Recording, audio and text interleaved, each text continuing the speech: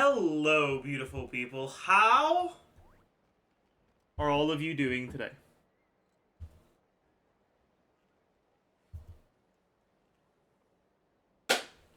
How do you all do?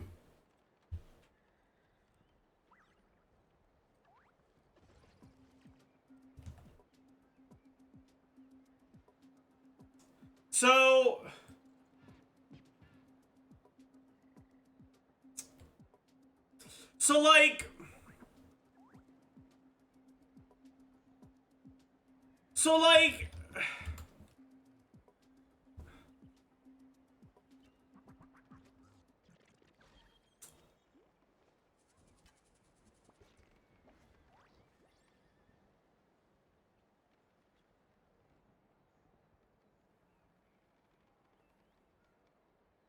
oh. My potted plant on the porch has died again. I was watering it every day. Ugh, don't tell me I overdid it this time.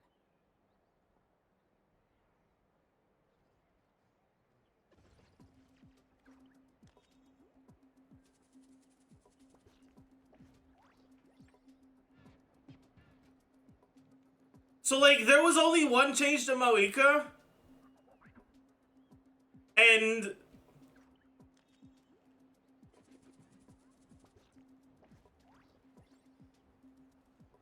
I guess it was like a slight grade? A slight buff? I don't know.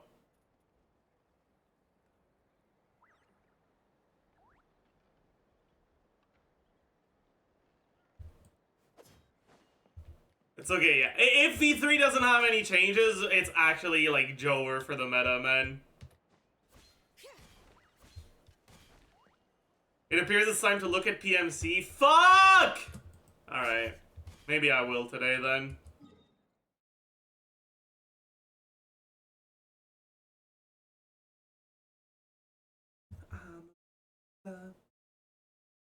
Not a trace doubt in my mind. Oh, yeah, yeah. I believe perfect.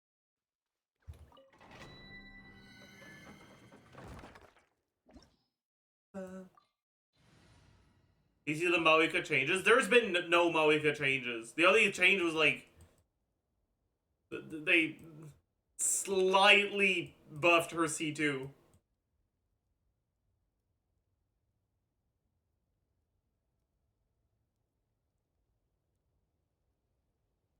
I'm not sure.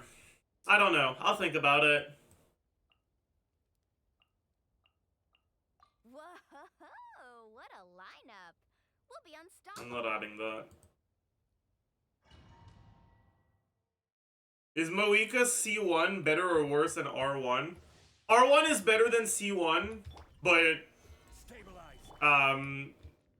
C2 is like significantly better than R1.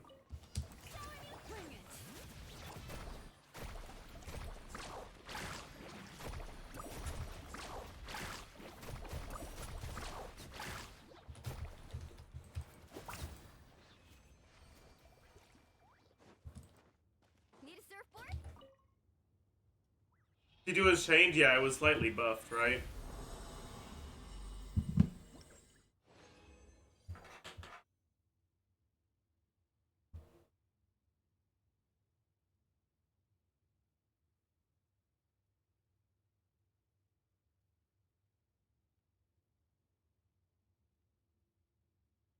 Like, let's take a look at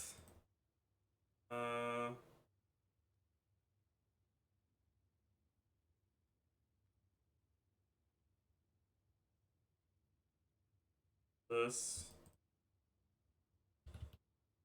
C2 V0 or V1 and then C2 V2 motion value plus 150% times 4 plus 150% times 4 times 2 plus 130% times 4 plus 130% times 4, oops, times 4 times 2 plus 180% times 2. So it's 2% buff to C2. On a melt team, it's gonna be closer to like a 1 point something percent buff on a vape team. And a slight nerf on a... Would it be a nerf? I guess it wouldn't be a nerf. And a pretty much a side grade on a monopyro team or a chivalrous team.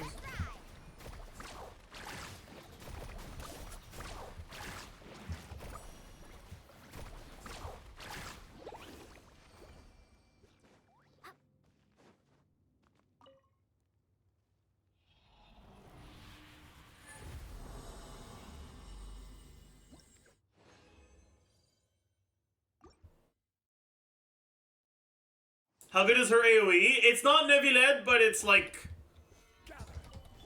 Chow.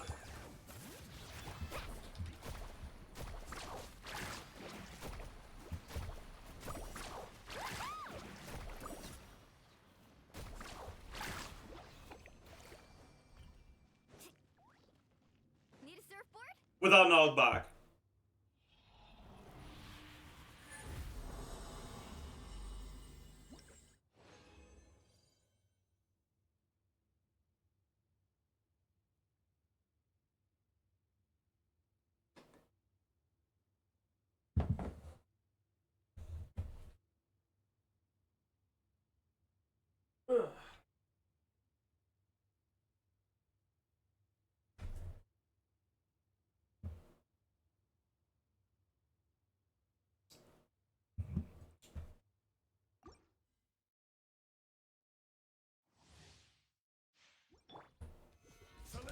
I really dislike how she's tied to Shalona, and yeah, that is definitely unfortunate.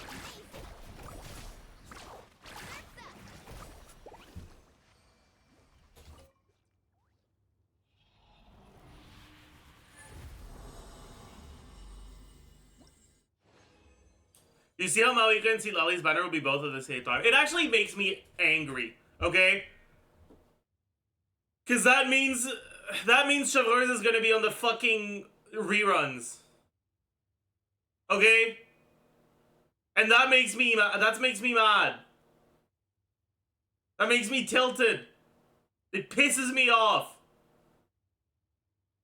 There won't be reruns? There's gonna be reruns second half. What do you mean there won't be reruns?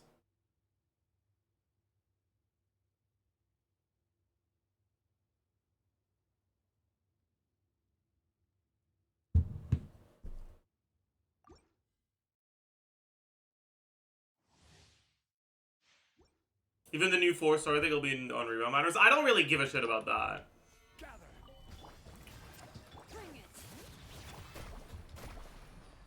Oops, that's not what I wanted to do.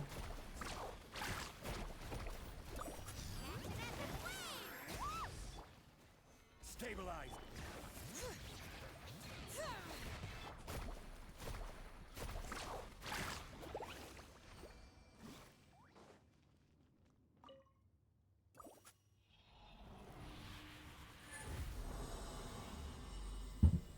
Please give me a purple today.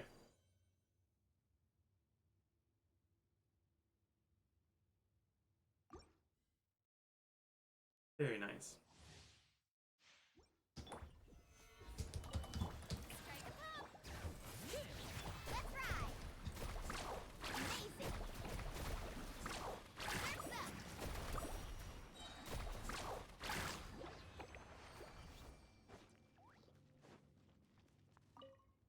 May I get another one?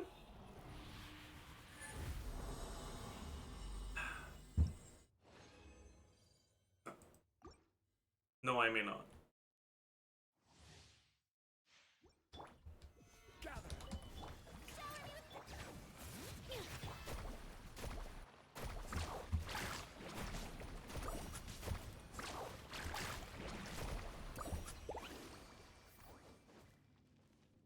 So far, how is Lali's power level looking like? High.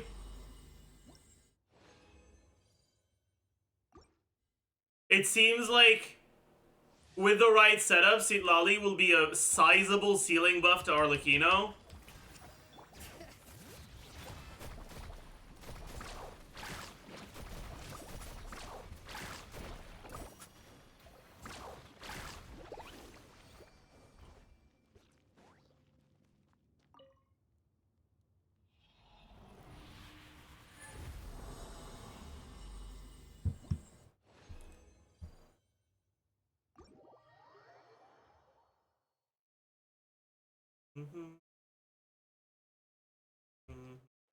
How good is Citlali's personal damage? It's like, whatever. For a shielder, it's pretty good, but she's not in your team for her personal damage.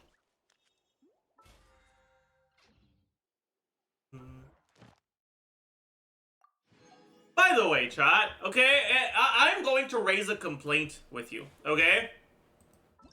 I know that there were more than 10 gifteds on the line for the... Oh, is it gone now that I've cleared it? Whatever, for the 80% exploration on the previous regions, okay? I know there was more than 10 gifted on the line.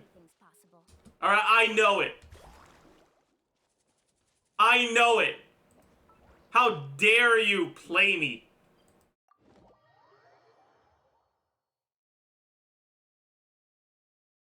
Prove it? Oh well.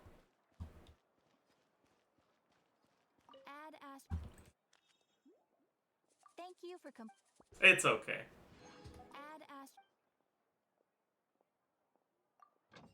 I understand. You're dishonest and rude. I understand.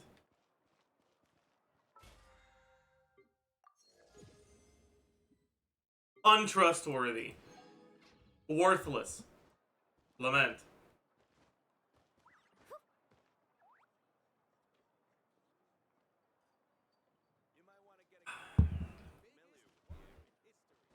Hey, thank you for the 5 gifted, Sparrow. See, chat, guilt tripping your viewers for subs works. And thank you for the gifted, Tiempo. Alright, let's stall a little. Thank you for the prime, Saphira Storm. Stare! Pound! Zilch!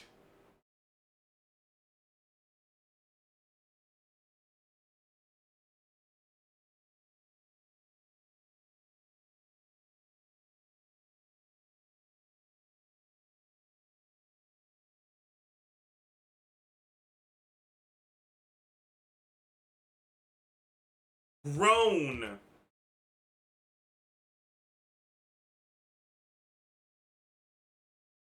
Brown?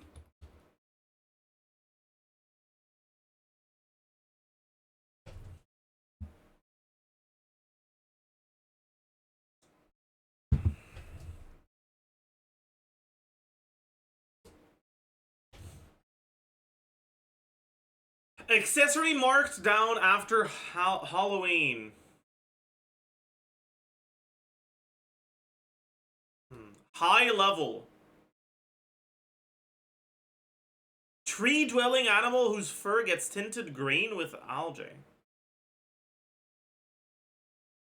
Cook as onion. Sauté?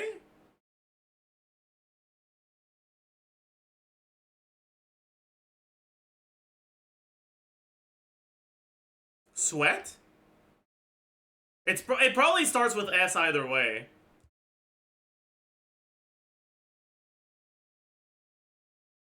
Oh. Is that that's not the sticks, right? I don't know.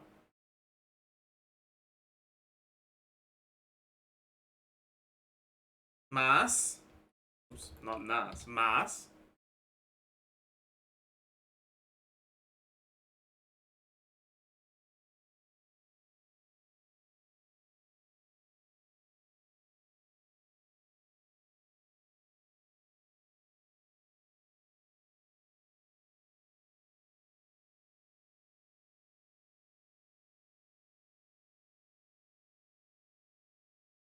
Okay, this mini's hard. I do think it sticks.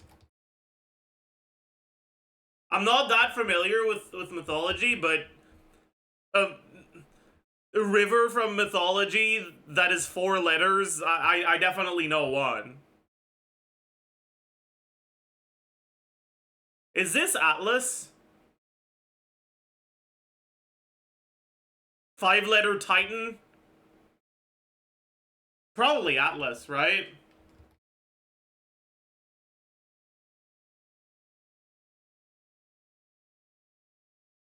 And that would make this probably Saute.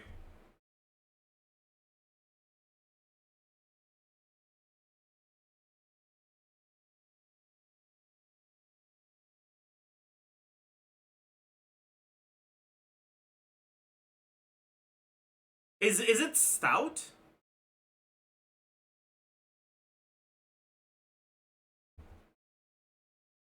Sloth?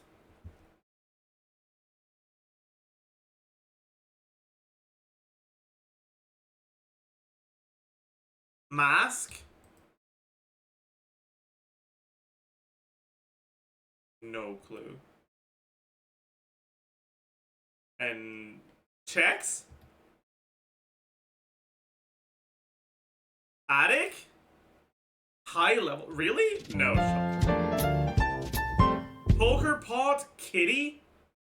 I got a 5 reps.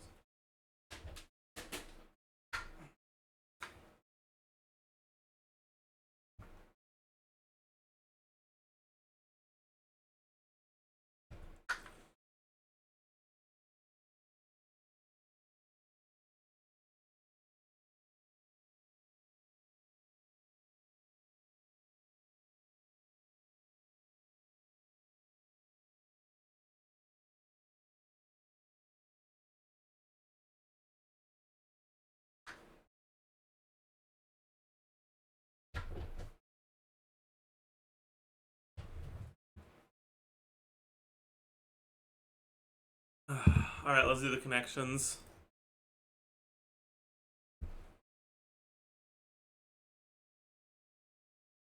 Light, score, land, sea, host, bow or bow, win, yang, anchor, masculine, flock, deck, expansive, bridge, earn, crowd. Huh. Host? Oh. Deck, anchor, land.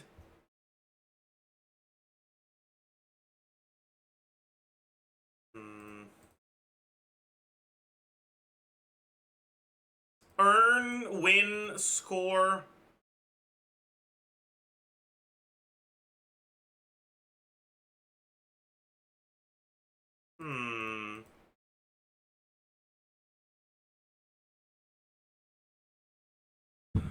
Oh, land.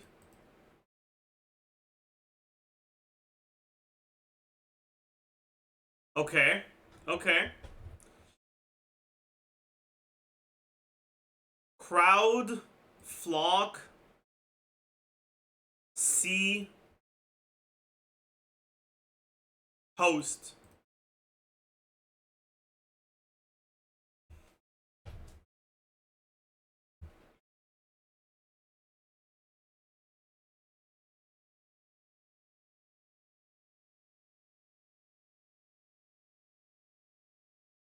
What the fuck could masculine be?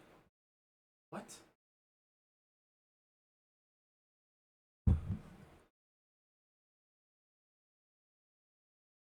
Bow, deck, bridge, anchor? What the fuck would the link between these 4 be, though? What?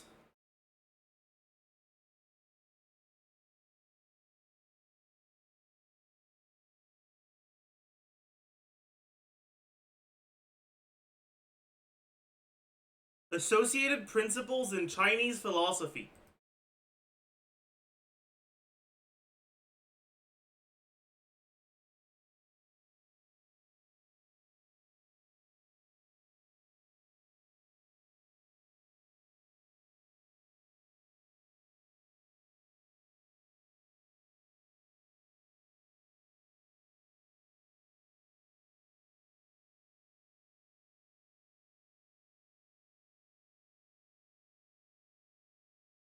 Expensive?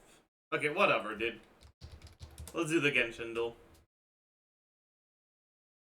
Oh no, there's now Chasca and Rerun. Uh-oh. Kaya! Nahida.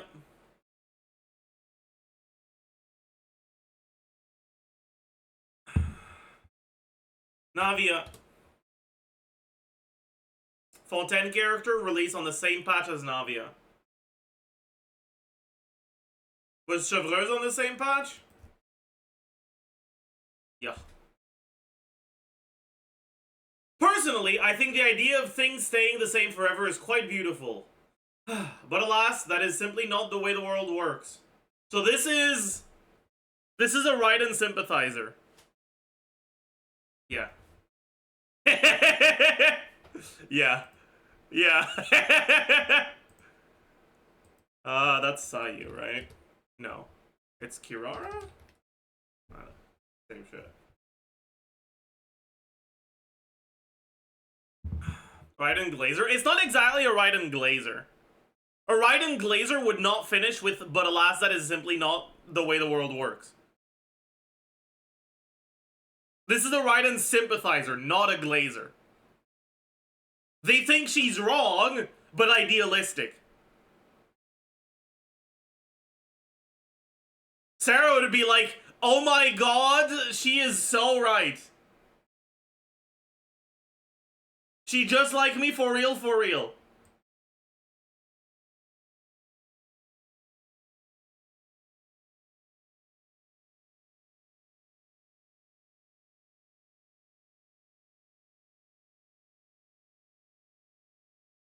A boat?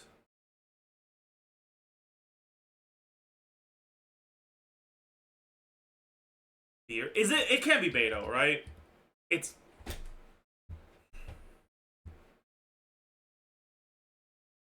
Bald!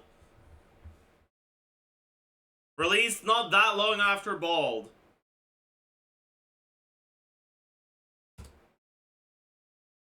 Oh, it wasn't Destruction, I'm an idiot.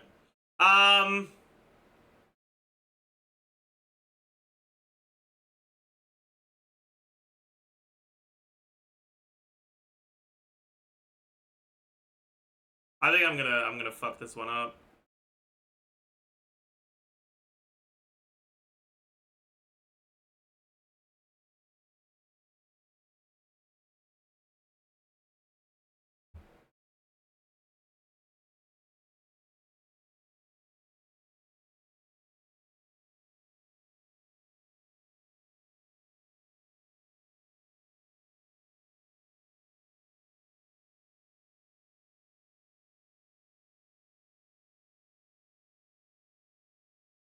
Could it be Argentine?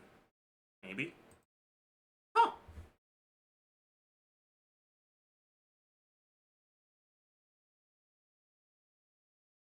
I didn't expect to get this one, honestly. I don't need a middleman. Plus, anyone who calls himself tall, blue, and handsome definitely can't be trusted. Who the fuck is calling themselves tall, blue, and handsome? Other than, like, Nick.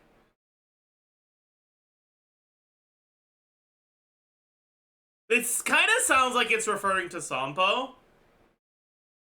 But who would say this about Sampo?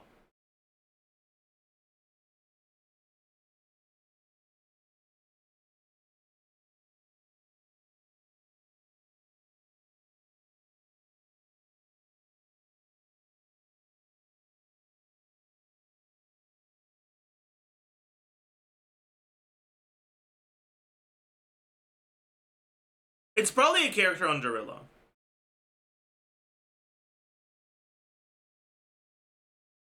Let's try the characters on... Would it be a fucking above ground Dorilla or underground Dorilla? I feel like it would be underground.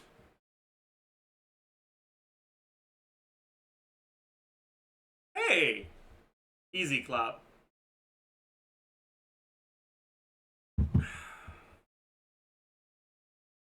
Easy clap.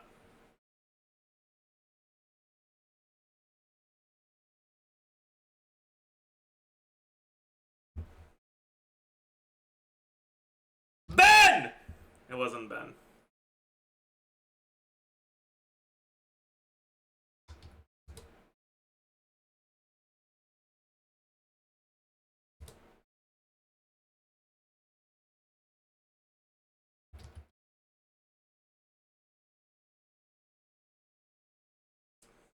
Okay, so it's a stun character.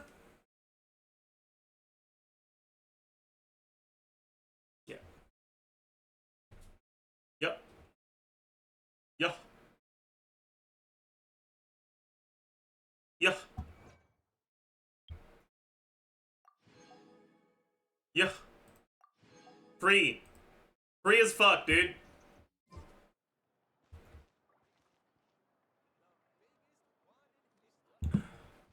Thoughts on Mavuika's new C2 changes? It's like the most minor change I've ever seen.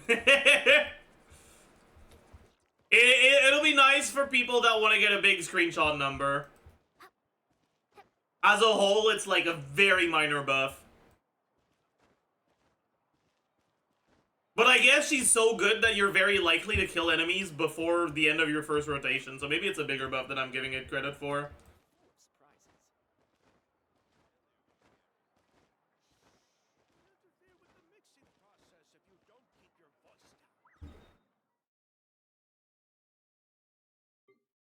So hard to detect.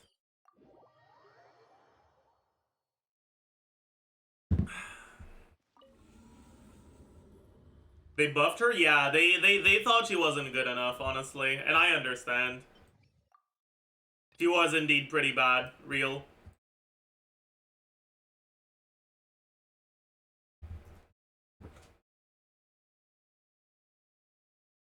You know, chat? I kind of wonder how the fully M Ling would perform in the Susingtomon team.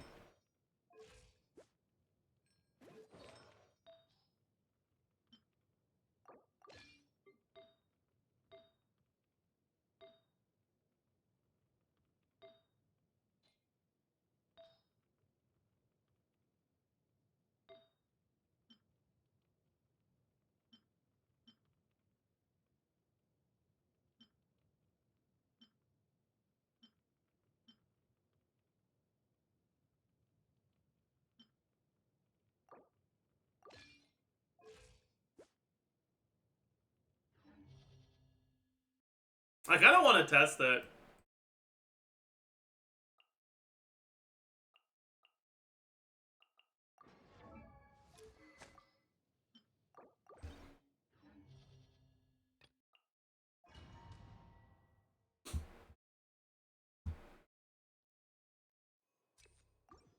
That's gonna be a lot of EM.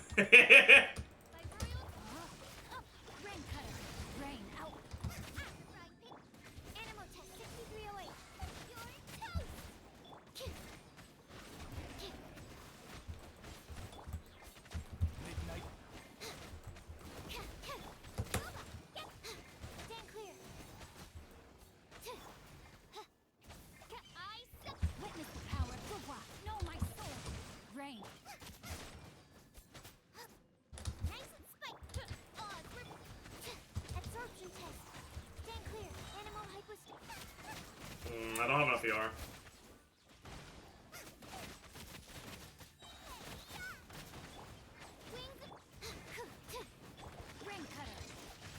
But it definitely feels pretty strong.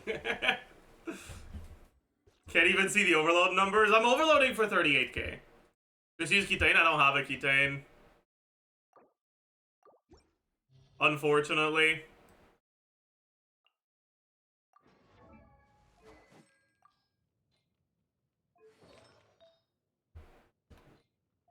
I'll just use Fab instead of the Dragon's Bane.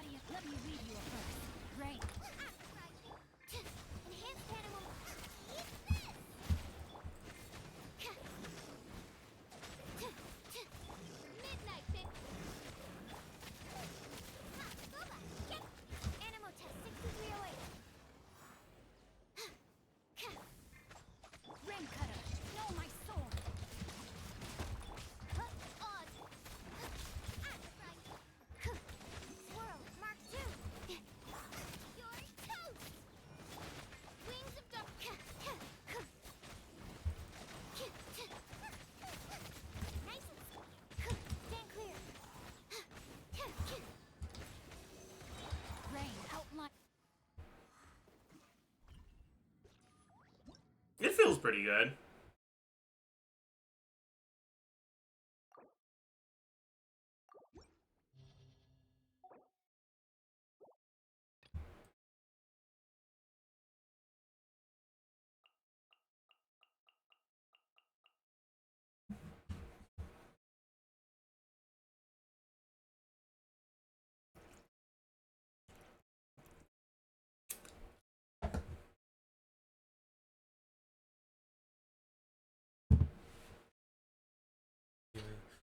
Dance comes.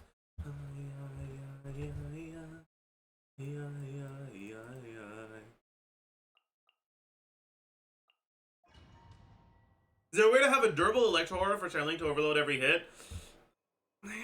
Kind of? You can on-field channeling, but like, nah.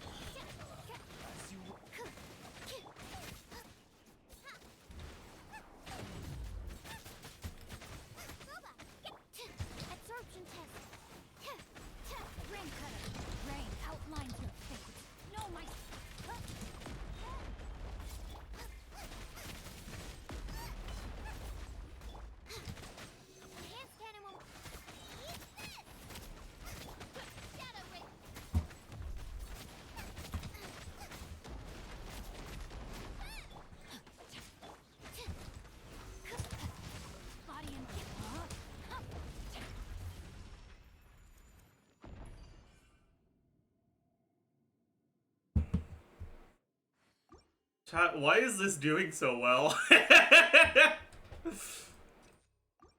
I think it might be better than the normal Xiangling build in this team now. But I don't want it to be. You know, like, it feels wrong.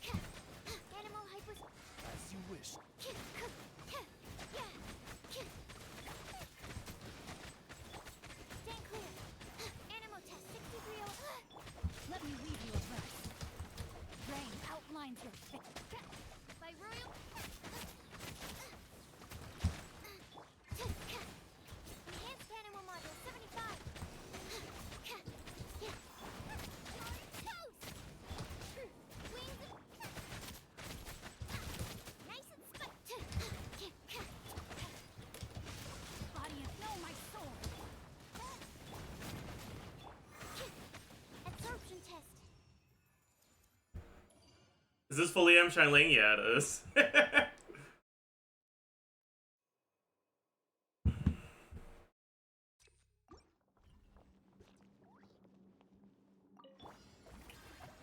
to shine. Hear the echoes of the valley. Bow your head. The tides beckon.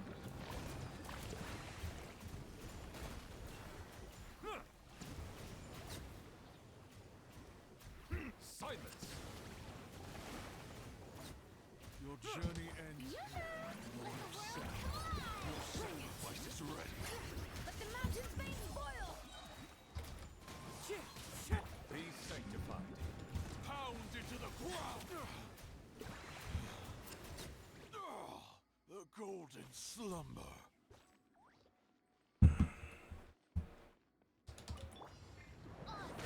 Rain outlines your animal hypostasis simulation. Animal testing.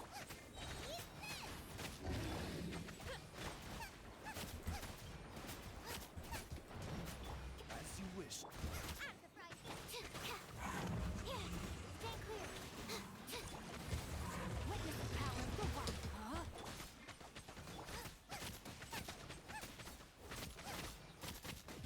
Get them! Enhanced animal module 75 I fucked up. by royal decree.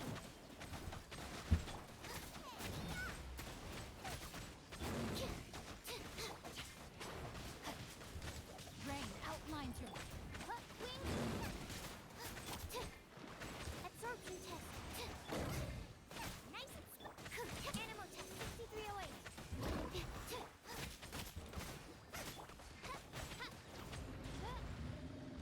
Oz, reveal thyself. Ring cutter. I'm surprised. Absorption test. Midnight.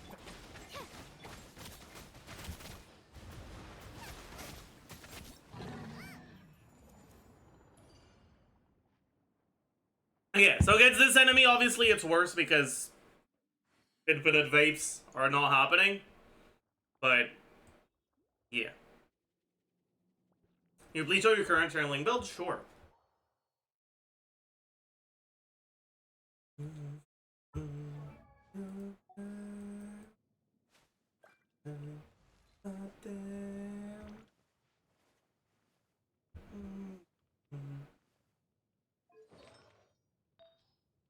A lot of EM. A lot of crit rate.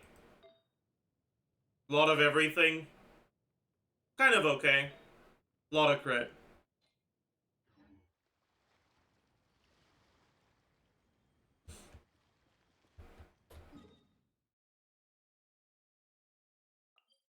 What's the rotation for this team? I'll show you. It's a team with a very flexible rotation, so you don't have to be too focused on a specific rotation. But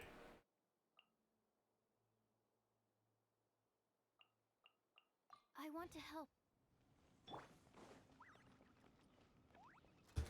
Fischl, think so. Witness the power. Golba, Golba Swirl, Animal test 6308. Ironado, attack for a little bit until Oz disappears. Oz is gone. Back to Channeling, Golba, Golba Swirl, and we go again.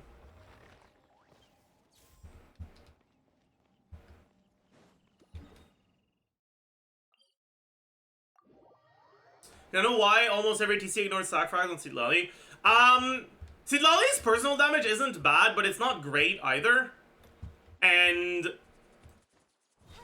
GDDS is fucking broken.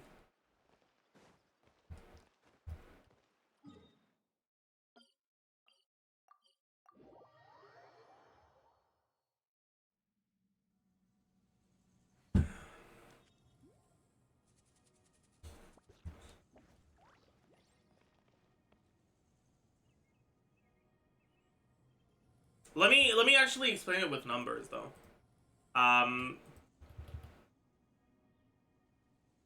So let's take a look at a 2 meld Citlali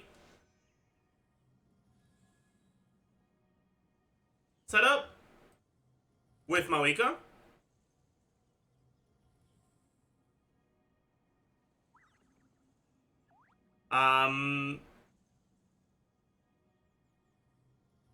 So this is gonna be Mavuika, and then we'll have Citlali herself.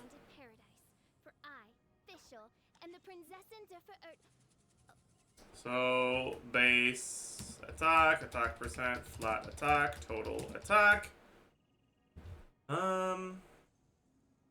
Damage percent. Crit value, crit multiplier, EM multiplier, effective attack, melt, effective attack, effective EM, melt, effective EM, motion value, attack, melt, motion value, attack, motion value, EM, melt, motion value, EM, damage, DPS.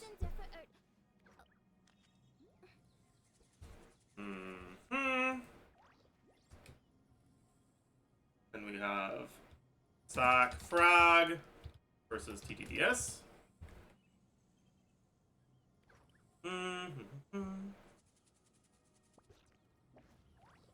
Lolly. Base attack 127 plus 454. 127 plus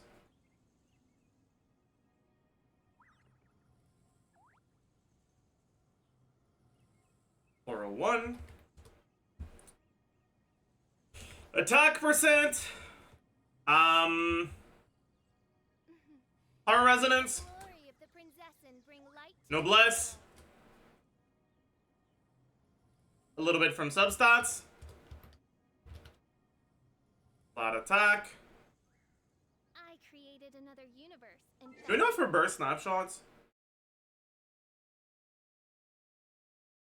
Any knowers in chat? Does Citlali's burst? Or skill, or whatever. Does her stuff snapshot? Or burst a single hit? It leaves skulls as well, but it's mostly the skill. Yeah, whatever. Let's assume it does. It's not like it's gonna fucking matter anyways.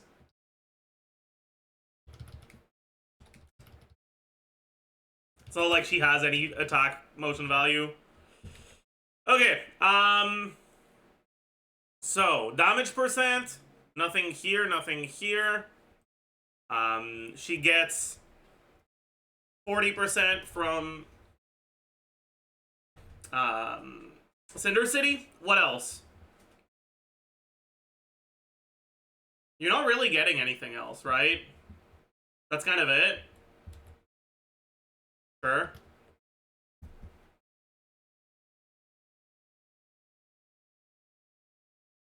Crit value.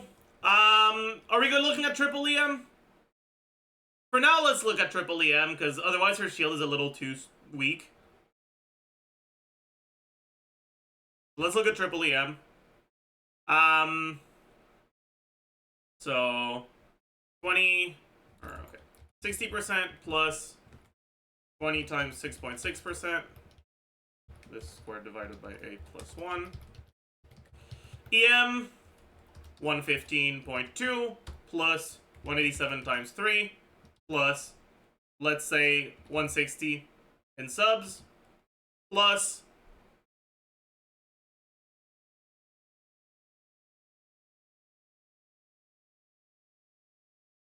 221 from Sock Frog. And then this one doesn't get Sock Frog. Yeah, multiplier.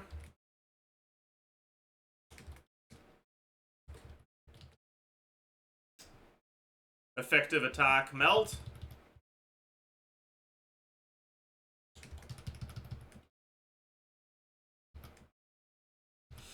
Thank you for the 34 months of Tinto.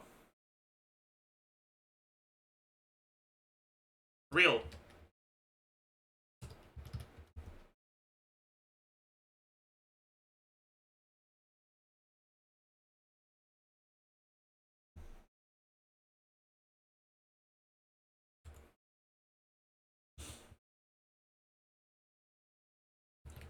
Okay. Motion value, attack, melt. How many hits does she get from her thing? Any knowers?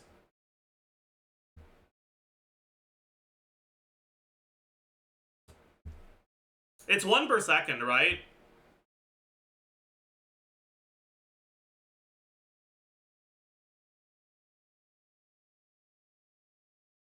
Thank you for the Prime, Hyper SGYT.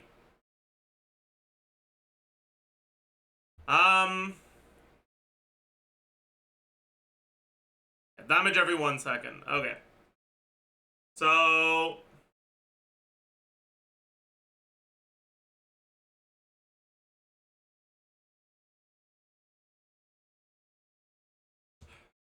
motion value attack melt. 913.9%. Plus probably initial hit of this. So 124%. Motion value attack non-melt. 28.9% times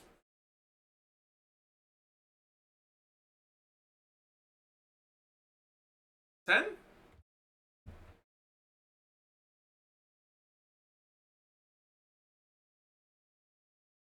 No. Let's say 8, because maybe 2 of them are gonna melt.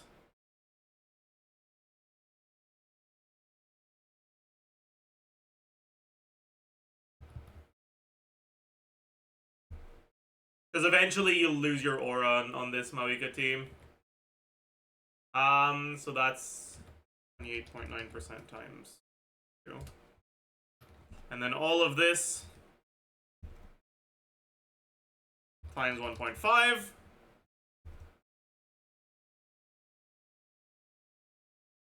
And motion value EM melt. 2400% plus 90% times 2.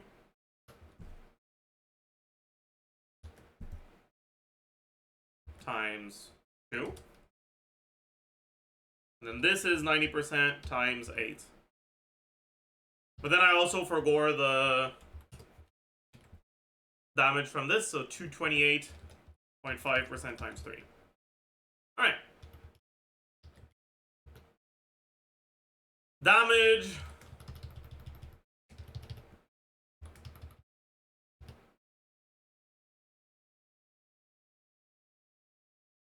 Actually, with Shalona, this would be 1.15.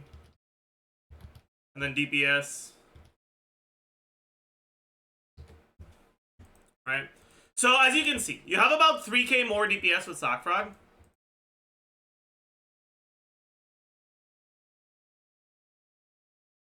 But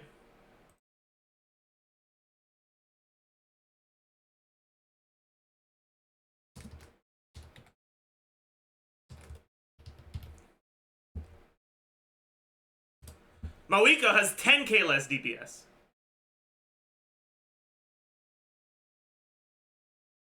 So I'm sure you can see where the problem lies. Yes?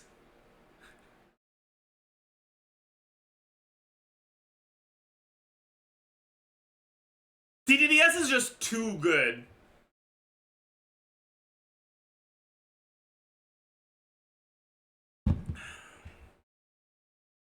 Because Mavuika's buffs aren't reliant on her EM. I don't know how much that would change at C1, but yeah.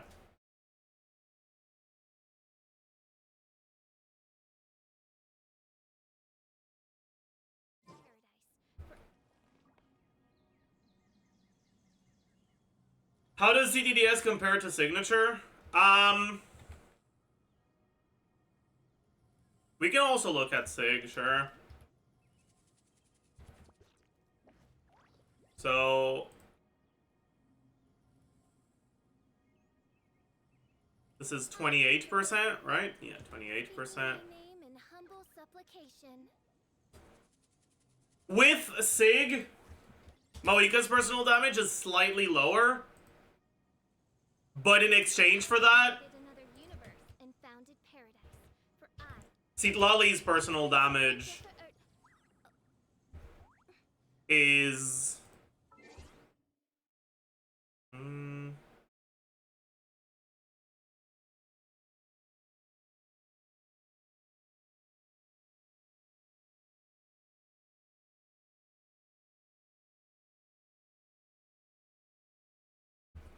like 4K higher? Which means that your team is like 2% stronger with Citlali's Sig versus TDDS? And your shield is stronger as well? But like that... The fact that this is such a small upgrade is the main reason why Citlali's Sig is kinda... eh. Oh yeah, base attack is also higher, my bad. So it's like 3% better.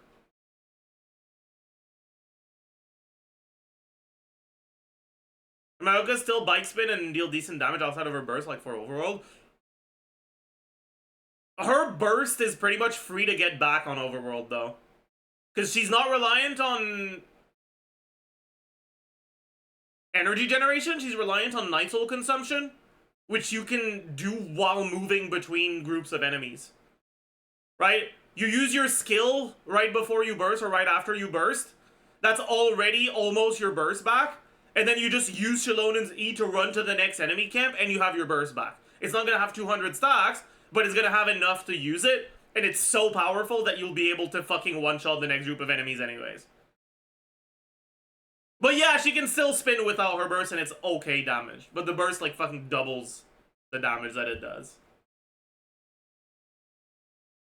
How's the Wandering Even Star? Let me take a look.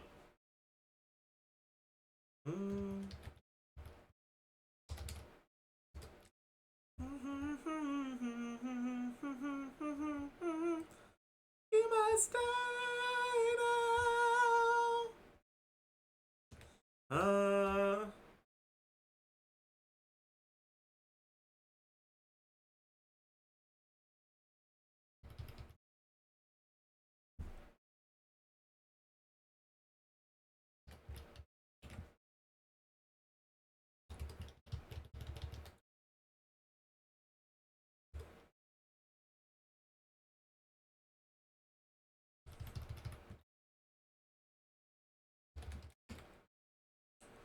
Something died there.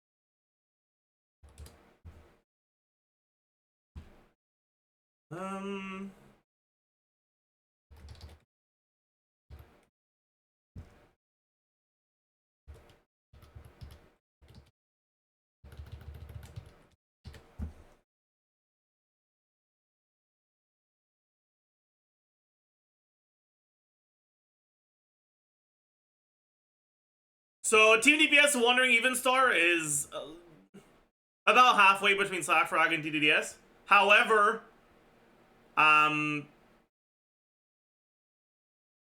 Wandering Even Star can, or sorry, TDS can force you into certain rotations. Wandering Even Star has a bit more flexibility. So, I think there's an argument for High Refine Wandering Even Star. Also, your shield is stronger with Wandering Even Star, just like it is with Sackfrag or Sig.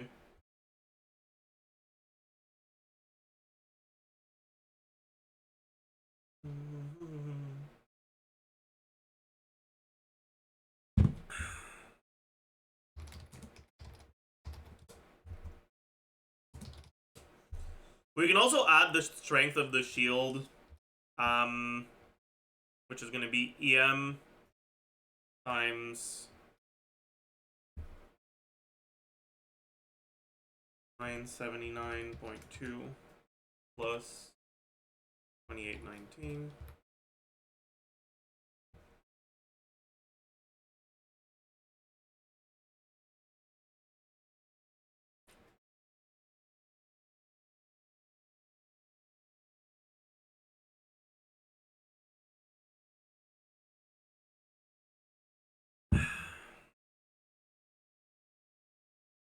That, like, this is the main advantage of SIG over TDDS.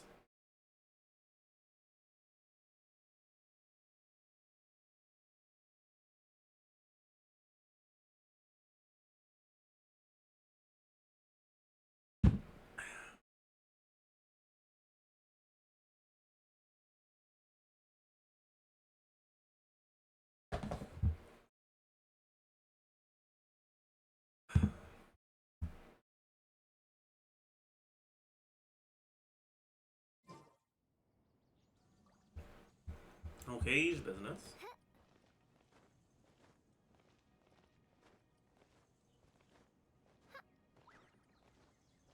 Do you use the sack frog? How much worse / better is her shield compared to Zhongli? It's a pretty noticeable difference. Am I going insane to think Lali's shield is worse than Lanyan's C2? Lanyan's shield, if I remember correctly, is a little bit weaker, but it can refresh, right? The thing is, it won't be able to refresh if it gets broken in one hit. So it's gonna depend.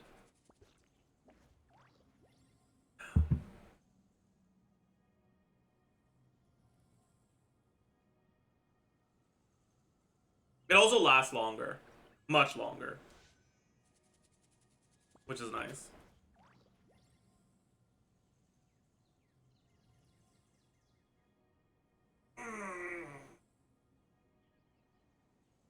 Isn't Zhongli's shield worse if the active character has a little amount of defense?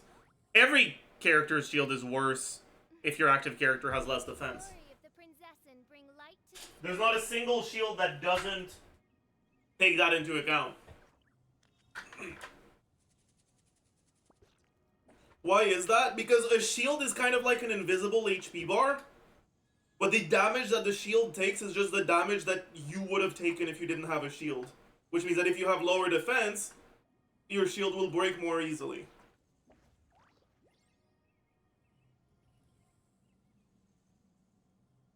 I hear the voice of fate, speaking my name in humble supplication. That's just how shields work.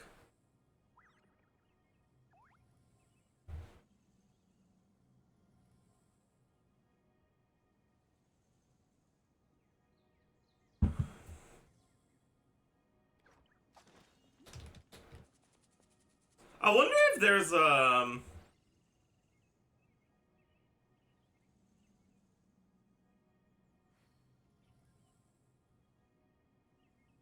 wonder if there's a Susing Tomon team in the database.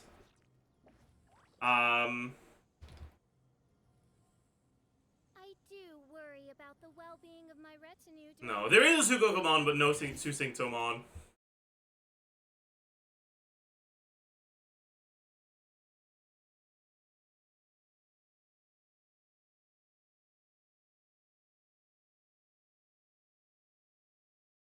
Yeah.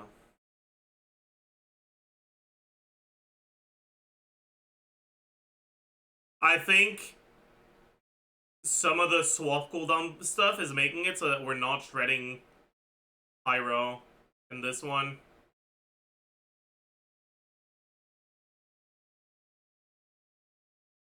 Why is there such a huge variance in DPS? Why is it that sometimes DPS is at 0? Okay, yeah, something's wrong with this sim for sure.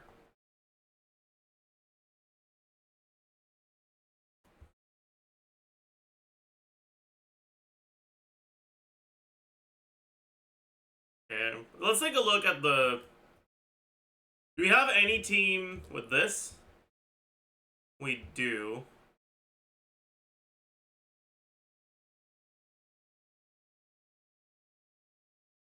Okay, that's not what I wanted. You know that's not what I wanted.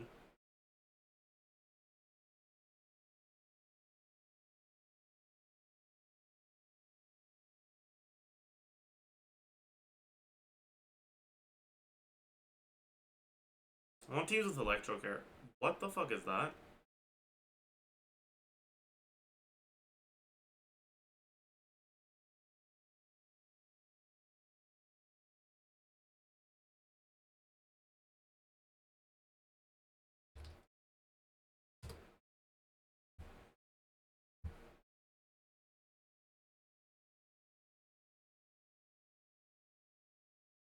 Some of these things are wild.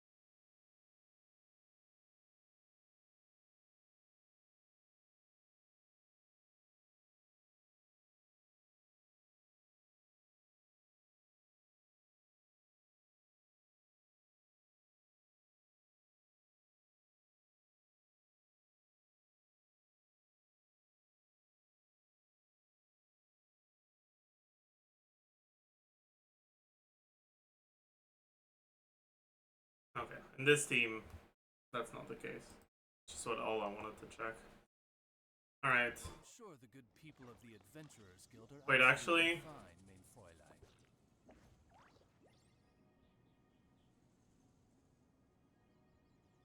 I also wanted to check...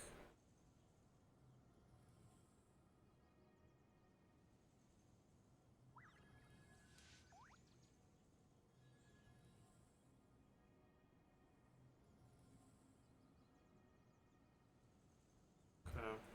I also wanted to check if you just change this to Gilded Dreams. I created another universe and founded paradise. For I, Fischl, and the Prinzessin de Ver...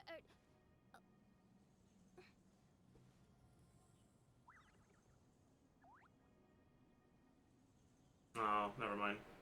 There's some energy issues. Well, whatever. I can't be bothered.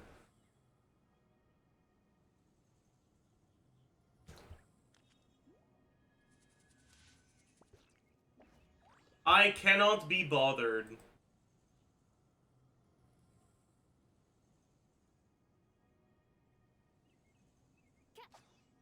I didn't mean to. Sorry. If I teleport here, does it reset him?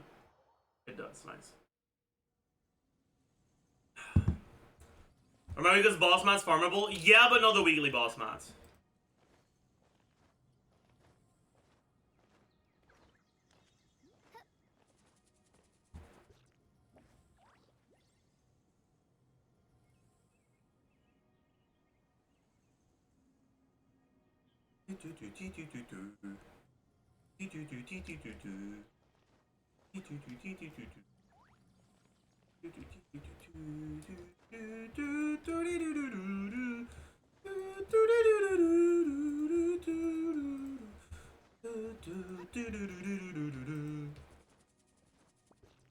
I wonder what sort of big changes we expect for V3 for Mavuika. I don't know, man. Jamie new video reaction? What did Jamie post? I hear the voice of fate, speaking my name. What are Pyro and Cryo missing? Mavuika and Lolly's speculation.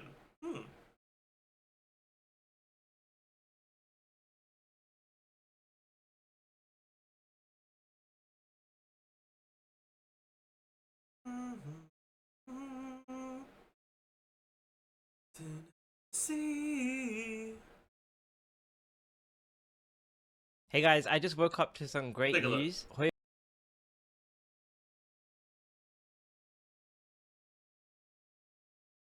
Are there estimated numbers on Mavuika's charge attacks on her old state? You can expect up to like 200k on a non-reacted charge attack hit.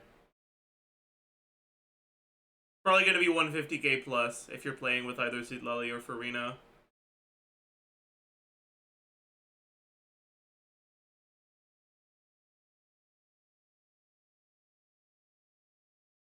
Like in this team with TDDS, right?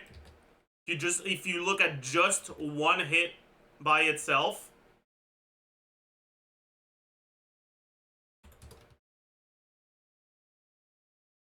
wait, no, am I wrong? Is it just 100k? I guess so. Oh yeah, I guess it's because we have a bunch of EM on this one because we're mailed flower. So a non-reacted hit is around 100k. A reacted hit is about 300k.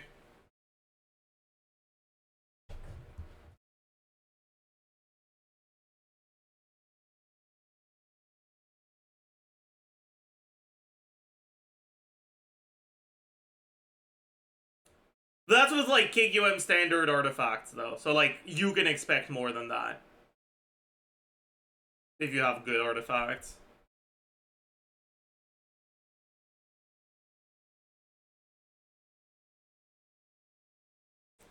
And then her initial hit,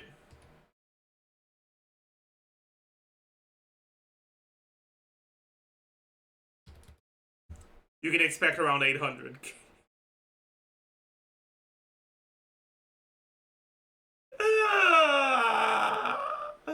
Yeah. This shit's fucking normal, man.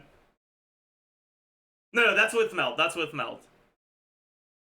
Mailed flower, KQM standard-ish artifacts, melt. Oh, sorry, that's average damage. That's not on a crit. Although I guess we're almost at 100 crit rate with this, but yeah.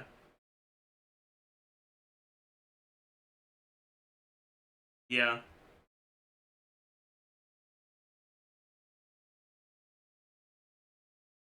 So 1 million on normal gameplay will be common. Yeah.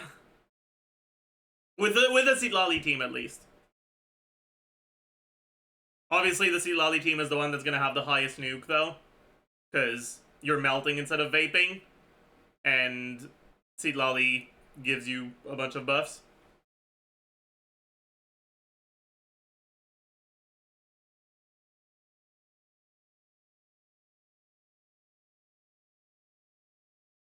Right now. Anyways, let's watch Jamie's video. Us have announced that both Mavuika and Citlali are coming to Genshin next patch. For me, Citlali, aside from Mualani, was the No. character from that island I was most looking forward to before 5.0 even started. Mavuika's alright as well. Personally, I prefer Himiko from Star Rail, but she's still okay. So I think a lot of us, let's be honest, both these guys coming in the same patch, I think a lot of us are going to be in trouble, and hopefully a lot of us have saved up enough primos. Personally, myself, I have over 30,000 primos already. I've skipped this whole patch. I've been saving. Anyway, since we got this news, my mind's been racing. I've just been thinking about what I would like them to do, what different types of kits they could have. And just to clarify, this video will not talk about any unofficial content, any leaks, that sort of stuff. I don't cover that on this channel. So instead, what I thought we could do in order to just avoid that completely is I just want to think logically, looking through the game, looking at what's missing, what trends there are, to figure out what types of kits they Klugi. Surely Citlali is a character that's filling a non-existent niche and not just Omega Lila power creep, right? could do for a pyro character or a cryo character, and that's something I like doing on this channel, trying to get in the minds of the developer, or even just thinking about game balance and thinking about what sort of characters would be very interesting for the current roster. So first of all, the first way I like to get ideas for kits is looking for trends in what recent teams, recent characters like to use. And I've made recent videos about this, but one of the most obvious trends for the past year, maybe even longer than that, is the fact that there are a lot of characters like Linny, Neuvillette, Navia, a lot of ChesseBurgers teams, Arlecchino, Chlorand, sometimes even Emily, Mualani definitely, Kinich definitely as well. All these characters like to use Xiangling, but they like to use Xiangling in a way where they don't care that much about her damage. Xiangling's damage does matter a lot for like Navia, and she deals pretty decent damage in Chlorand teams, in Linny, Risley teams as well. She does good damage in a lot of these teams, but the general trend I think everyone has realized is a lot of these characters are basically like hyper carries. Linny, Neuvillette, Arlecchino, Chlorand, Kinich, Mualani. A lot of these characters just want off-field pyro app, and they don't care that much about Xiangling's damage potential. Perfect example being a Mualani team. This obviously Xiangling does like virtually no damage. Another example being a Kinich team. A lot of people played characters like Toma or Dia because Xiangling, you can barely get her to hit, and even if you did get her to hit, you don't care that much about her damage either. So I think that's very important for game balance, because it means there is a gap for off-field pyro characters who can fulfill this kind of role better than Xiangling, but they don't need that high damage potential that Xiangling has. Xiangling also has buffs in her kit, like this C1 here, Pyro Res Shred, Pyro damage bonus. She even has this not very consistent attack buff here. So you can see there's just so much stuff in Xiangling's kit that is getting I feel like this is just so tragic, actually knowing what her kit is, though. I can't take it, man. Oh, man. Oh. Oh. Oh.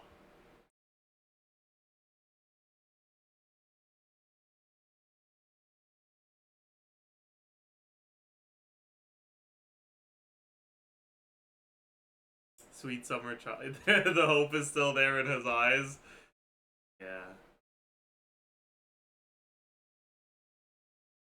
Why is it tragic that Xiangling is thriving? It's tragic that Xiangling isn't thriving. Okay?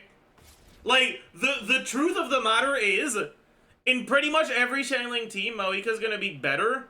Not because she does Xiangling's job, but better. But rather because you could play solo Mavuika and it'll fucking out-damage any Xiangling team because she's just that broken. I'm exaggerating, obviously, but like, it's fucking... She is not balanced, okay? She is not a balanced character. At all. To the point where it... Like, I feel bad for Neuvillette, okay? Like, yeah. It's that bad. Alright? It's that bad.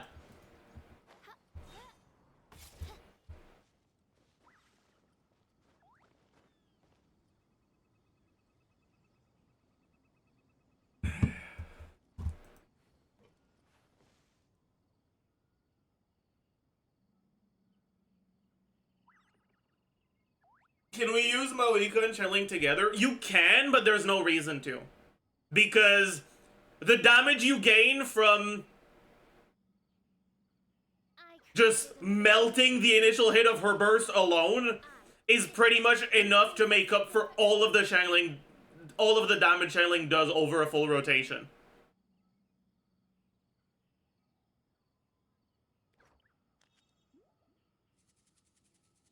Like, you'd rather fucking run Charlotte and just do an N1 so you can vape her burst.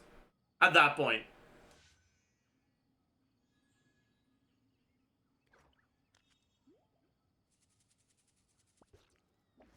You can play them together, don't get me wrong, it'll be a good team, because it's hard to make a bad Mavuika team. I do worry about the well-being of my retinue during my impromptu absence. I'm sure the good people of the Adventurers Guild are absolutely fine, Mainfroid. Right, like, the problem isn't, oh, golly gee, after 4 years, Xiangling is finally getting, like, better alternative. Like, that's not the problem. The problem is Mavuika's so good that if they balance Abyss around her power, no other character will be able to clear.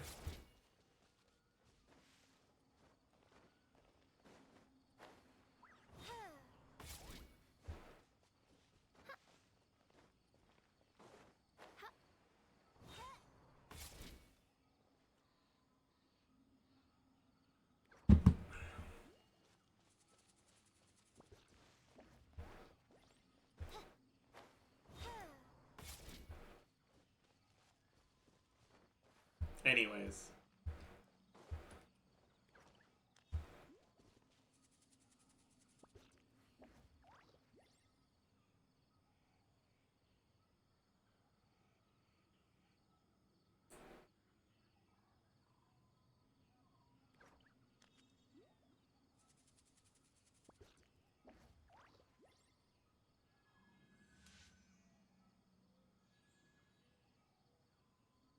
Okay, chat. Let's read some of the comments on the latest video because they're actually funny. Displaying her mastery over both fire and motorcycles, Mavuika sends all fire armaments whirling around her. All fire armaments will move with your character for the ability's duration, dealing fire damage to all opponents in its path.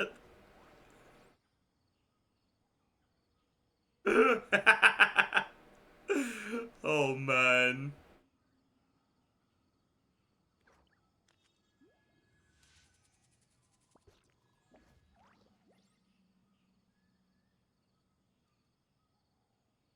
Oh man.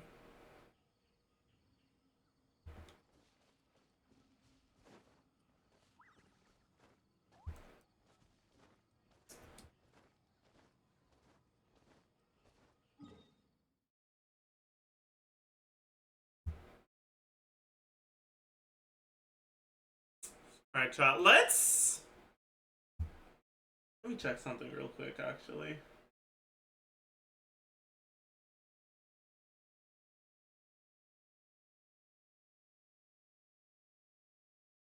Let's check some of the submissions.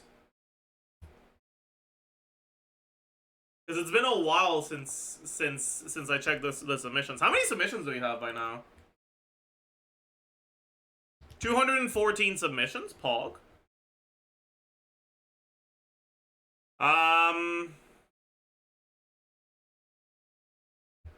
Data by team. No, I don't want to look at data by team. I want to look at data by character. What are the characters that are used the most of this? Bennett? I am surprised to see that Bennett is used more on the second side than the first half side. I get it. Alright, I get it. I understand. He's probably there because of Xiangling. But Bennett makes Tulpa a lot more cringe. So that's kind of interesting. Fischl is seeing a lot of play as well, which is also kind of surprising. Why is Fischl getting played so much?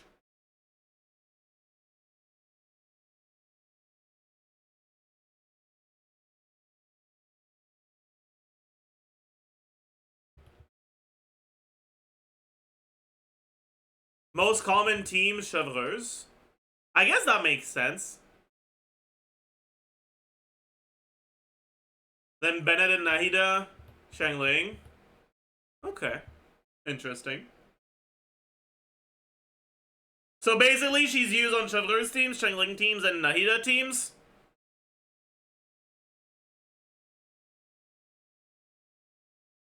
Nahida teams is kind of surprising. Because Fischl's not a good Hyperbloom trigger, so... What sort of Nahida teams are you doing? I guess just aggravate second side? I guess that's what's happening. Okay, interesting. Who else is played a lot? Xiangling, obviously. Zhongli seeing a lot less play than previous Abysses. That makes sense.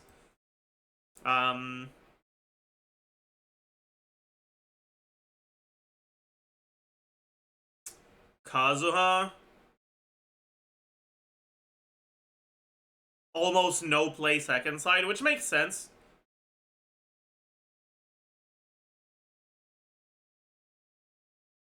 Yelan. There. Nahida. A lot of play second side. So I guess the aggravate team second side are relatively popular. Farina seems like the highest usage character. With barely any usage second side compared to first side.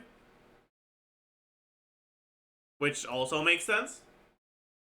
ChesseBurgers, one of the most used. With barely any usage first side compared to second side. That makes sense.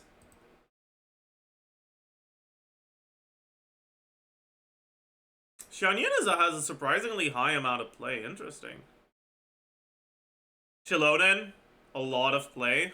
I'm surprised to see her second side more than first, or first side more than second side. I kind of expected the other way around. Because Chiloden is a good res shredder that works even like independent of applying a specific aura to enemies.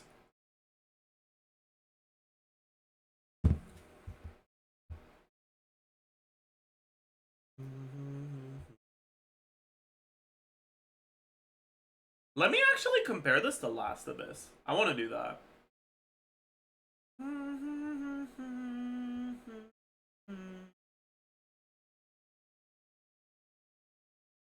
That's the wrong link.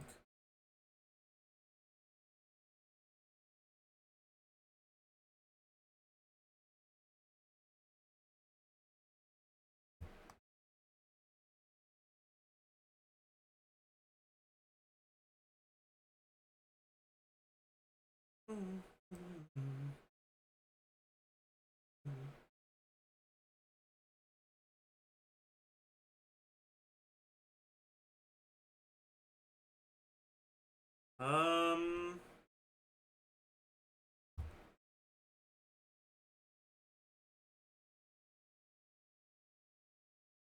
Hmm.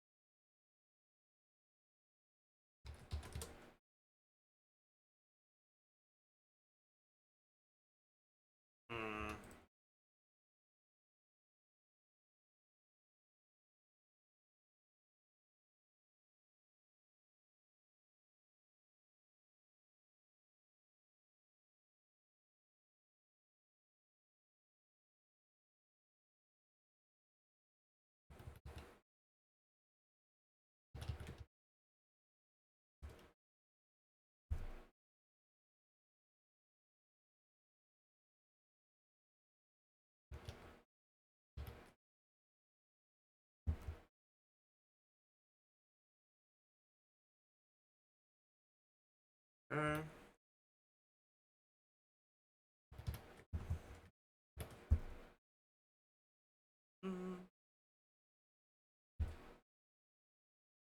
Actually.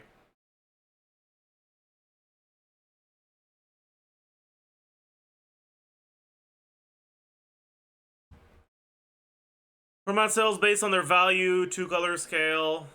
No, 3-color scale. Yeah, yeah. This, we just make it a little bit less aggressive to the eyes.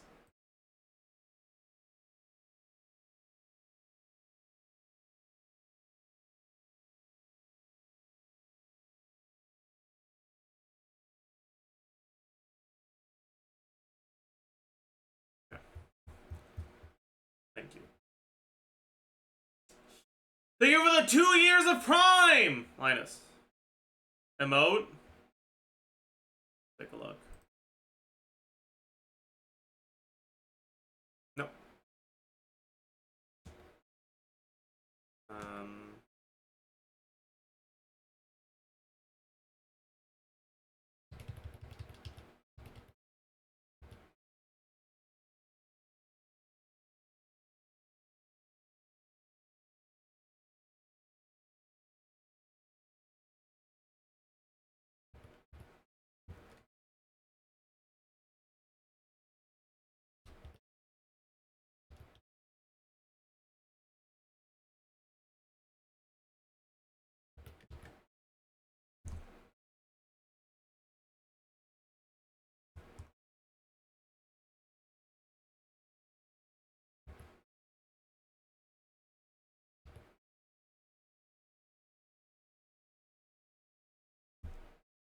I'm an idiot.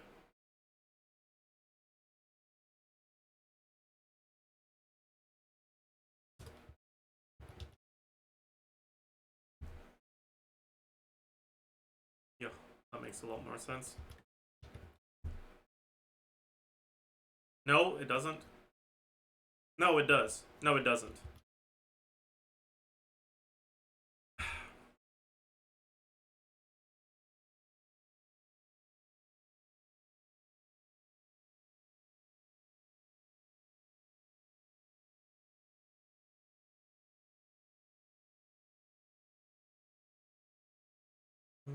Actually, no, it does. Does it not? No, it doesn't. It does. It doesn't.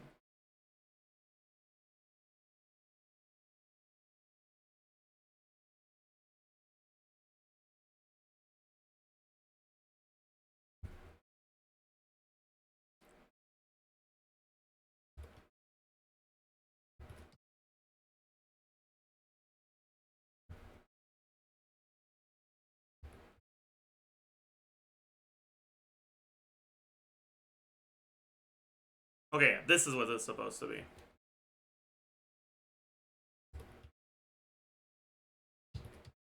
There we go.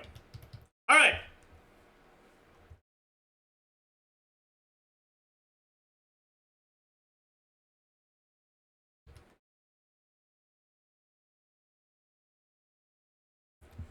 No, it's not. What am I? Am I an idiot? Wait.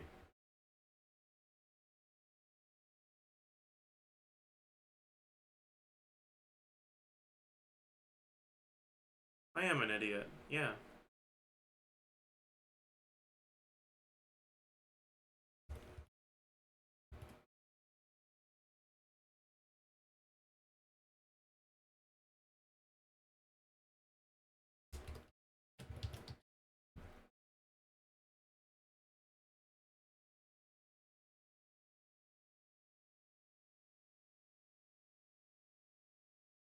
Ah, what are you doing? What are you doing? Okay. Okay, we're vibing. So now,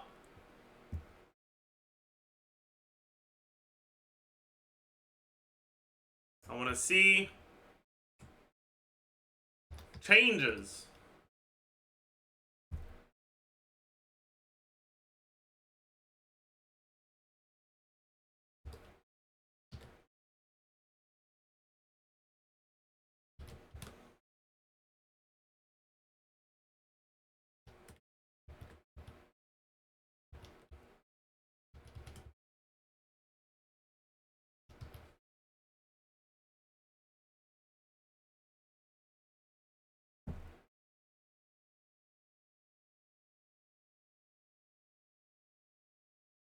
First half, second half, total.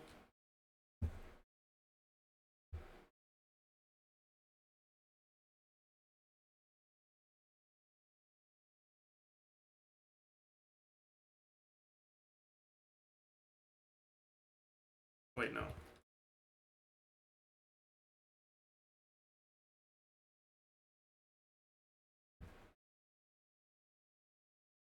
This minus this divided by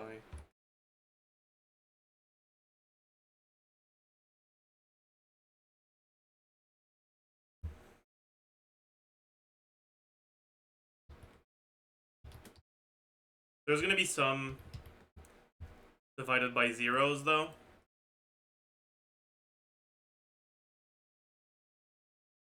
I gotta change my formula a little. If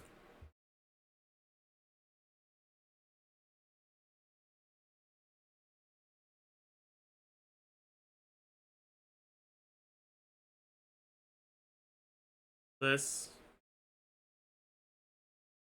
is greater than 0,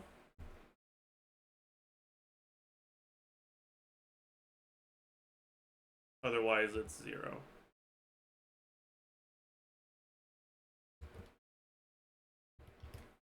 That should take care of all the problems. Yep. Okay.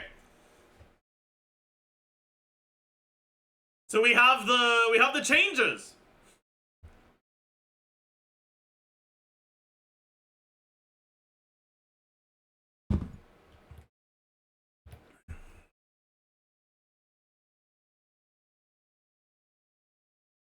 It doesn't default back to the rule I used earlier. I'm not making another one, whatever.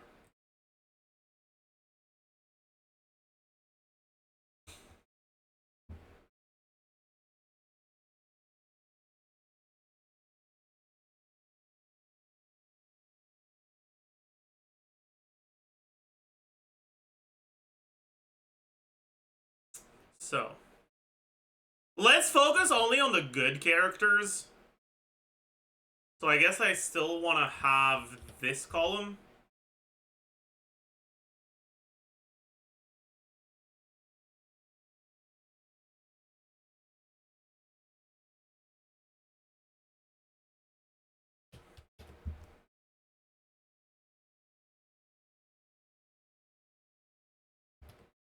So the characters with a lot of usage, Bennett has seen very little change. Fischl has seen a lot more play this Abyss. Changling has seen very little change. Singto has seen a lot less play this Abyss. Zhongli has seen very little change. That's surprising. Huh. Kazuha has seen a decent amount less play.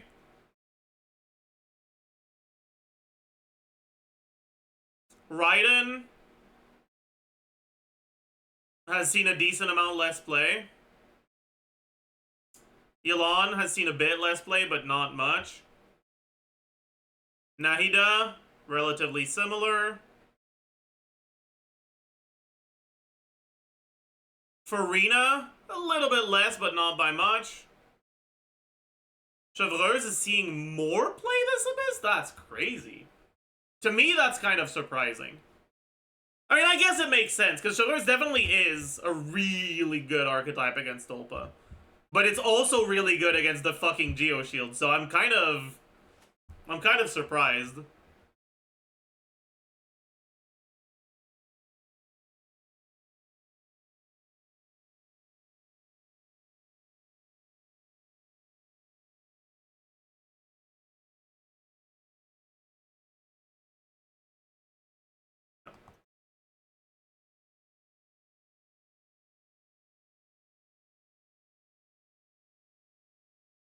Okay.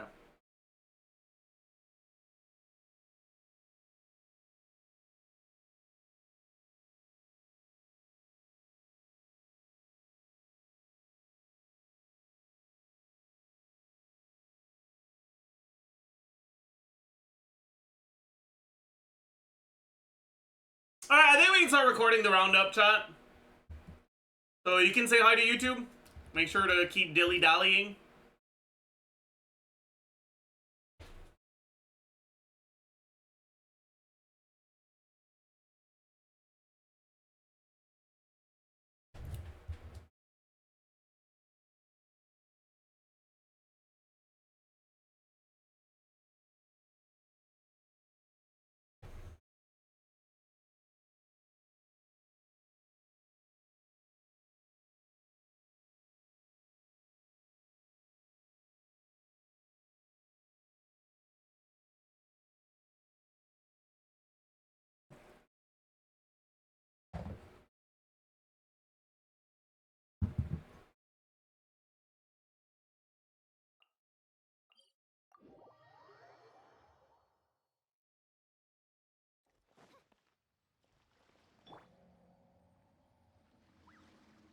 Hello, beautiful people, and welcome. Hi to the Genshin Impact Abyss 5.1/2 meta roundup. It's the Abyss that started at the end of patch 5.1, but that is going to be going on for most of 5.2.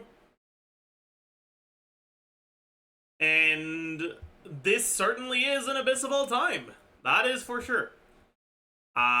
Compared to last Abyss, there's a few things that are better. There's a few things that are worse. And there's a lot to talk about. So, let's get right into it. Actually, no. But before we get into it, let me just quickly explain how the meta roundup works now. So, every patch, or sorry, every new Abyss change, for about a week, I collect Abyss video submissions from people who want to contribute. I collect that data and the videos after announcing it on a community post on YouTube, announcing it on the Discord and on stream. And once I've compiled that data, I use that and my understanding of the Abyss to talk about the characters that are doing particularly well, the characters that are getting a little bit countered, and all that good stuff. So, let's talk about it. And if you want to help contribute to the next meta roundup, keep an eye out. The Abyss changes are always on the 16th of each month. And usually, like I said, I collect data for about a week. I'm recording this as of the 25th. Usually I try to do it around the 23rd, but I had other things to do on the 23rd because of Mavuika leaks. But yeah, so let's talk about this Abyss. So first chamber, we have the consecrated Hydro Beast on the first wave, and then on the second wave you have 2 eroding avatars of lava. These are the ones that do geo damage. It's a little like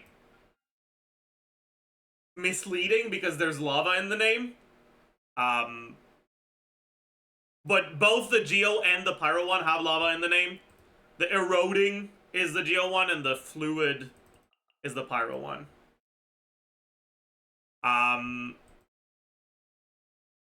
On the second half, you have a first wave of 2 Tapetlisauruses, 2 dinos, followed by the experimental field generator. This is not the same thing as the gravitational enhanced mech or whatever it's called. This is not the thing that gets a shield and that you have to plunge a break or use blunt attack. This doesn't get a shield whatsoever. Chamber 2. On the first half, you have a Dendro Consecrated Beast, followed by one of the new Nutland enemies, the Secret Source Automaton Hunter Seeker. And then the second half, you have Aeon Blight Drake. And then Chamber 3, you have the first wave consisting of 2 Fluid Avatars of Lava. These are the ones that are Pyro. The Fluid Avatars of Lava, unlike the eroding ones, have an innate aura. They have an innate Pyro aura, which means that you can't have any other element as an aura. They'll always be affected by Pyro, which means you can use that to trigger reactions, but it can also prevent you from triggering reactions, depending on which reactions you're talking about. And then the second wave, you have the Eremite Stone Enchanter. Nothing new here. With the second half being the Tulpa. Now, this Abyss cycle has a higher HP multiplier than the last time we had Tulpa in Abyss.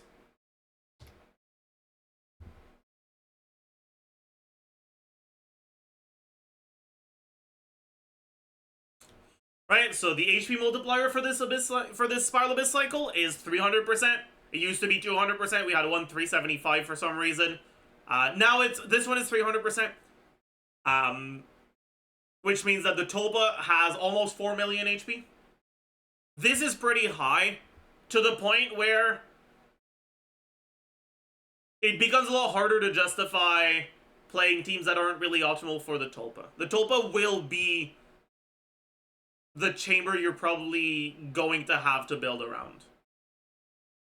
I would say that chambers 1 and 2 are honestly not too difficult, as long as you have a way to knock down the Aeon Blight Drake from his flight, which can be done either with a bow user or with certain non-bow user abilities that can hit this.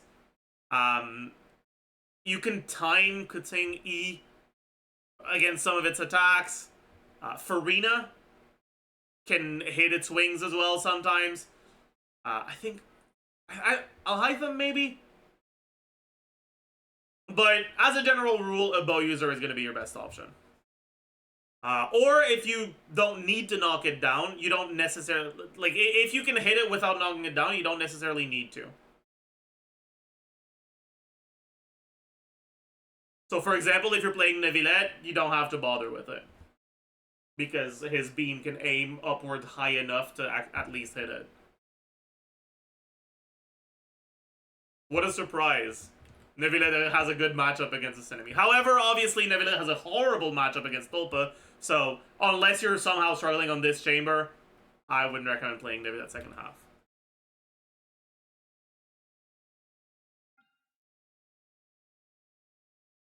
Anyways, one more thing I want to mention before we get directly into the characters themselves is that patch 5.2 has brought buffs to certain elemental reactions. So they buffed Superconduct, Electrocharge, Overloaded, and Shatter. Now, the Shatter buff is big, but Shatter was so bad that it didn't matter.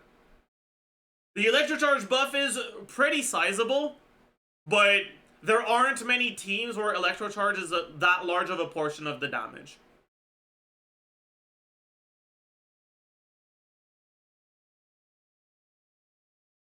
The Superconduct buffs are massive, but Superconduct, just like Shatter, was so bad that it kind of doesn't end up mattering. And finally, the actual important one is the Overload buff. Now, Overloaded got the smallest buff out of all of them. Superconduct got... the damage of Superconduct got tripled, the damage of Shatter got doubled. The damage of Electrocharge became like 67% higher, and Overload is like 37.5% higher. However, Overload had the highest base damage out of all of them, and there are actually characters that are built around a decent amount of Overload damage. And because of that, Overload is by far the most impactful one of the changes. Now you might be thinking, okay, but it doesn't really matter because you're never really building around Overload itself. Overload is generally just a byproduct of something else, right? You're getting Overload in a ChesseBurgers team because you want to get the res shred, not because you care about the Overload damage, right? You're getting Overload in Rerun national team because, well, you're vaping and you're also getting free overloads on top of that. Well, in truth, there were already, before the buff, a few teams where it was worth a consideration to go either full EM or hybrid with a good amount of EM on your overload trigger. The one I've talked about on this channel before is full EM Raiden on ChesseBurgers teams as a brain dead option for pyro carries that want to have good uptime, like 100% uptime on their ChesseBurgers resistance shred, but don't want to have to focus too much on making sure Oz uptime is great, because obviously Raiden's skill lasts for much, much longer. And if that's what you're doing, because Raiden's electro application is a bit slower, she's not going to become the aura, she's going to stay as the trigger, so her EM is what's going to be looked at for reactions. And if you're not using her burst, then you'd rather build her full EM than full attack. However, the teams that got the biggest changes from these changes, the teams that got the biggest buffs from these changes are teams that I don't think I've actually talked about on this channel before. And those are teams where you use full EM Xiangling as your overload trigger.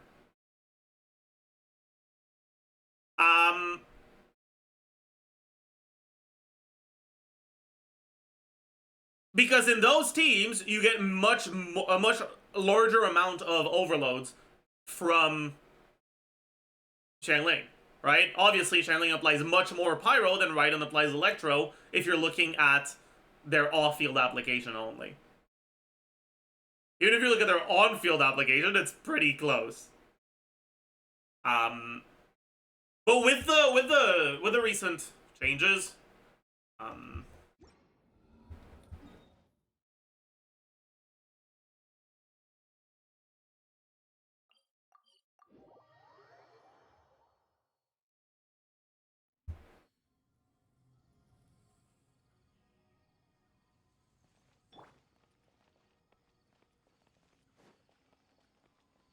By royal at the frying pan.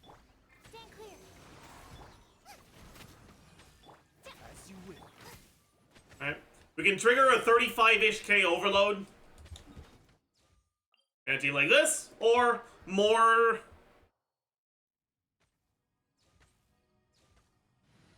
realistically, right? If you're playing in Shovelers, which are the ones I'm mentioning right now. Where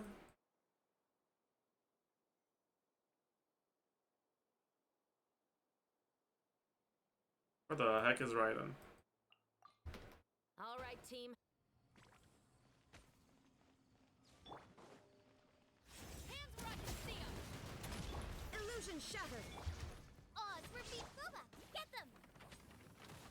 Alright, 26K, 32K, 32K, 32K. And this is with a build that isn't even on Kitane or Dragon's Blade. Like, this is with Fav. As it turns out, if you're playing a team like this where you're not using Bennett, even if you build channeling on a default build, her Pyronado is going to do a decent amount less damage than that 32K you're getting from the overload. Oh.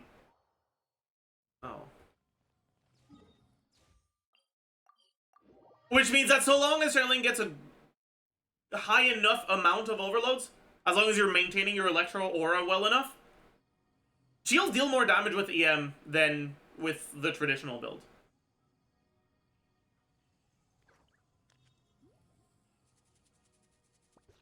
Is there time? All in all, I think these teams are No time. honestly not bad. Honestly, like they're fairly good teams. I've enjoyed using them a decent amount. For this specific Abyss, however, there are issues with a team like this on both sides.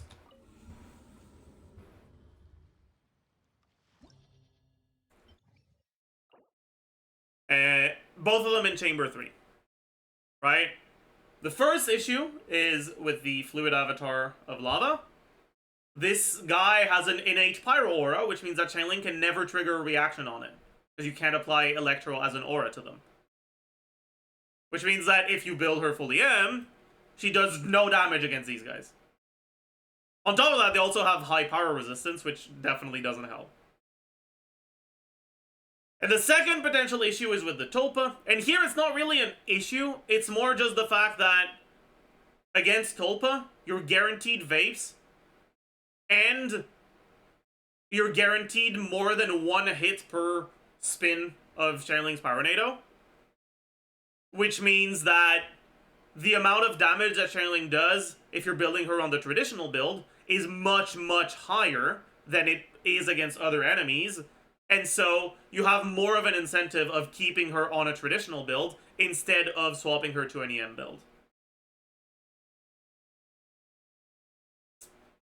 Anyways, I wanted to quickly touch on these changes because I think that people are sleeping on full EM channeling a little bit right now. I don't think she's like an amazing option in any of these teams, but she's actually reasonably good, and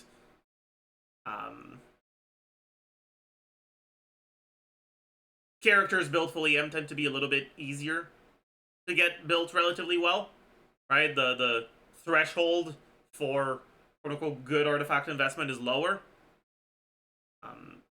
And so if you're struggling, that's something you could potentially consider. Anyways, I'll be right back.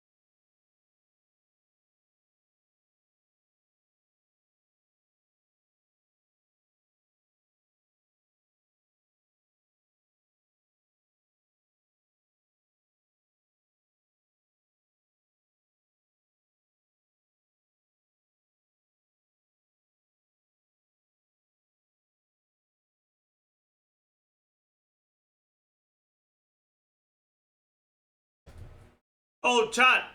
Also, before I get back into the recording stuff, guards. I reached another weight loss milestone. I used to not be able to wear a belt because the belt I had was too small. But now I can. Now I can. Which is amazing because all my pants are way too fucking big now, so I sure as fuck need a belt.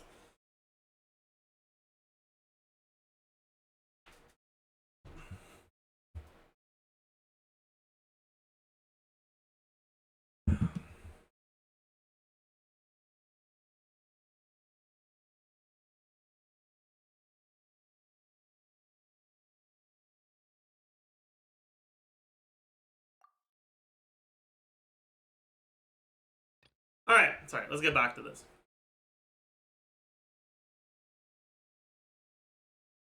So,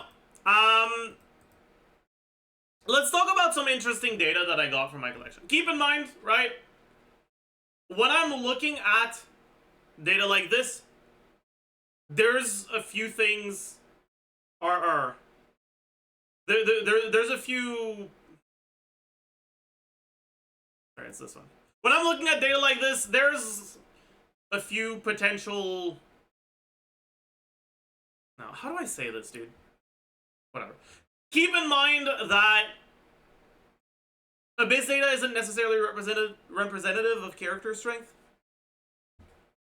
Just because a character is played more doesn't necessarily mean they're better. And just because a character is played less doesn't necessarily mean they're worse. What this tells us is how popular they are. On top of that, it doesn't tell us how popular the character is as a whole. It tells us how popular a character is within my audience.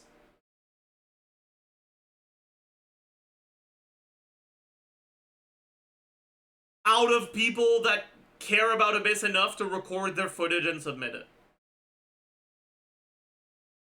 Right? So please don't take any of this data and use it to extrapolate how strong a character is. Okay?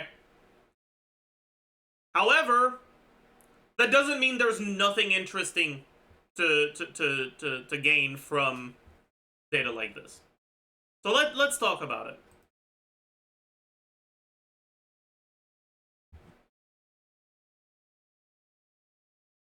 The usual very popular characters are still very popular, right? Farina, very popular. Nahida, pretty damn popular. Yelan, quite popular. Kazuha, somewhat popular. Chanling, obviously very popular. Fischl, very popular. Bennett, very popular. No real surprise there.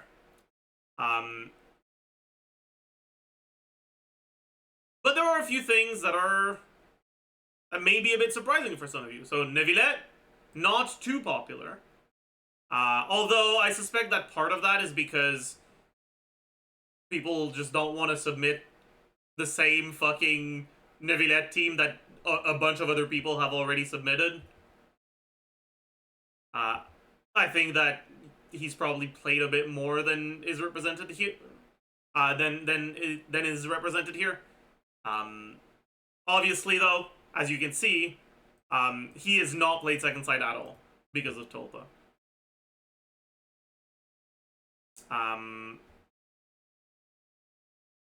Chilonen is, you know, debuting her...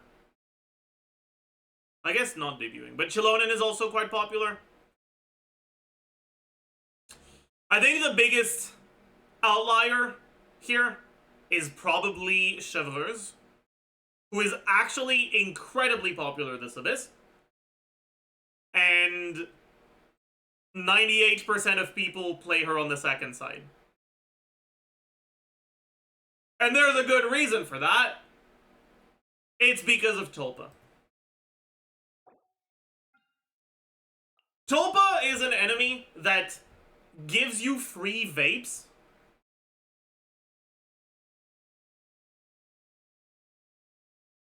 and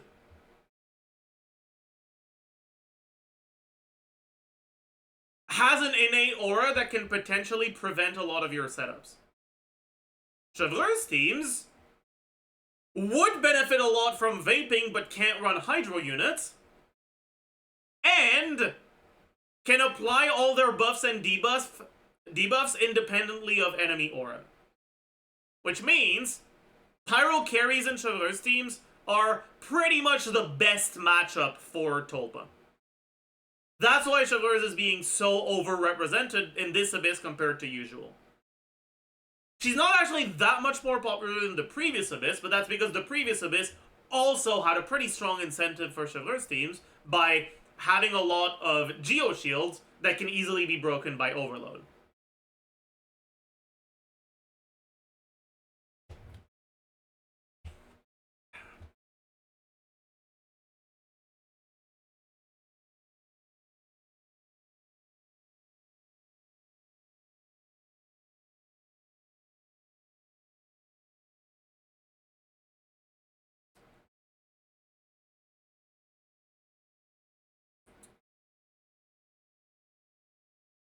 Fischl is also somewhat of an outlier in the sense that she's used a lot. And honestly, I think that kind of makes sense. Because Fischl is an integral part of many of the second side teams that are very, very good in this Abyss.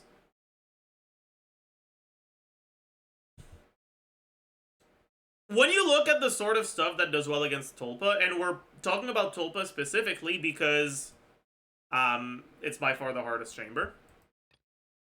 When you look at the stuff that's good against Tulpa, there's a bunch of stuff that kind of gets ruled out, right? All the vape teams can be good against Tulpa, but whatever Hydro character you use is going to be completely worthless. They're not going to do anything because Tulpa is immune to Hydro damage.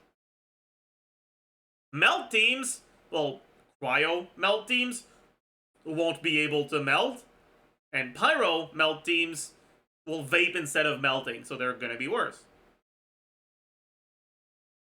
Mono Pyro teams can be good. Hyper Bloom teams, your Hydro unit isn't going to do much. Aggravate teams, instead of triggering Aggravate, are going to effectively become Hyper Bloom teams. And the Electrocharge buff is going to be a pretty big deal in those teams against the Tulpa, because the fact that Tulpa has an innate Hydro aura means that every time you apply a new source of Electro, you'll be triggering Electrocharge. Right? You won't be able to get the Quicken aura, but in exchange for that, you'll get a bunch of Electrocharge triggers with much higher base damage than it had before patch 5.2.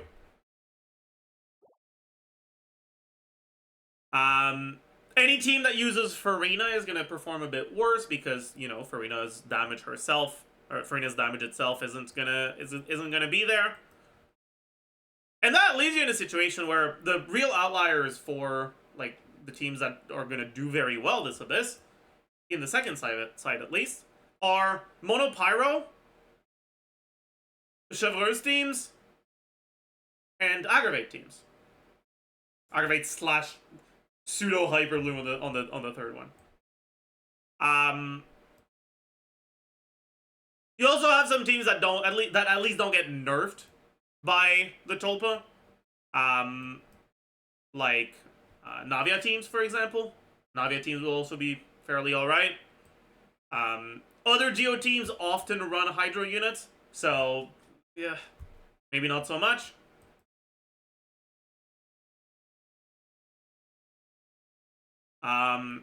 Shao teams often tend to run Farina, and plunge teams in general don't have a bad matchup against Tulpa, but they do kind of feel like ass because Tulpa's hitbox is very big and in a weird shape.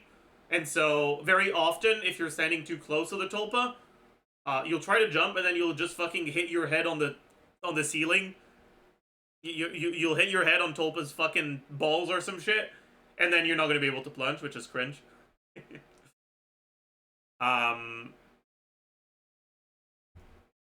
Wanderer teams will do fairly well as long as you're doing Wanderer teams that aren't using Farina.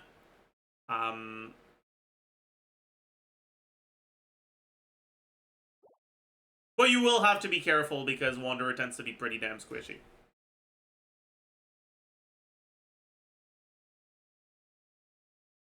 All that being said, right, if you're looking at the main 3 archetypes that I mentioned at the start, Mono, Pyro, ChesseBurgers,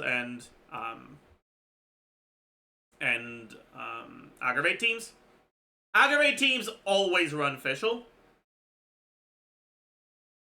Mono Pyro teams, while great against the Tulpa, have more difficulty fitting in a bow user that can take down the Aeon Blight Drake.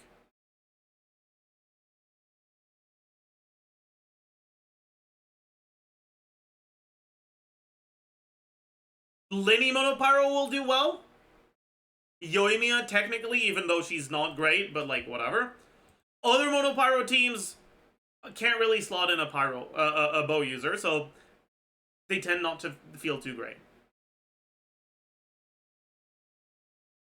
And when you're looking at ChesseBurgers teams, while you usually have a bunch of different ChesseBurgers teams you can do, because of Tulpa, Pyro carries will do better than Electro carries, because Electro carries don't gain that much from Tulpa being innate Hydro, whereas Pyro carries gain an insane amount. And so you generally want to run Pyro carries with an Electro off-fielder. And when you're looking at the Electro off-fielders, how many of them are bow users? There's Sarah, technically, but like, why would you want to play Sarah ever?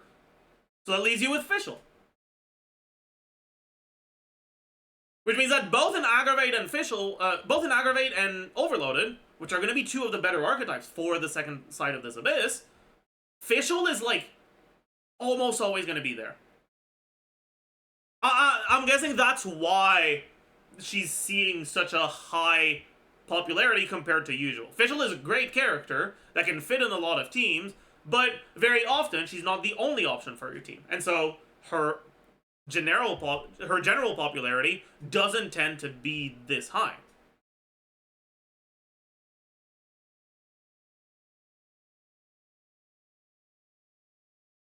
Curious how much higher than usual it is. Not even that much higher, but like, it's still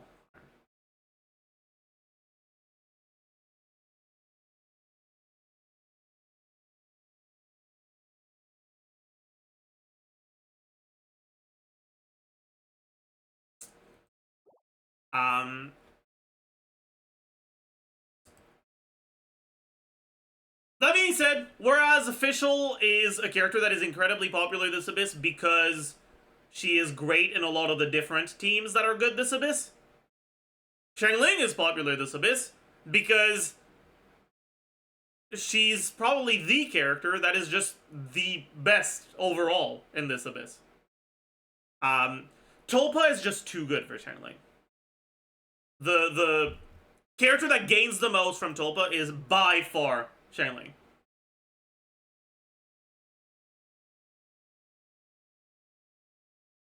Xiangling's Pyronado doesn't necessarily only hit once per spin. It deals damage when it comes into contact with enemies with a cooldown. But if the Pyronado is still in contact with the enemy when the cooldown is over, it'll deal its damage again. Which means that against very large enemies, like many of the bosses, it can hit more than once per spin.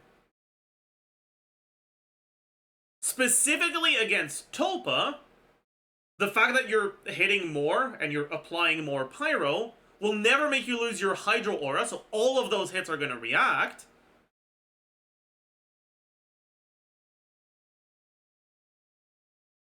Which means that she is going to be dealing an insane amount of damage.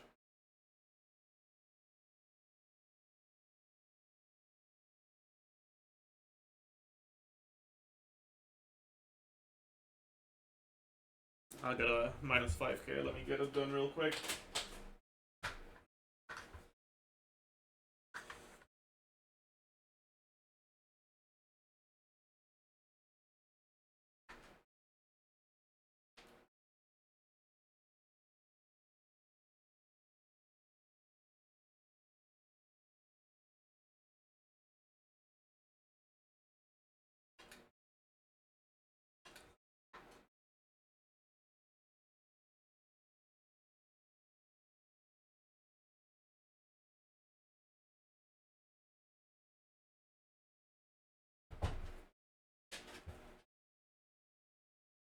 Okay.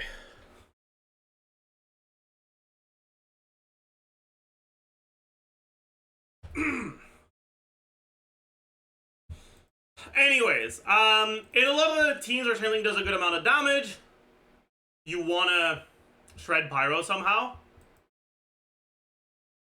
In the mono Pyro teams, shredding Pyro or shredding Pyro resistance against Tulpa can be more difficult.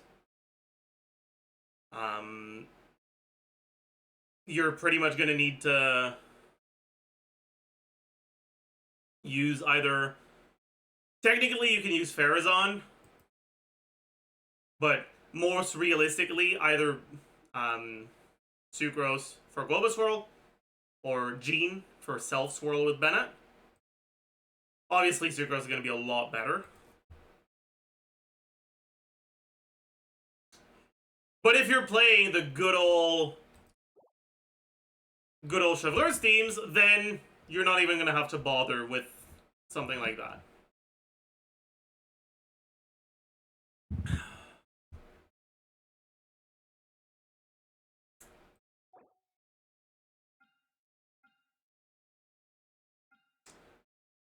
This Abyss is, and I can't believe these words are about to come out of my mouth, not great for Singto, honestly.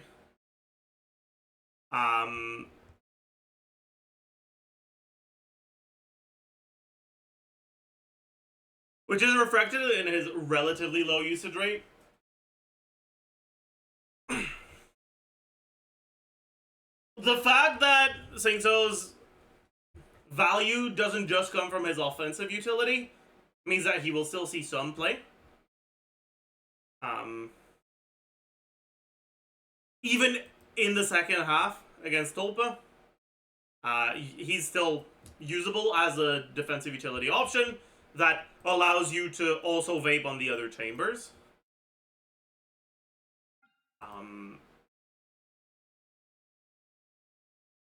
But these guys having very high power resistance makes vape teams a bit less good on the first side.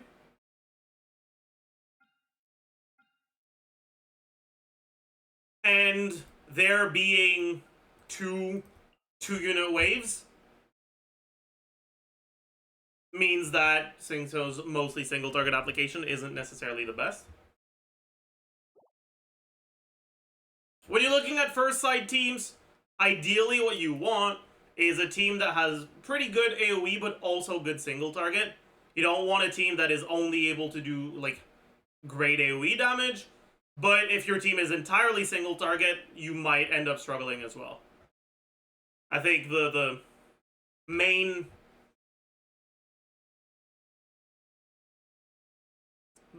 like good characters I'd look for first side this Abyss are like Neuvillette, Xiao. You can play the Pyro carries even despite these guys' high power resistance, because if you have a good team against Tulpa, you can get through it without too much of a problem. But yeah, I would say that if it wasn't for Tulpa,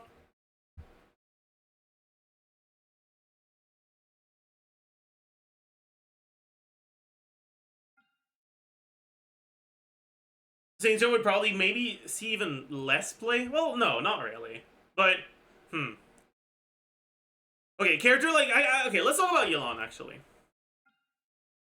Because Light Drake requires a bow user, Yelan can fulfill that same role as Singto of, like, enabling you to play a vape team that is still functional on Chambers 1 and 2. But she's a bow user, so she can take down the Light Drake, which is nice.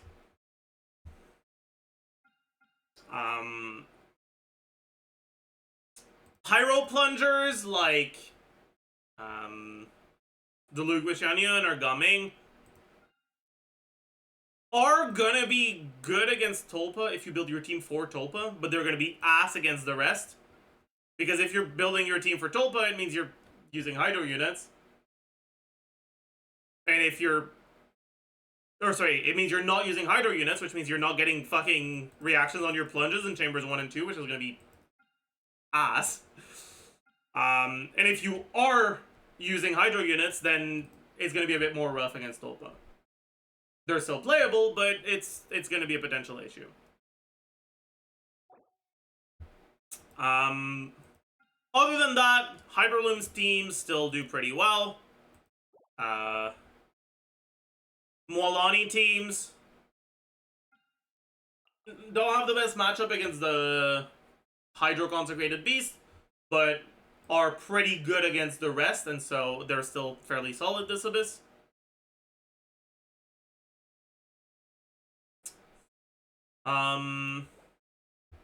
Chasca teams, which we can talk about because Chasca is a recent release. Chasca teams have a fine time this Abyss. In the second side, if you use Tulpa's weird hitbox to like kind of climb it without having to press space to go up in your skill, you can kind of go high enough that you won't really get hit by its attacks. But it can be a bit of a pain in the ass to do that, and if you don't, since Chasca is pretty much always played with Bennett, and since her defensive stats are really ass, you are very vulnerable to just fucking dying. In my experience, Chasca hasn't felt the best on the second side.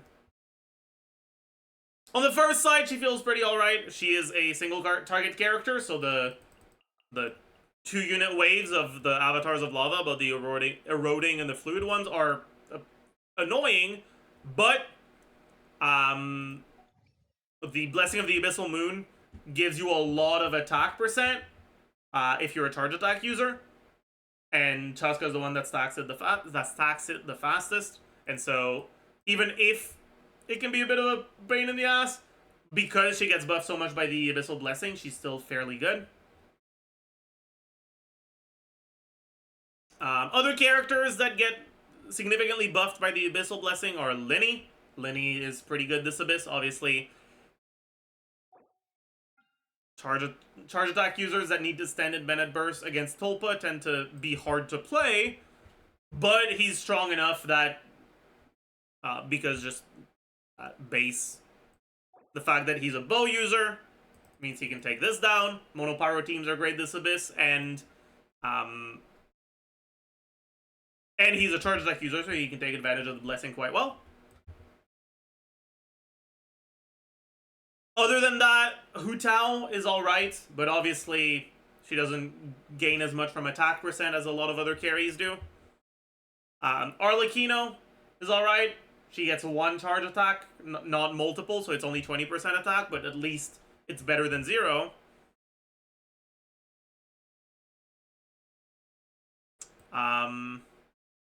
Is there any other character? I guess Noelle, but similar issue to Hu Tao, where it's just not that much. Tefnutty, but also similar issue, because he has a split damage scaling of EM and attack, so just an attack buff isn't that amazing.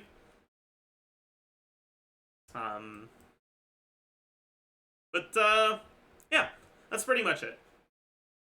Now we are going to do an Abyss clear, talk about each wave individually, some tips about all of them. But what should we play? I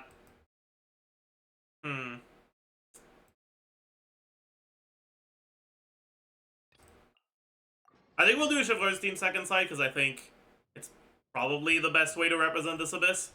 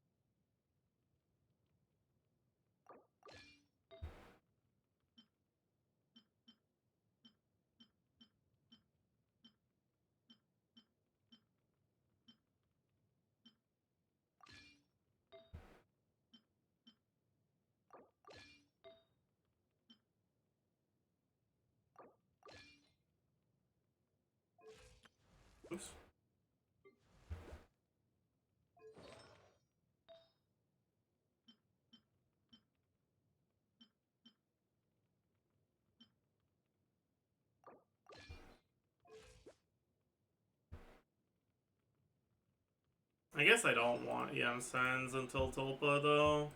I can just go attack.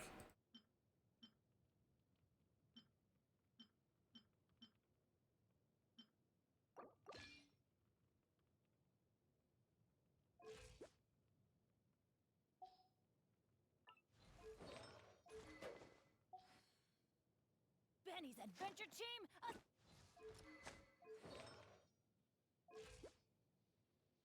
I created another universe and founded paradise for I, Fischl, and the Prinzessin de Okay, what do we do first side?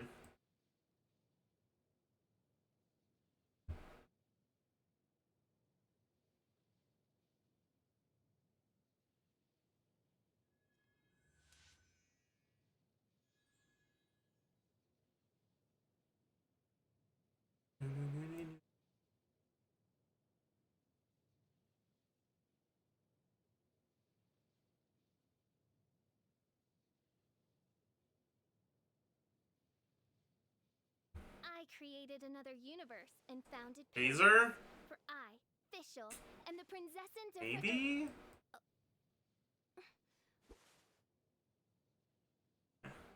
I don't really wanna.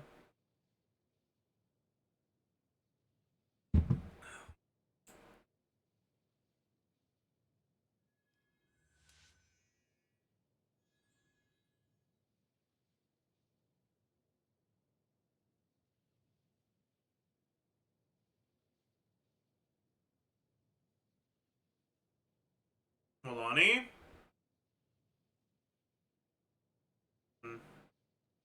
I created another universe No. and founded paradise for I, Fischl, and the Prinzessin de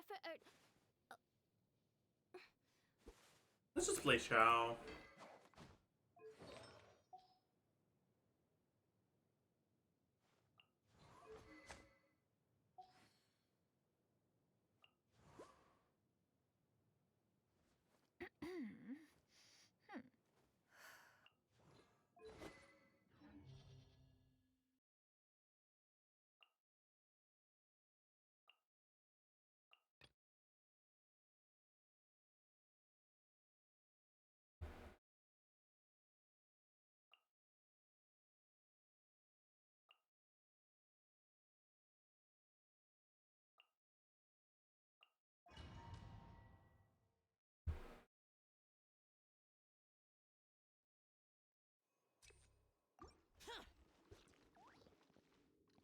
So, first wave, you start with the Hydro-Consecrated Beast.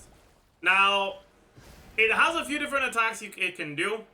Some of them are melee attacks, some of them are range. Range attacks can either be him like starting to move towards you, or him shooting at you from afar. So as a general rule, because one of his attacks is shooting at you from afar, I wouldn't really recommend trying to bait him towards the next wave, especially because it takes a while. Right? If you had to group, then that would be a fine strategy to use. But because you don't have to group at the start, then I don't really recommend doing that. His starting attacks, he has two different ones he can do. He can either do a 2-hit combo that makes him do a side spin, or he can do a 4-hit combo. The 2-hit combo doesn't make him move too much. The 4-hit combo makes him move a lot. So staying in the right position is going to be a pretty big deal.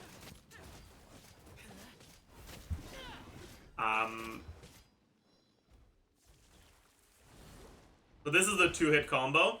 He still moves a decent amount, honestly. But when he does that one, there's very little you can do to try to keep him in a specific position.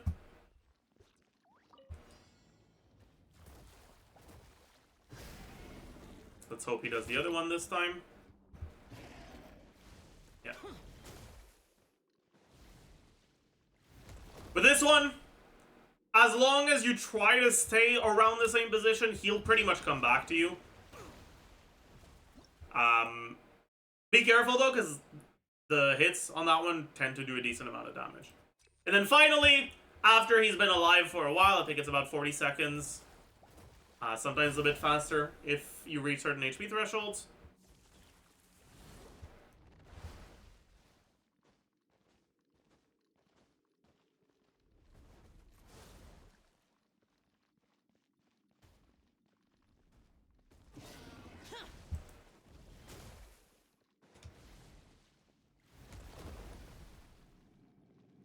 Maybe it's about 30. A little bit over 30. He does this attack, which spawns multiple circles. One in the middle, then one outwards. And then after that it spawns this thing, which you can hit to knock him down. If you hit it with Hydro, it'll one-shot it. Other elements, it'll take a bunch of attacks. I'm not sure if it's 6 or 8, but it's a decent amount. So if you don't have a great team that can kill him very fast, if you're, for example, playing a team that does a lot of Hydro damage against this guy who has a lot of Hydro resistances, you might have to actually make him live long enough that he'll get that. But if you do break the little thing he spawns, he takes a good amount of damage and his resistances go down for a while.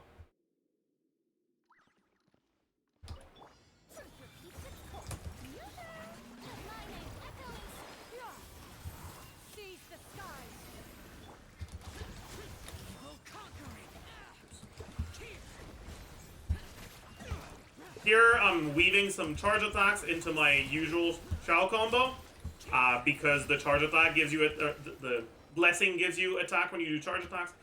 Second wave is these guys. If you're far away from them at the start, they'll run towards you, so it's pretty easy to group them. And they don't really move much, so as long as you don't die to them, there's really not too much to say.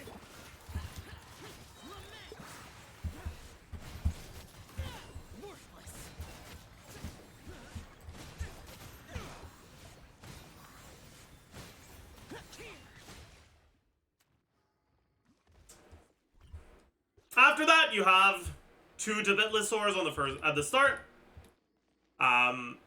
They're pretty squishy and easy to kill, so there's really not much to say against them. Everybody stand back. By royalty, justice will prevail.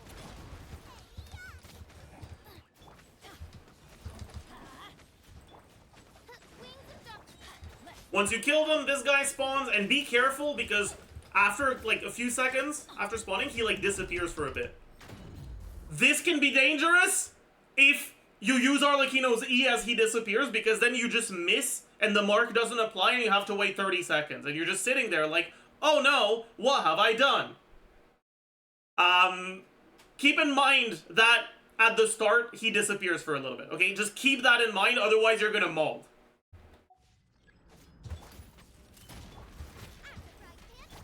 Teamwork is dreamwork. Reveal thyself. You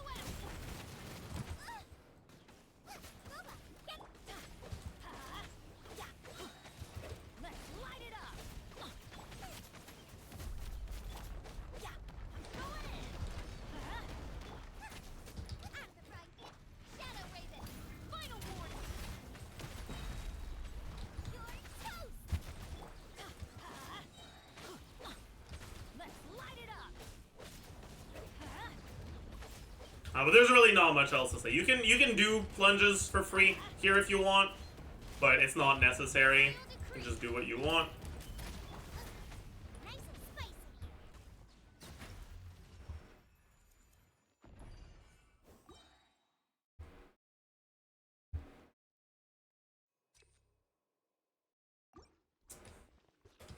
But it's a pretty straightforward enemy. There's really not much to say. Then, Chamber 2. You have a Dendro Consecrated Beast. Now, this guy is really annoying. A lot of his attacks make him move backwards, which means that it's generally hard to keep him in one spot. He has a 2-hit combo here, and a 3-hit combo that pretty much start the same way.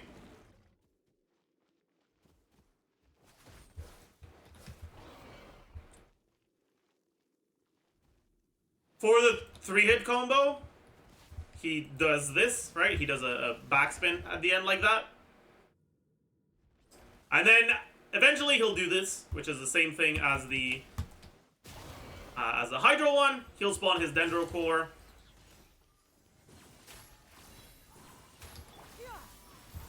And you can break it to spread his resistances and deal damage to him. His attack that spawns a Dendro Core is a 2-hit attack, where it does 1 hit and then there's a resonance hit. So be careful not to get hit by that one. And yeah, pretty straightforward.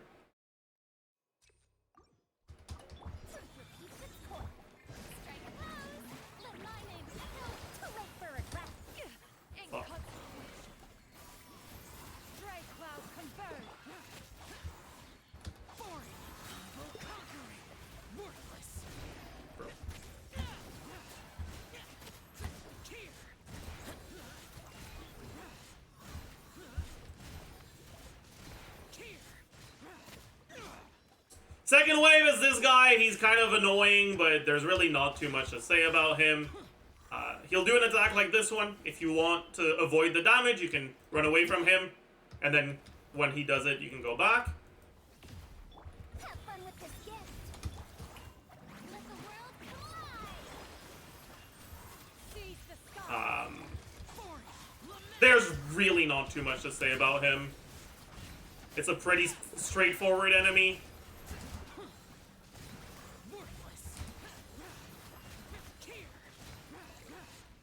And you get it killed. Doesn't move too much, not much to say. Then you have the Light Drake. It starts on the ground with very high resistances. Then it goes up and starts flying. And you can knock, if you shoot its wings, you can knock it down. So, you can do your setup. Then you can shoot the wings. Oh, shoot the wings to knock it down. No rest for the wicked. And then you can start fucking killing him. Let's light it up. Teamwork is dreamwork.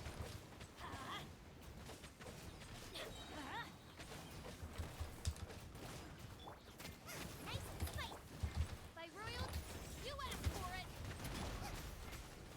Yeah, let's light it up. I'm going in. You're toast. Boba, get them. Hook wings. Now, if you take a while to kill him, so let me make sure I don't kill him just yet. Race you. He will do this, and if you shoot him here, you can prevent him from getting additional resistances.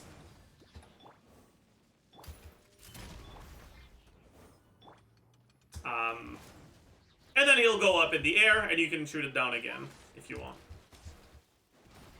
Oz, reveal thyself.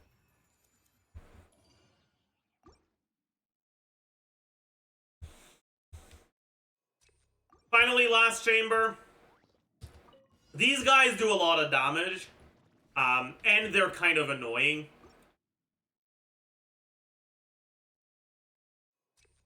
If you want to group them very close together at the start, you can just run backwards.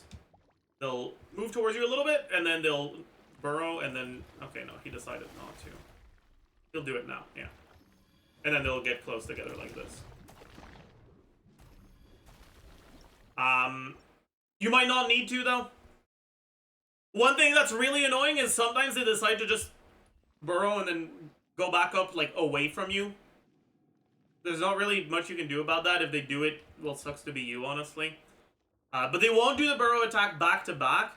And so, if it's something that worries you, starting by grouping them like this is going to help you keep them more grouped. I don't want to talk about it. Shut up.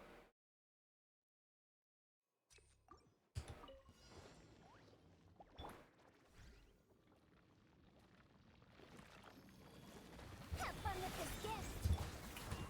Let my name echo in song. Strike cloud converge. Disappear. Worthless. Worthless.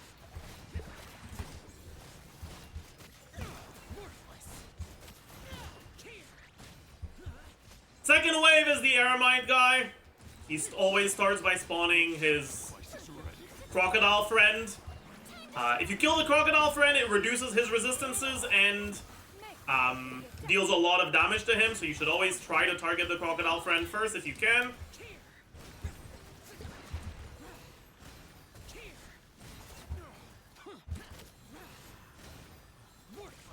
And that's pretty much it. Golden slumber.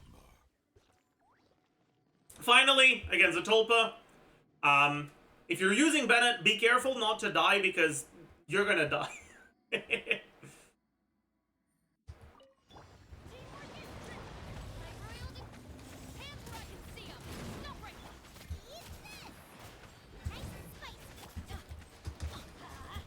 Making sure that you're not getting hit by any of the attacks is a pretty big deal. But as you can see, right? The ChesseBurgers team with Shangling kind of does too much.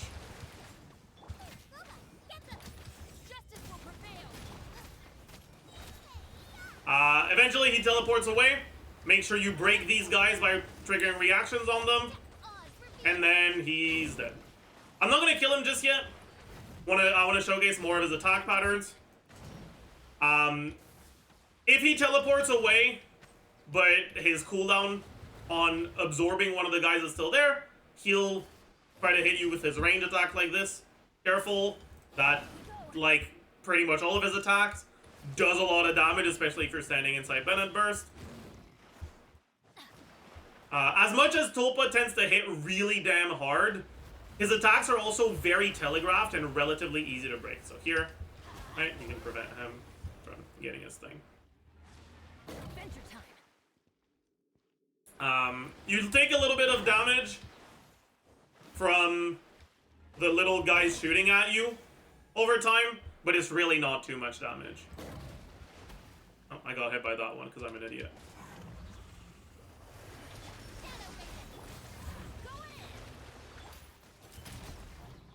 That's pretty much it!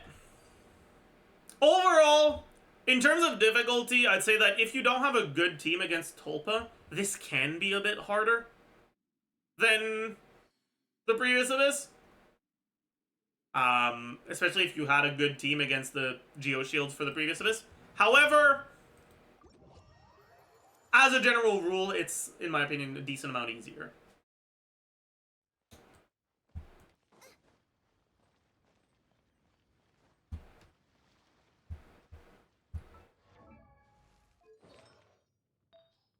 And,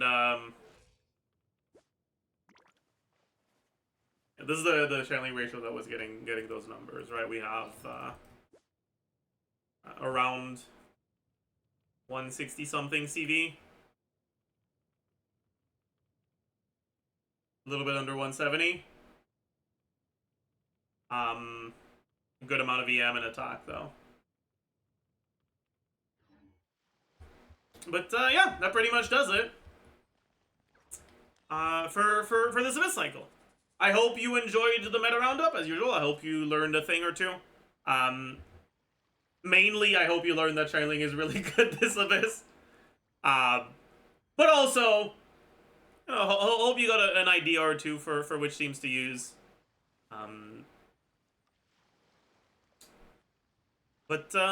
Yeah. That's pretty much it, and I will see you guys in the next one. Bye, YouTube. Alright!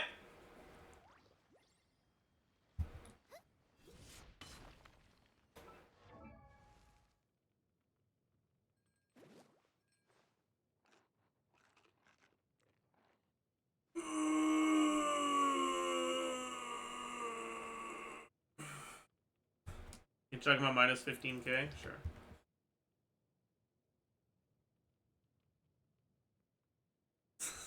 That's a great emote.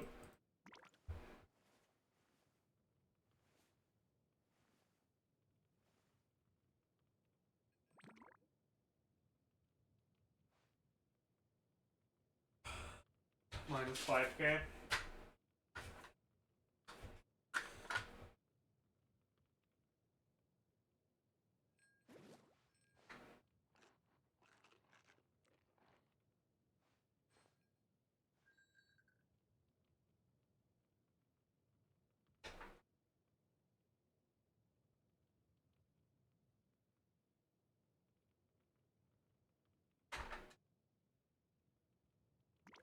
How much do you bench? I don't know.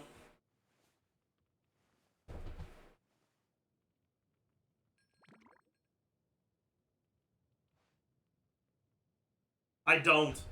I don't bench.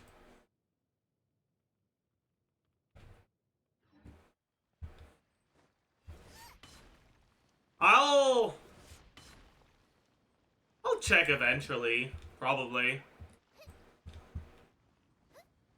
I bench Sino, true. I've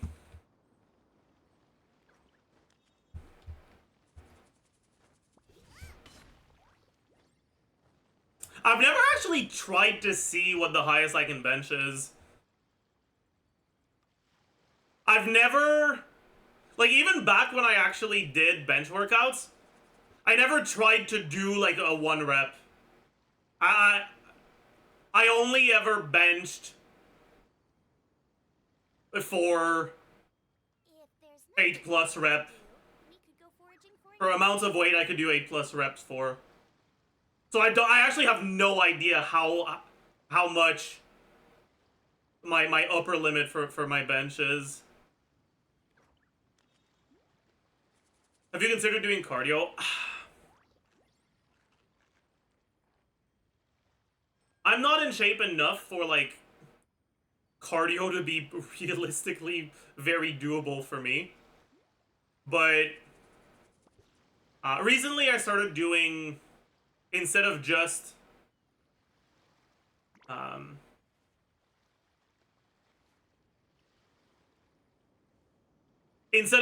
push-ups, even just, I mean, that's not really cardio training, but, like, anyways. Instead of just push-ups, I started doing squats and push-ups back to back, and Is there time it's enough to get my fucking heart going, man. It's not really cardio, but, like, it's almost cardio.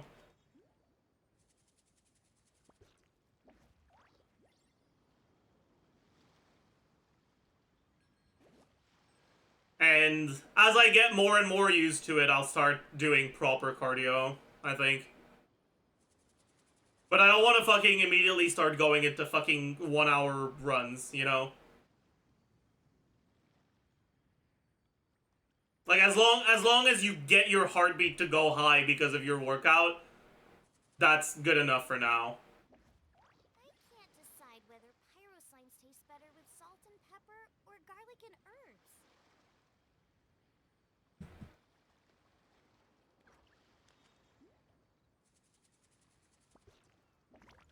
Ideally, you should only focus on one muscle group in one session, so push-up and squats are not really efficient.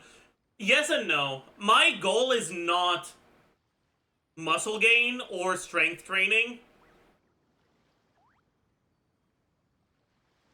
My goal is weight loss.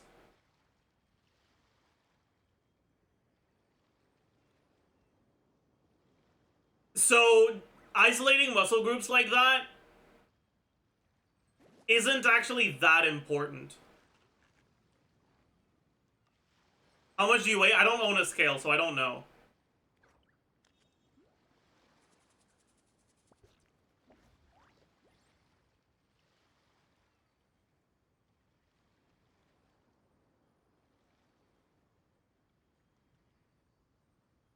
Like, I'm just working out enough that I can say I'm not completely sedentary. That I'm doing that I'm a little bit active.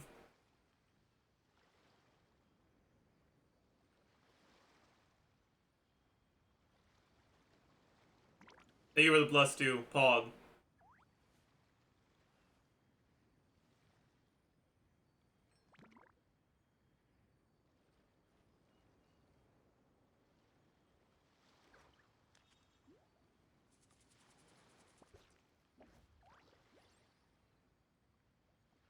But yeah, like, I want to stick to doing push-ups every day. At the very least. I want to do push-ups every day. I haven't skipped a day of push-ups since I started my diet. And I want to keep at it even after I finish my diet.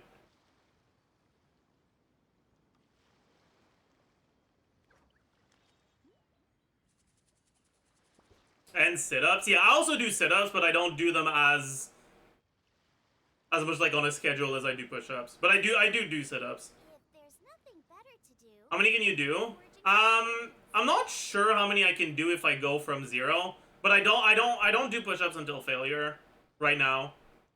I did for a while, but now instead of doing push-ups until failure, I just do 10 squats, 10 push-ups, 10 squats, 10 push-ups until I'm fucking out of breath and can't breathe anymore.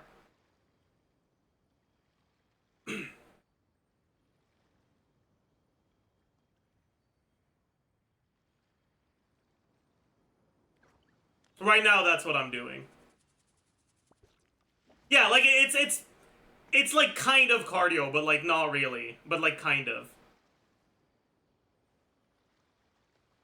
How long does it take? Not very long. It's either 2 or 3 sets right now, usually. Eventually, I want to make it to 5 sets.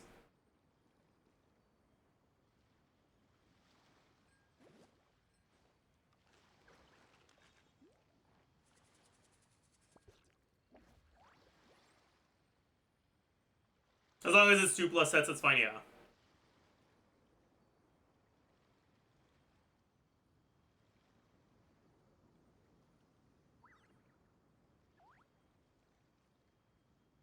Five sets of each. Yeah, 5 sets of each.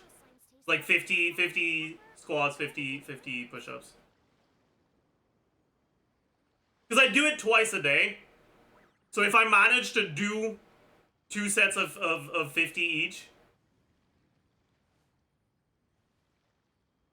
then that's 100 push-ups a day, 100 squats a day. Like that's I think a good benchmark for like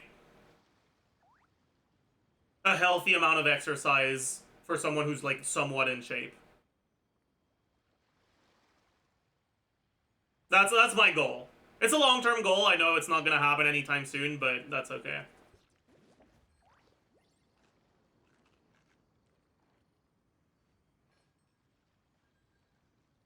Eventually you want to take rest days once you get to building muscle. Yeah, of course, of course.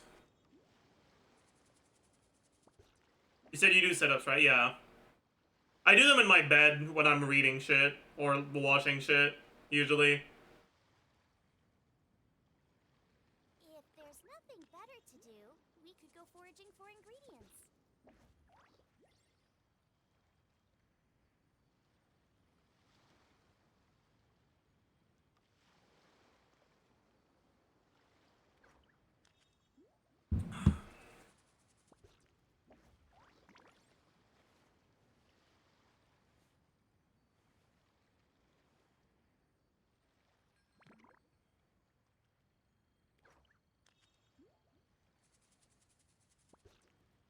Muscle grows not when you train, but after you rest from training, yeah. But, like I said, the workouts I do aren't intense enough to really lead to significant muscle gain anyways. And then on top of that, I'm at a huge calorie deficit, and so even if I did do like workouts aimed towards muscle growth, I would not gain much muscle.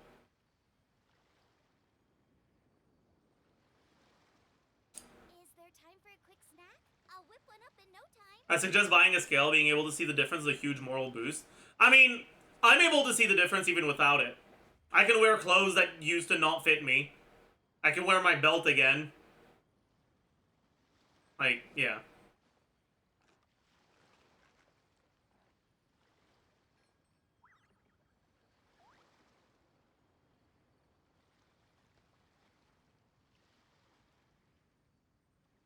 But honestly,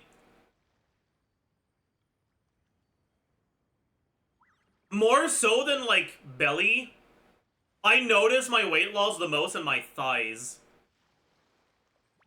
Like, it's actually such... I feel like most of my fat went to my thighs.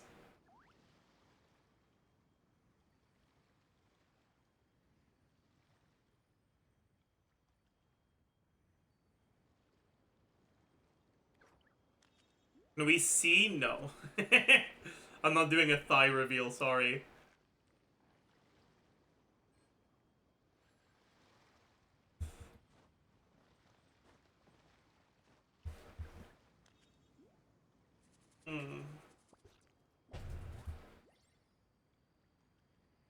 Even looking at your face, it's already clear, yeah. I also think it's pretty noticeable in my face as well. Decide whether pyroslime tastes better. If you compare it to before I started, which was like a little bit over a month ago.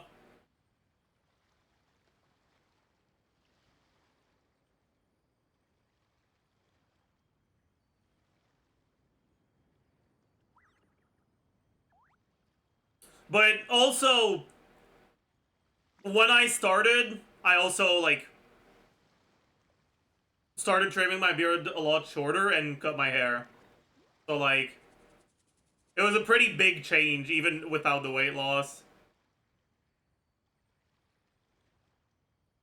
You're gonna have to replace your wardrobe? Yeah, I am. But also, I still have some old clothes that don't fit me because they're too small. So I'm probably gonna be able to wear those again. But, like, I haven't actually bought clothes in so long, so...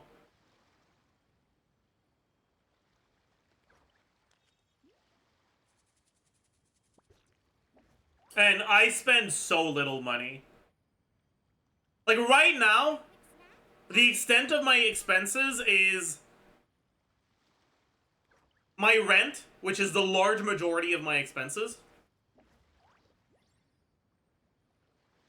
My food, which, since I started my diet, is like $50 a month.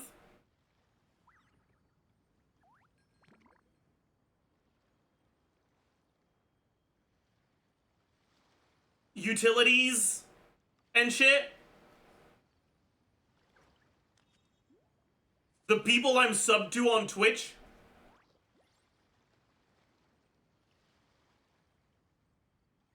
And that's it, actually. If there's nothing better to do, we could go foraging for ingredients. I can tell you exactly how much money I spend on food in a month, actually. Wait. Because I have the prices for the stuff I eat right here on my phone.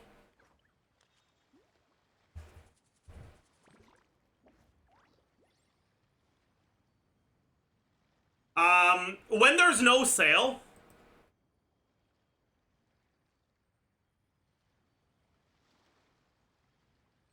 so we have the tomato juice, egg, singles, Mr. Noodles,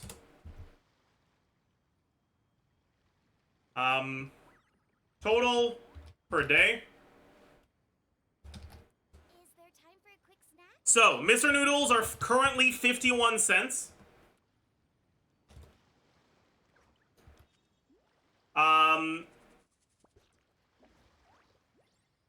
Eggs are currently $6.63 for a pack of 18. Tomato juice is $4.12. And craft singles are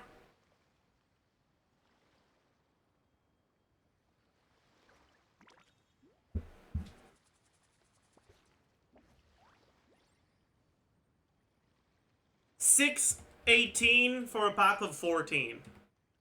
So,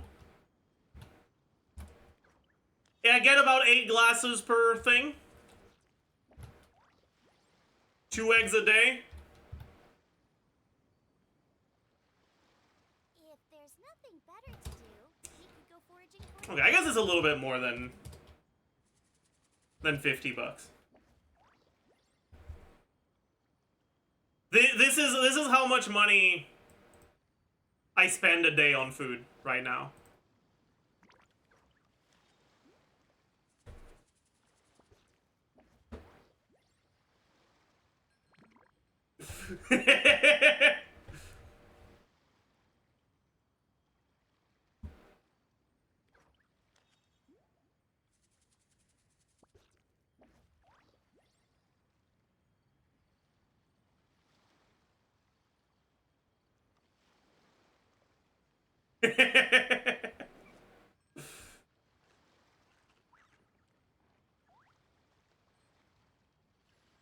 How are you alive? I have a lot of weight to lose. A lot of fat storage.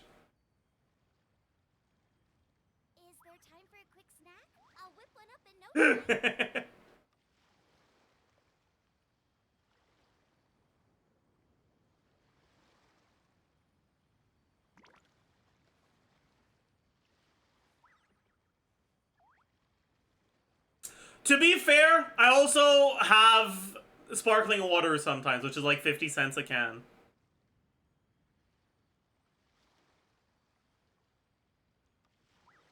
Be careful with that kind of calorie deficit. You'll shed a lot of muscle while losing. But yeah, that's why I'm working out every day. Salt and pepper or garlic? Just enough to maintain my muscle. How much weight did you lose so far? I don't know, because I don't have a scale. Enough for it to be noticeable in many ways, though.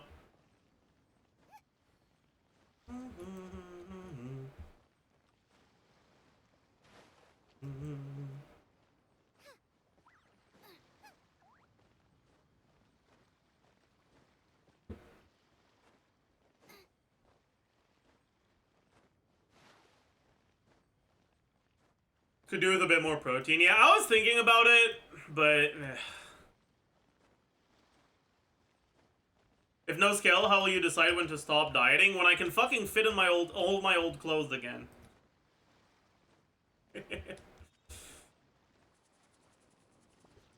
No, right now, the plan is to keep this diet up until the end of the year.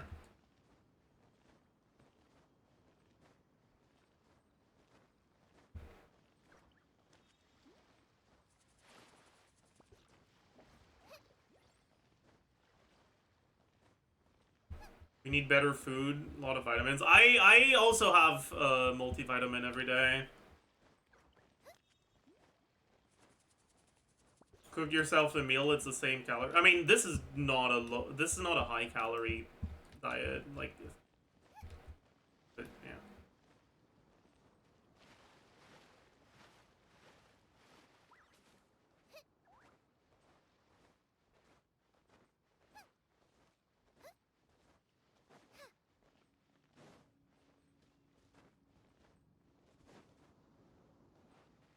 Will be your cheat meal when you're done dieting? Okay, I'm gonna be honest. The older I grow, the more I feel like a lot of the food that's not healthy is also just not that good.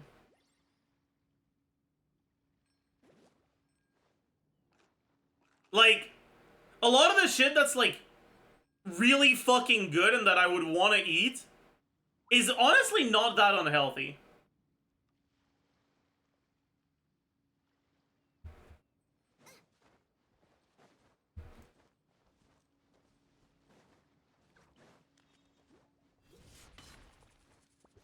Like, a good curry, a good steak, sushi, like, they're not things that are like the pinnacle of health, but also, like, fries are kind of shit, man. Fries are honestly overrated as fuck.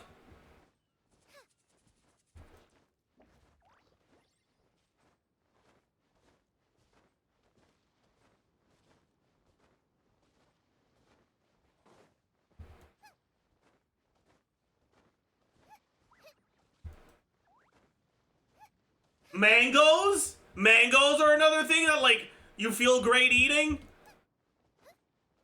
Like, yeah, like, they're full of sugar, and it's not, like, the greatest thing for you, but, like, I'd rather eat mangoes than a fucking soda. I guess you don't eat a soda, but you know what I mean.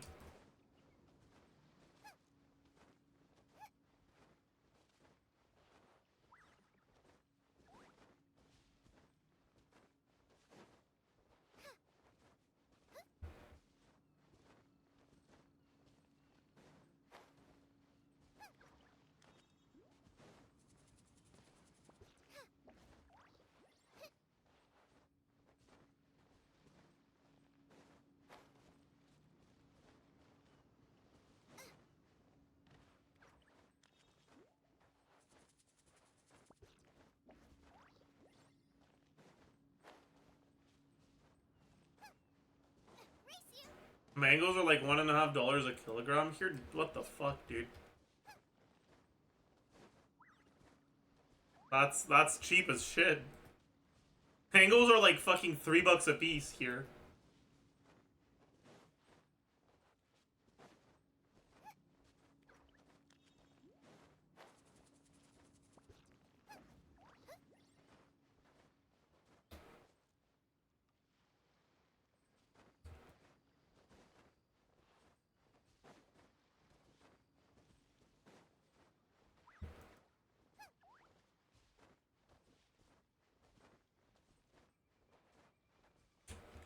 Anyways.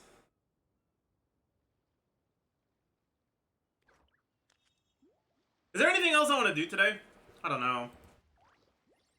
Think. If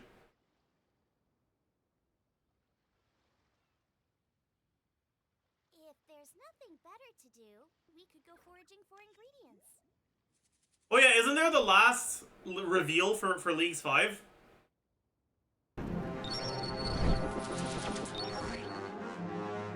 Each time you get XP, you get an additional XP equal to 10%. Okay, that's okay. Equilibrium is bad, but it's ass, so I don't care.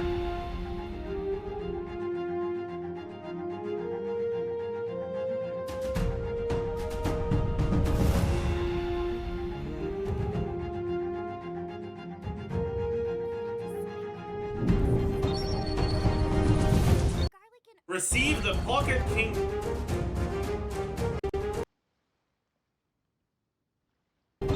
Giving you full access to miscellanea anywhere.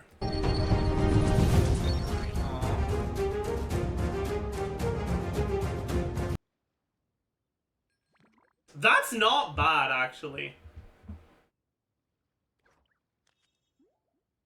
Like, that's actually pretty good for herbs, if you don't want to have to do a lot of herb lore bullshit. If there's nothing better. I like that. So this is one of the possible ways you can deal with herb lore. It's good to know. It's not amazing though. Like, there are other ways to go about it for sure. Okay, what's this? Treasure Arbiter. Impling jars and creatures that drop clue scroll have a 1 out of 15 chance of dropping them. Ooh. Hey yo, wait, that's I definitely want that one. I definitely want that one. I definitely want that one. Clue scrolls being 1 out of 15 is insane. That means you can get elite clue scrolls for free, man. That's actually so good. I don't give a shit about the implings. It's creatures that drop clue scrolls. Like, that's insane. Because I'm going for the clue TP anyways, right? So getting a bunch of clue scrolls is gonna be huge. What's that game? This is old school RuneScape. Wait, what was that? You also find 10 times more clues from AFK activities, or from skilling activities. And all clues have the lowest amount of steps and the max amount. Okay, this is actually an insane relic. I'm definitely taking this. There's no question about it. 100% taking Treasure Arbiter. There's more? Emote, Follow, and Charlie clue steps no longer have item requirements? That's also insane. Okay, I'm definitely taking that. What is this? Slayer Master. Unlock all Slayer task perks, Rune Pouch, Herb Sack, and Looting Bag for free. That's okay, but it's not great. It must be desperate for people. This is a temporary game mode. These are not like actual changes to the game. Anyways. Always on task for all eligible monsters. That is actually really good. That means you can actually properly grind the Slayer bosses that you want to grind. That is a pretty big deal.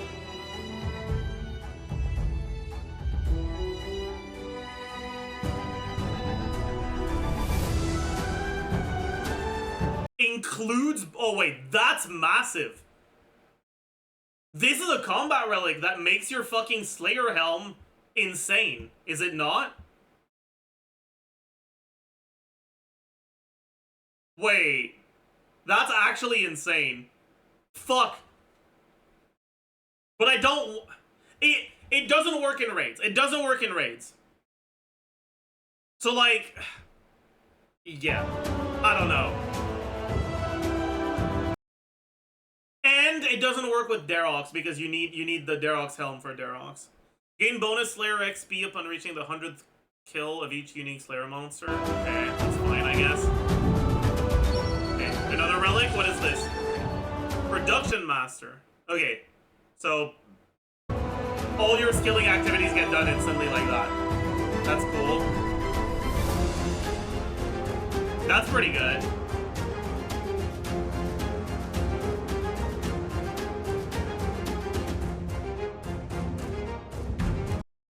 Okay, so I'm taking...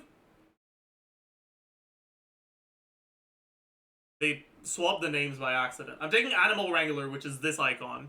I'm taking Animal Wrangler, I'm taking Dodgy Deals, I'm taking Clue Compass. Here I'm probably taking Reloaded. I'm not sure which one I'll get though.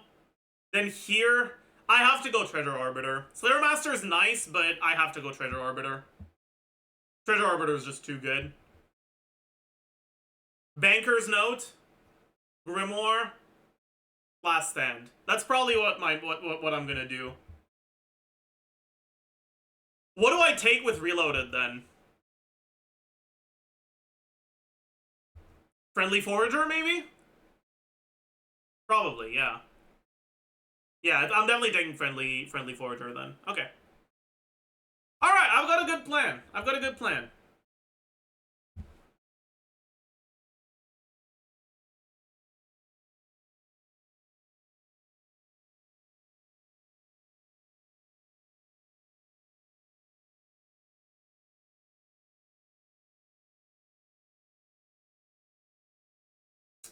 Is that actually what I should be doing? Production Master is really appealing too. But Treasure Arbiter is just so nice. Like, I can't not take Treasure Arbiter. It's way too good.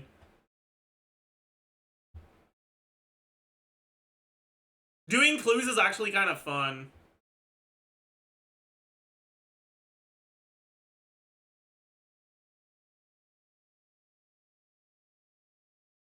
But then also, what's the sort of Slayer bosses I can do in my regions? Slayer bosses OSRS.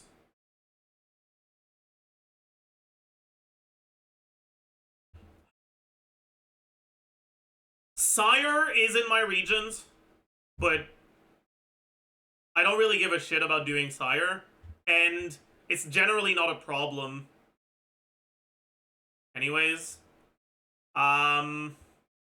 Leviathan is in my regions, but you don't need a Slayer task for it, so it's not that big of a deal. Grotesque Guardians is in my regions, but it's also a boss where, like, you can kind of just get it done with one task anyways. Plus, I'm pretty sure the Echo boss you don't need a Slayer task for once you drop the Echo Crystal.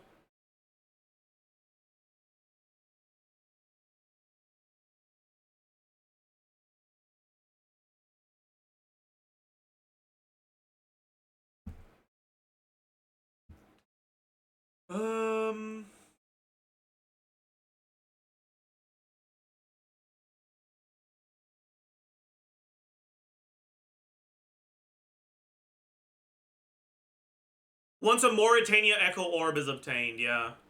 There's a chance to be obtained from defeating the standard variant of the Grotesque Guardians. And once it's obtained, a Garl task is no longer required to fight the Echo variant. And then on top of that, I'm gonna fucking Darok this boss anyways, so I don't really care about the Slayer Helm bonuses.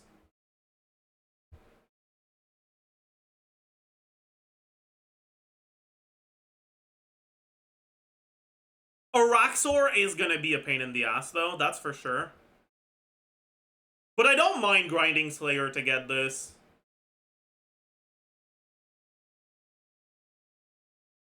What are the drop rates on his stuff?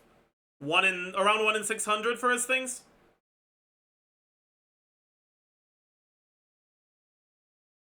So once it's quintupled, it's like 120. So you're pretty much just vibing as long as you get like 2 tasks. Actually, how many Araxites do you get per task? Any knowers? I haven't done Slayer since Araxites have been added. 200 to 250 if it's okay, yeah, so that's I definitely don't need this then. Like, I just need to get the drops from it.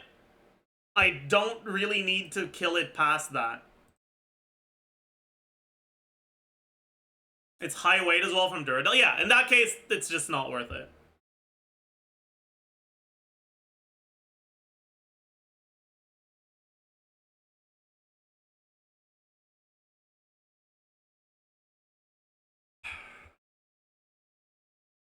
Muspa?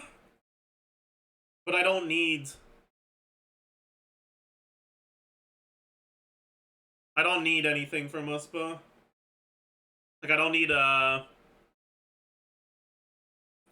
Echo, boss or I don't need a task for Muspa anyways. Vorkath, I also don't need a task for. And Slayer Helm is dog shit against anyways, because you have the salve.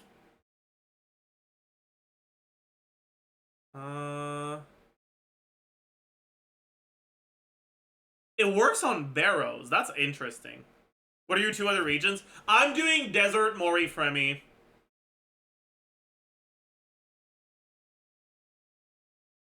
I'm going a melee range hybrid build.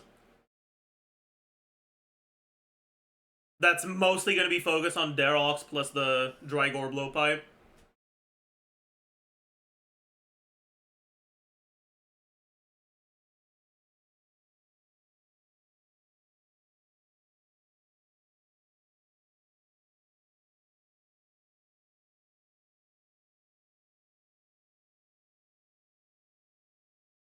I won't have Dragon Hunter Lance, but I guess with the Fremi amulet, I would have liked to have the Slayer Helm task for Vorkath. But honestly, I can probably just do Vorkath on task anyways. Like, I probably don't need the Slayer thing, because I'm gonna do a lot of Slayer.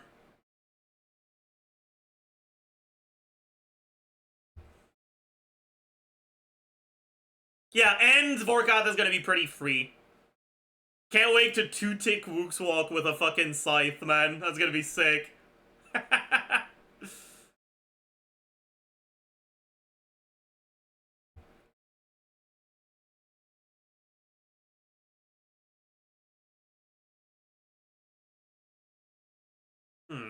I wonder what my best DPS against KQ is gonna be. It might straight up beef Verax. That would be really funny, though.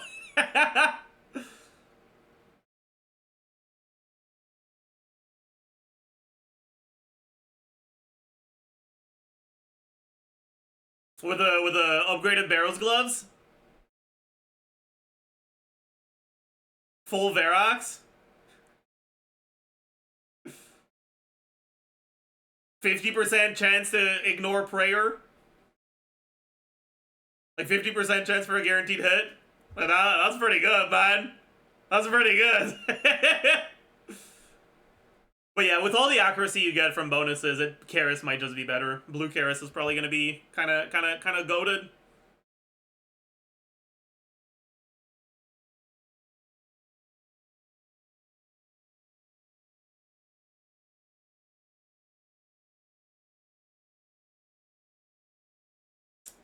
I miss doing the Berserker Mage KQ last leagues. Positioning yourself so you could get 4 guaranteed max hits on KQ. Like that shit was nice, man. Anyways, I don't think I need the Slayer thing. The Slayer Master relic. And Treasure Arbiter is going to be really, really nice. Especially because there's probably going to be a lot of clue tasks. And if you have Clue Compass plus Treasure Master, they're going to be omega trivial. I can't wait for 8 echo damage procs in a row happening once in the whole league on some random Slayer mob. Yeah, aware. I think the echo stuff is like kind of ass, honestly.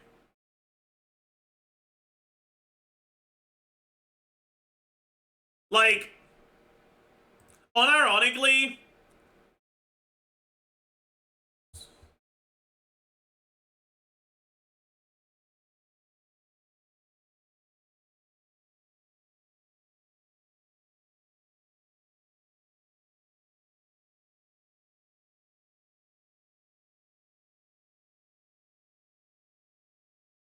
this is so bad.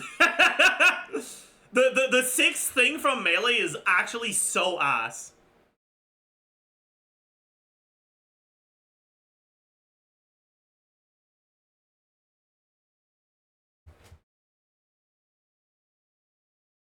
Because it's like...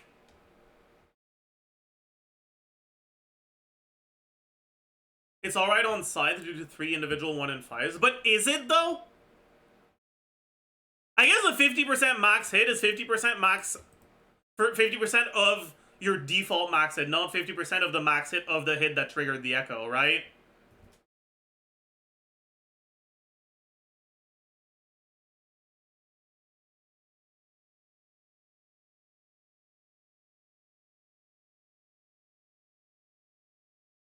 So like...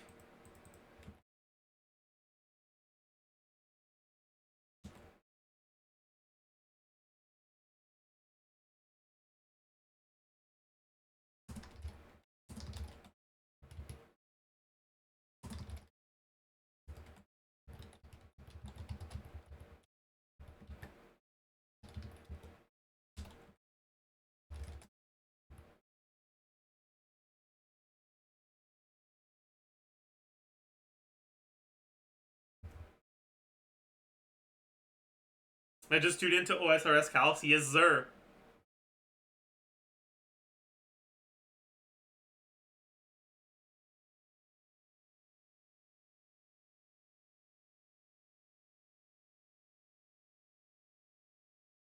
Let's just... This is equal to 1 minus sum of these.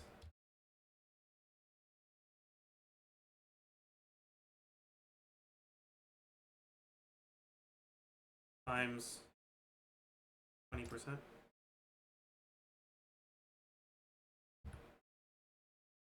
No. Yes, no. Maybe?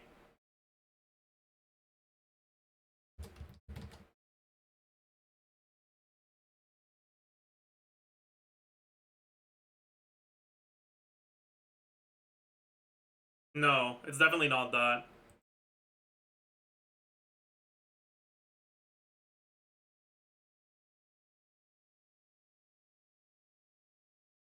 Okay, no, it's equal to 20%.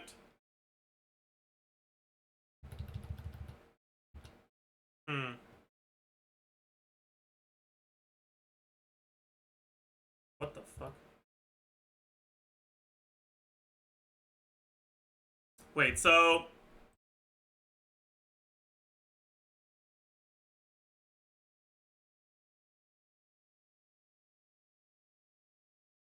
Times 80%. Yeah, okay.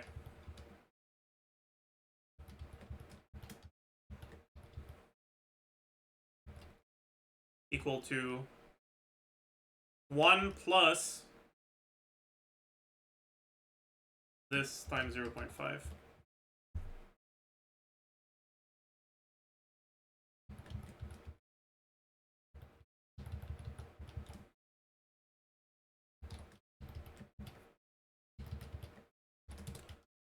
So your average DPS increase from the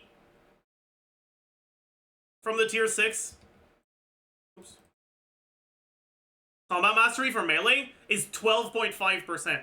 But it's not even 12.5% because you already have a chance to generate echoes at the start. So melee 2 is already 105%. So the actual increase from the 6th one on a default weapon that isn't multi-hit is fucking 7%. 7% only. What is this garbage, man? That's so ass!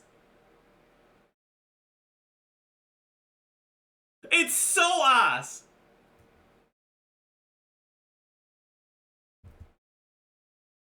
You compare this to range? Never miss with ranged. What?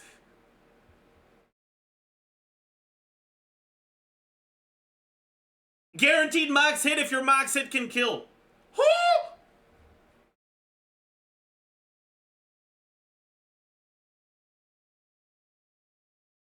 What are the odds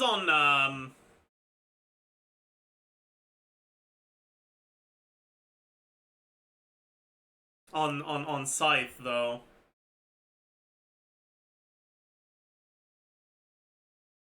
Well, that seems like a pain in the ass to calc, doesn't it? Shit, dude.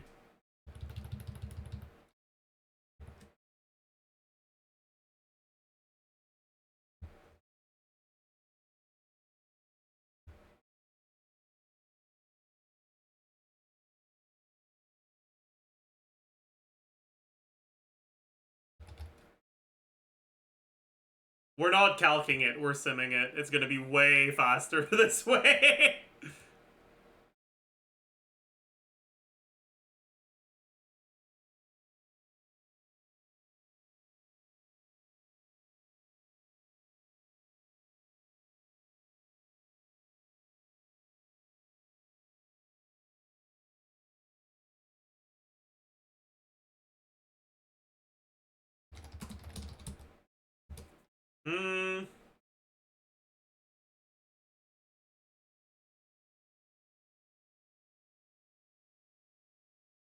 You're hitting 0s or 1s rounded up from the 3rd hit spot after 2 echoes.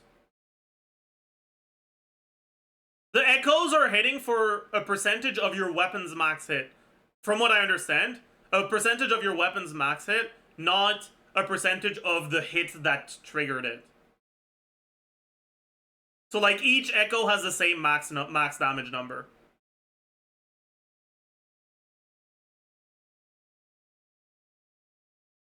From what I understand. Anyways,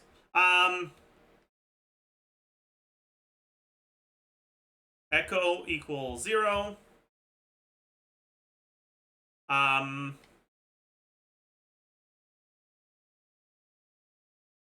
4.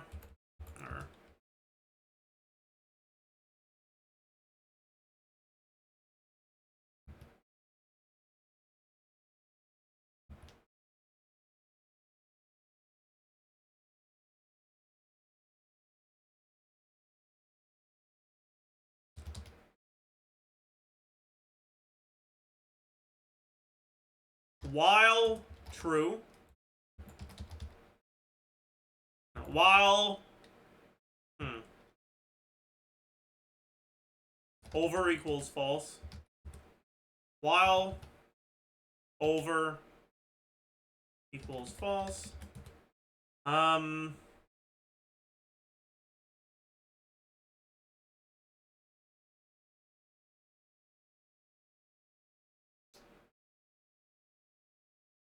Roll equal random.rand int 1 5.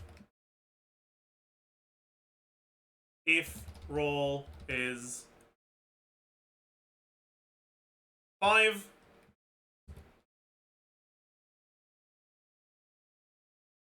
echo plus equal 1.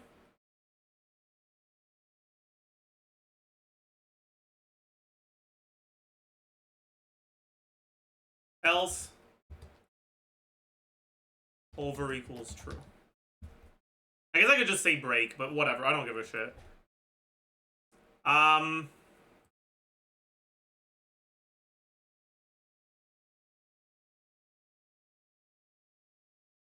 and echo less than 9.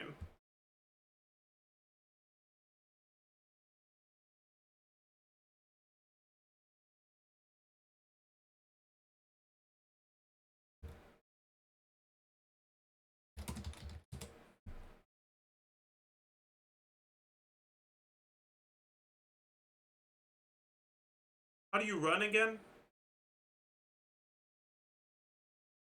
F5. Oh yeah, I gotta fucking print echo. 0.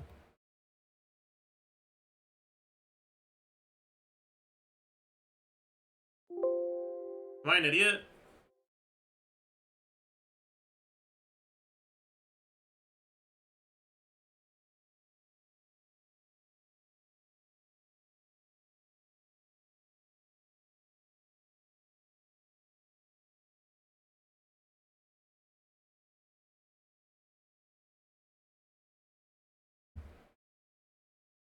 It's always returning 0. Why? Oh, I got a 1. But it's not 1 in 5. Okay, no, I think I just got unlucky. Okay, yeah, I just got unlucky. Alright.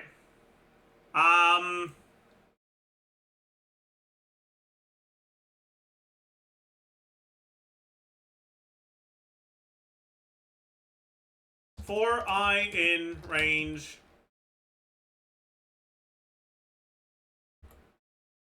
1000.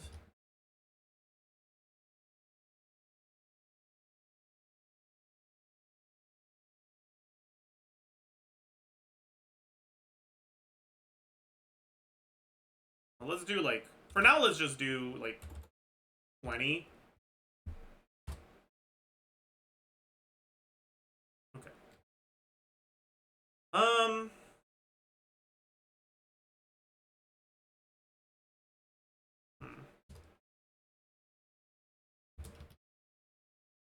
Instances equals, I guess, trials. Trials equals 100 for I in range trials. Okay. And then total equals 0.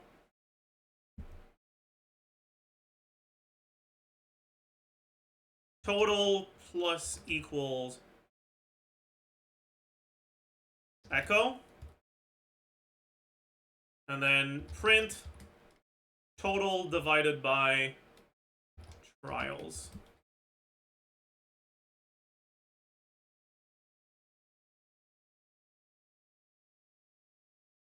And if I do 1,000 trials, should be around. Something's wrong. No, something's not wrong. Yeah, so I get about, I guess I can show my screen. I get about 0.25, so about 25%. I guess it's also trials times 2. Yeah, so about 12.5% additional DPS.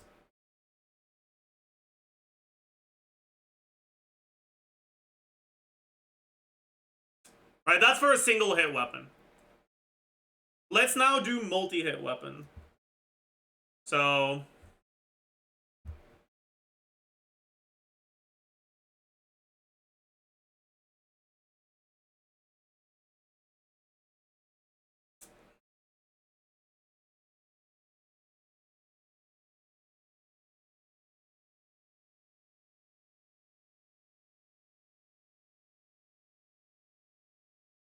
I guess it's just triple that, is it not? Am I cornge? Is it just triple that?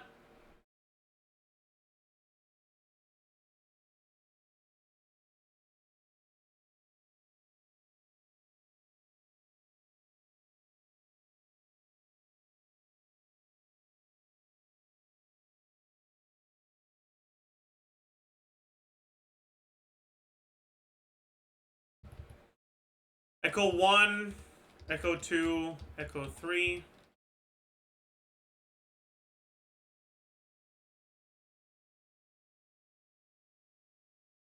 I guess it just is, right?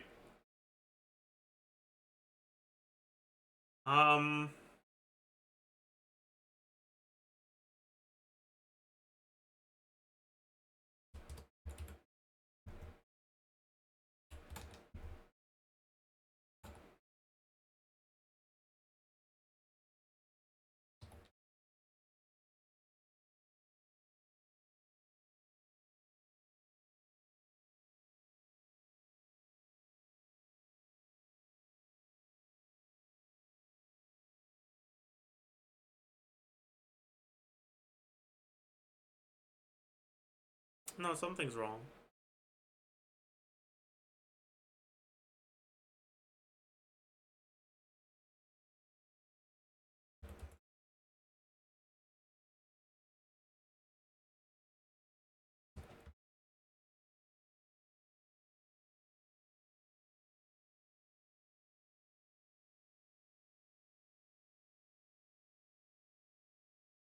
Okay, something's definitely wrong. Our Echo 2s are never actually getting implemented.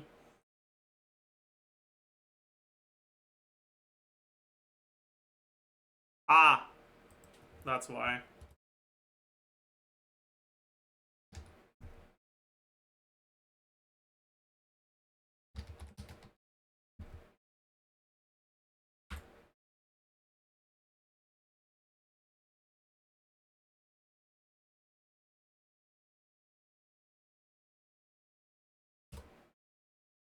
Yeah, so it's just triple.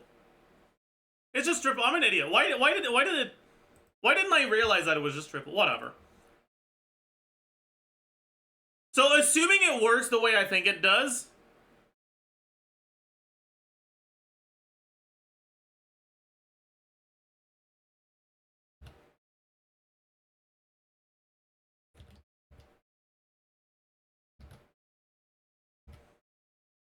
then on Scythe and only on Scythe, the Echo is a 20% DPS increase. Or the 6th melee mastery is a 20% DPS increase. I guess that's how they're making Scythe better, right? Otherwise, Scythe would be too ass.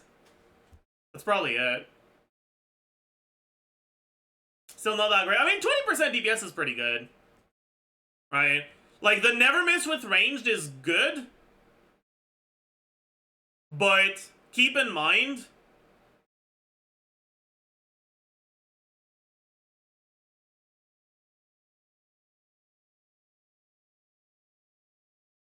you get 100% increased accuracy.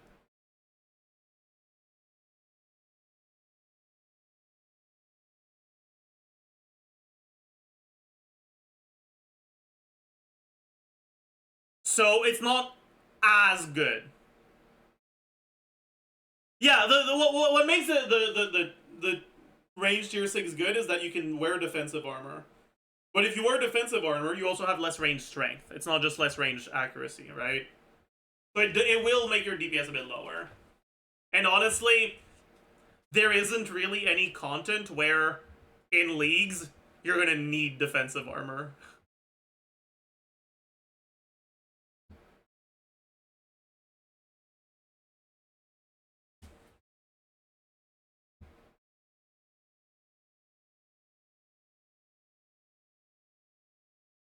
Fremetic jewels given a... Yeah, that's fair. That's completely fair. The Fremetic jewels are fucking broken.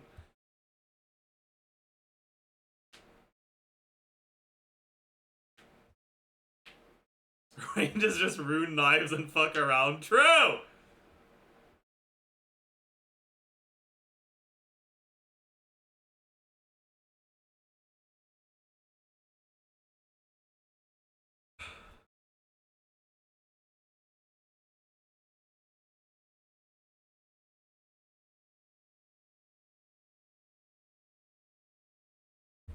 But yeah, like, out of the 3, the melee 6 is probably the worst 6.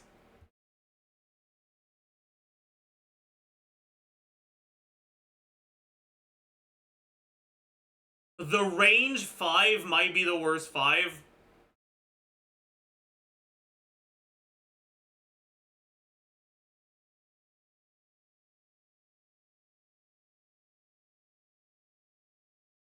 The Magic 4 is probably the worst 4.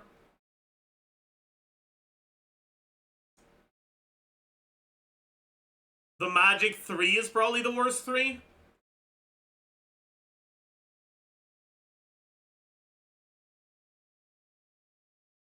Or maybe the Melee 3. The Range 3 is by far the best. It's so fucking good.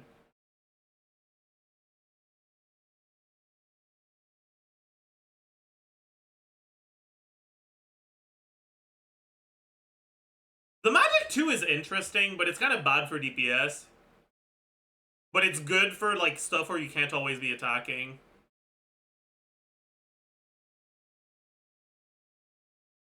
Probably Melee 5, Range 5 for what I want to do. I think Melee 5, Range 5 is kind of ass, personally. What do you want to do?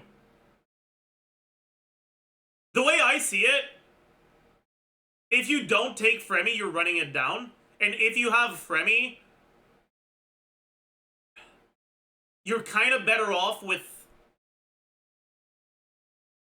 one-tick blowpipe and having one or two more combat. You're not taking Fremi? I see. Well, that's why. Yeah, okay, that's fair then. What weapons are you going for then? Taking Varlamore, Asgarnia, and Mori? You going for a healing build?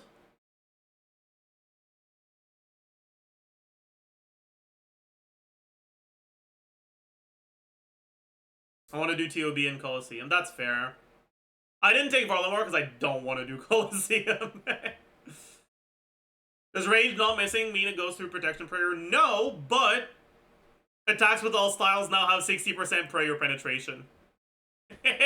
So yeah. That being said, you don't get this if you go 505. So rip Bozo, I guess. Enjoy doing those 2 content pieces and Echo Soul seems fine. Yeah. I mean, that's fair.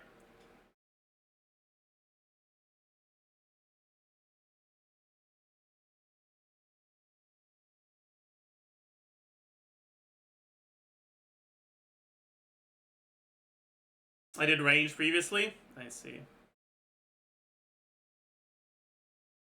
Yeah, last leagues I did 2 accounts. I did a mage and I did a melee. And honestly, the mage was not fun. I don't think you should do...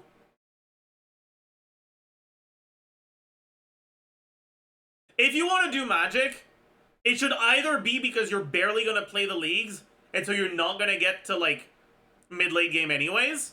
And so Ancient's Rush is going to make you have a lot of fun at the start. Or if you're going to play, like, 10 hours a day, and so the shadow grind will be over after a few days. Because when I played Lee's, I got Omega burnt out because I didn't get an upgrade on my mage account for so long. And there was nothing I could really do, right? The only upgrade I could get was Shadow, and doing TOA was a fucking pain in the ass. Doing TOA with Ancients, with the Mage Relics last leagues was not fun, man. It was not fun at all. Until you get the Shadow. But that's such a long grind. TOB for Shadow is probably faster than TOA. Yeah, like, if I were to do it this leagues, you could do that. But I also don't know how to do TOB. So it's like, yeah, it's kind of rough. Are you a total recaller or a banker's node enjoyer? I'm a banker's node enjoyer, 100%.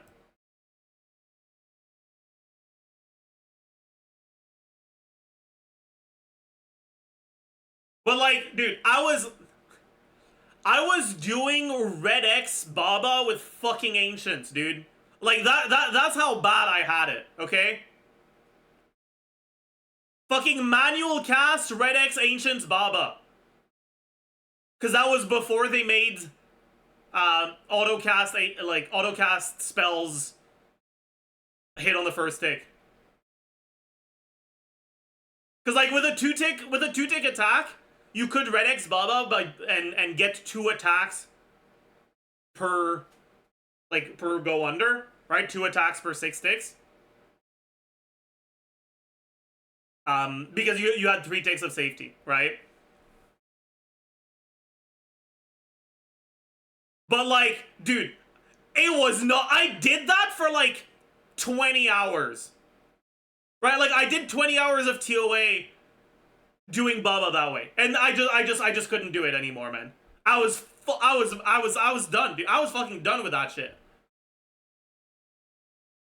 And that's why I started the second account in Leagues 4.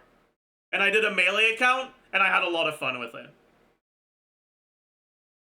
Although, I got to like fucking 35 mil Slayer XP on the mage account without an imbued heart, and I got 3 imbued hearts on my way to 99 on the melee account. So, that tilted the fuck out of me. No Fang. Redix manual cast Ancients was more DPS than Fang.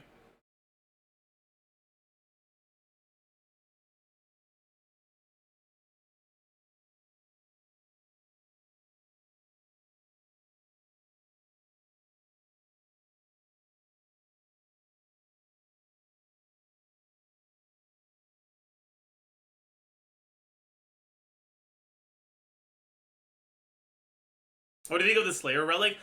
I think it's...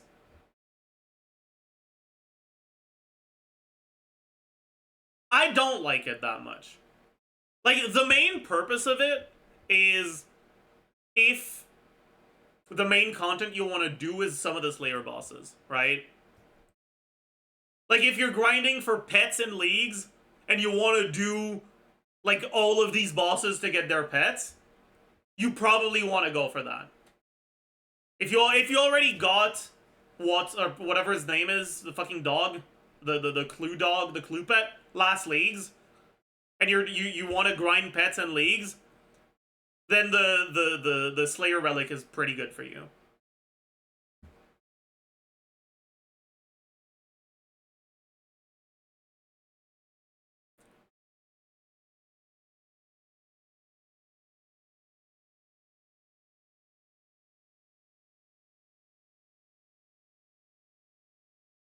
I want Kopesh, but will. Okay, I do not understand why people like the Kopesh. Okay, I do not. I need someone to explain it to me. Why would you ever want a 4-tick weapon on leagues?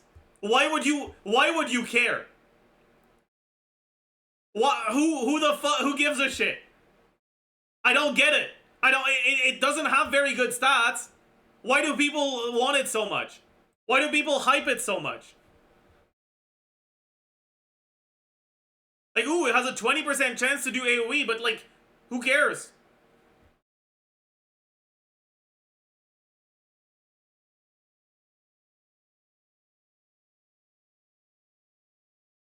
I guess the spec is pretty good.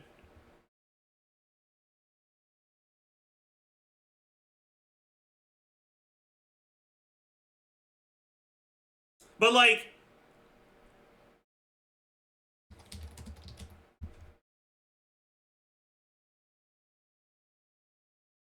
I guess it is better than the Dragon Longsword. Okay. What should I compare it to? I mean, I feel like Fang is like a good comparison.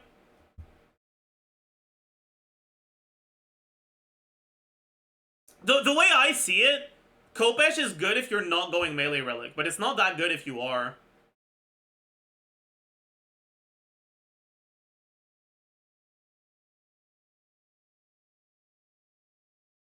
Hey, we can compare it to the Ursine Chain Mace, that's fair. But like...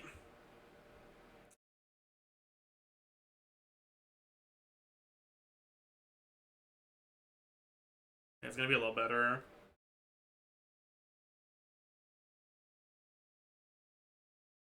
Because of this fucking bullshit, man.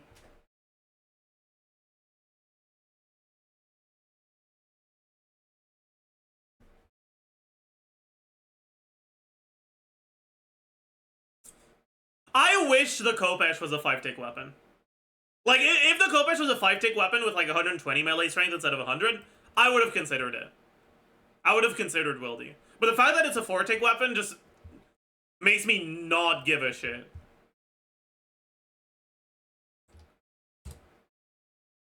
Like, you're comparing it to, like, Noxious Halberd. That just has fucking 42 additional strength. Like, that's what it's fucking competing against.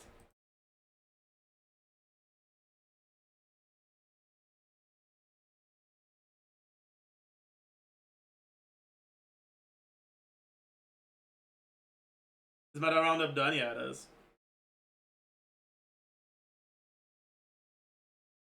Yeah, like, when you're looking at, like,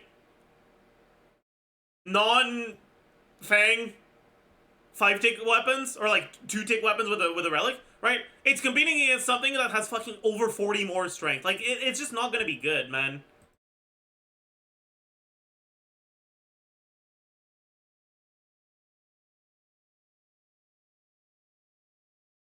Like, I guess the spec is good, but, like, I don't know, man. I don't know. I'm not convinced. I'm not convinced at all.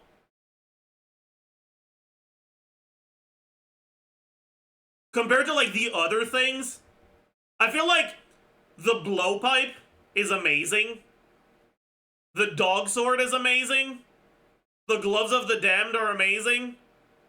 The Fremy jewelry is, like, by far the best. The Devil's Element is weird. I don't know what to think about it. The Crystal's Blessing is, like, pretty good if you're not going as Garnia. Nature's Reprisal, I think, is kind of meh. And then these are obviously pretty nice. Do you have to go desert if you go range? I don't want to, but Blowpipe seems best in slot. No, Blowpipe is actually not that great if you go range. Blowpipe is great as a secondary weapon. It's not the best for a primary weapon. Because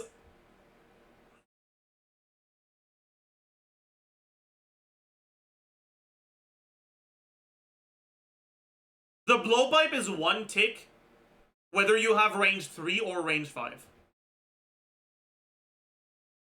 Right? And it doesn't say it here for some reason, but it gives 10 range strength. The Zulra blowpipe, like the actual the toxic blowpipe, gives 20 range strength.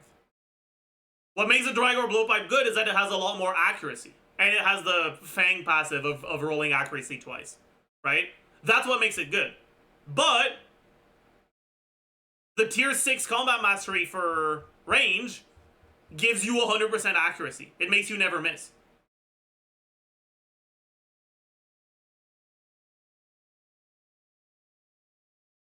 So, like,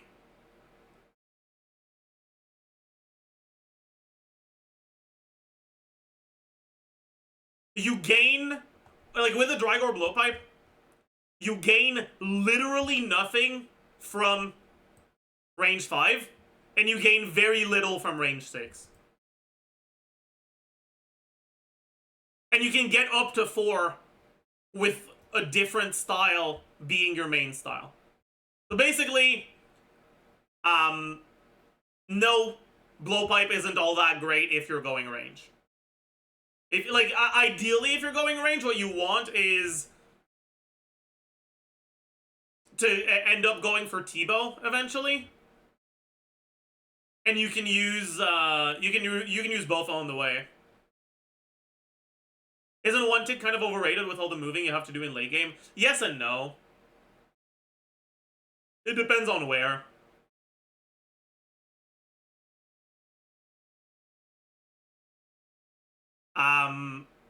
That's part of why blowpipe isn't, like, the best if you're going main ranged. Because, like,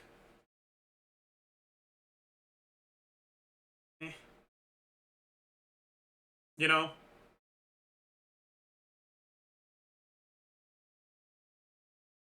Like, ideally you want your main style to actually be able to get its DPS. But being able to swap into range when you need to and have a 1-tick blowpipe is still good. Even in content where you sometimes have to move. As long as you don't always have to move.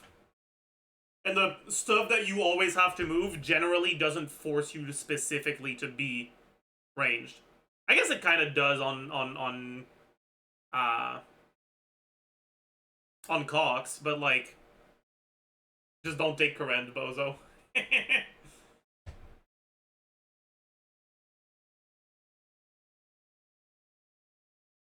Off topic, but is Equilibrium ass? Yes.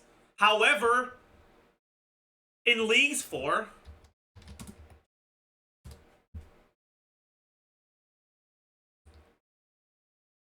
Equilibrium was competing against Farmer's Fortune, right? Which basically gave you infinite farming and herblore supplies.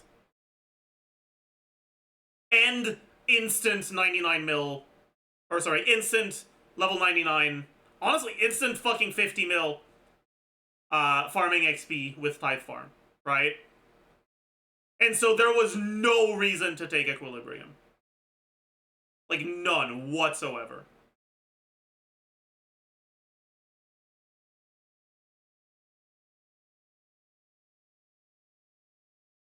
In this league's, Equilibrium... Oops.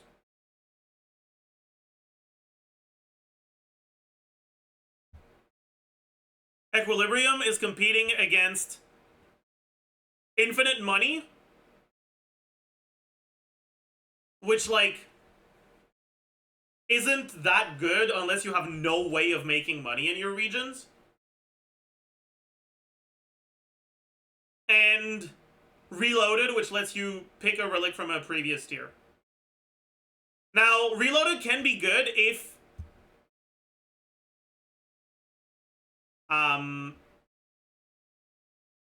you're looking for herblore supplies and you don't have great ways of getting them in your regions.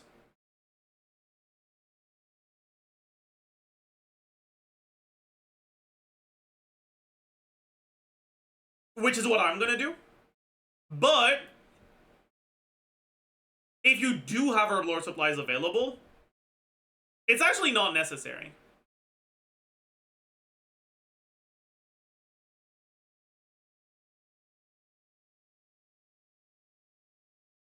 Right?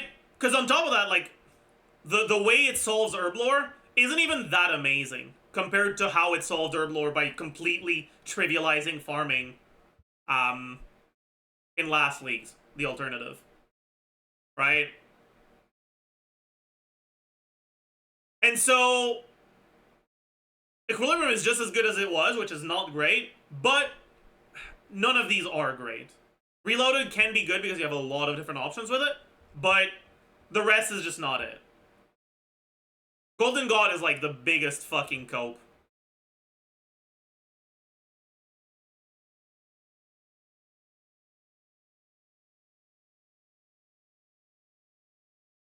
Yeah, sure, Very Days. That could be Pog. So if you've answered already, but what regions are you picking? I'm picking Mauritania, Desert, and Fremennik.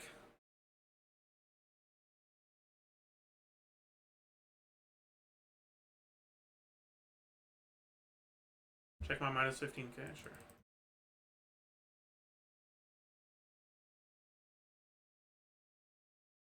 Sure.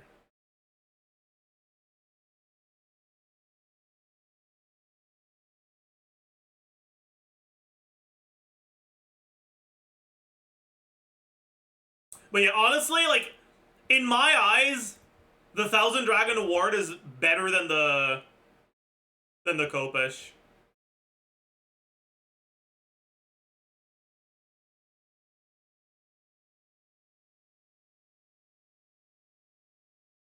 For when it comes to Wildy.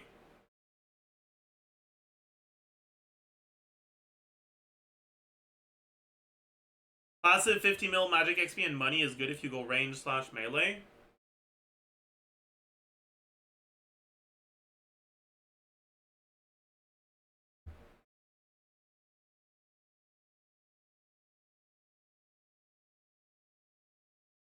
I mean, I guess.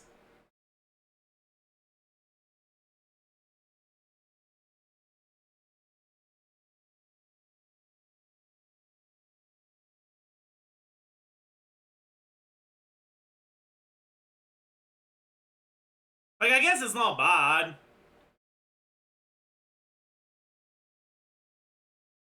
But Magic XP is like the easiest to get out of all the combat styles. So like, I don't know, man.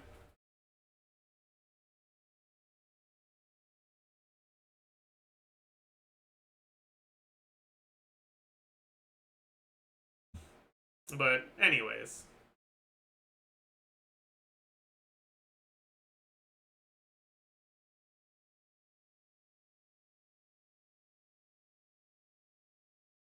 I'm being reloaded anyway, so I want both or lore and thieving. Yeah, me too.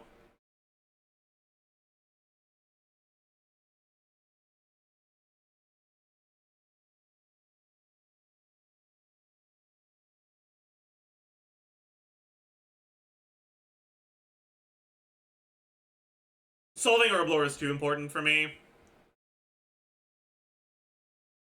And getting blood furies as well.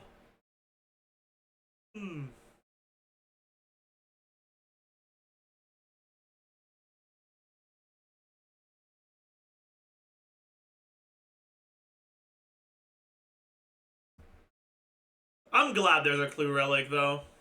Like that paired with a clue compass is gonna be so fucking sick.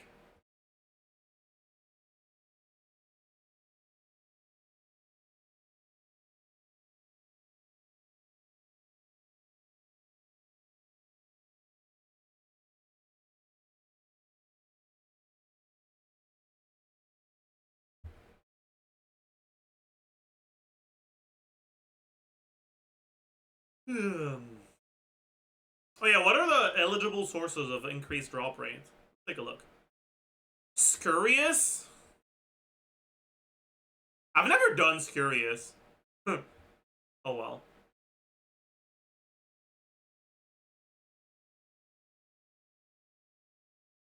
Don't care about any of this. I guess the tormented demons are interesting. To get claws. But I don't really care that much. Whip. Doesn't really matter. Because Whip is like barely better than Dragon Longsword anyways.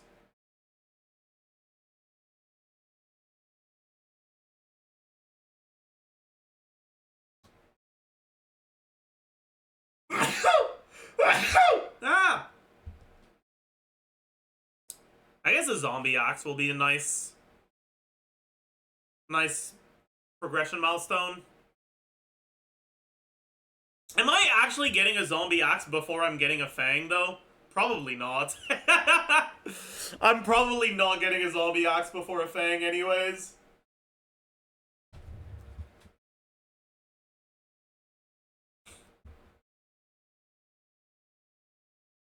Draconic Visage is actually a massive deal, though.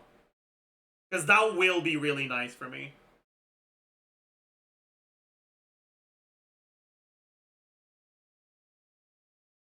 Because I don't have access to, like, the best... Wait, no! Doesn't Tob Avernic Hilt drop as a Avernic Defender because it's a combo item this league? I think so, right? So I actually do have access to a good offhand.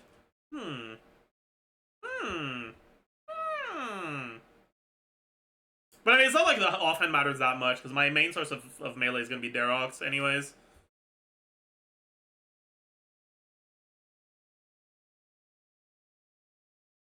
Dragonfire Shield is cooler. That is a good point. Yeah, you're right. You are right. You have a sweaty route for day one plan? Nah. I'm just gonna vibe. Dude, they're increasing Gout Tuber drop rate. Holy shit.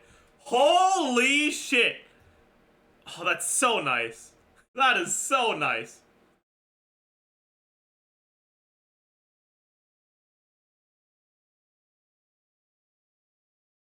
Your sister that she gotta rise up. Are you gonna go for Inferno? I don't know yet. I've never done the Inferno before. I've never really tried it either, so like, I'd have to actually learn it. It's easier to learn in leagues than on main game, but like, I don't know if I want to learn it. We'll have to see.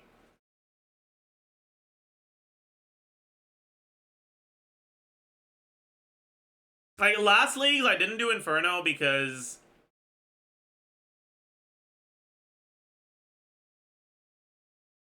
I never ended up getting either Scythe or Shadow, and I didn't really want to do it without one of those. But this league, I don't know.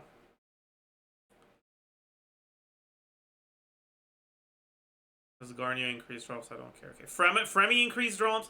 Oh yeah, there's gonna be the Venator bow. I forgot about that.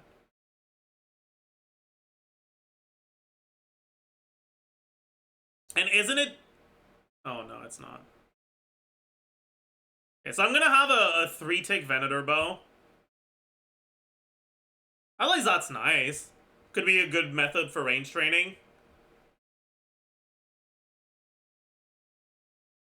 I'm actually gonna go for the Soul Reaper axe as well. I want to get that for sure.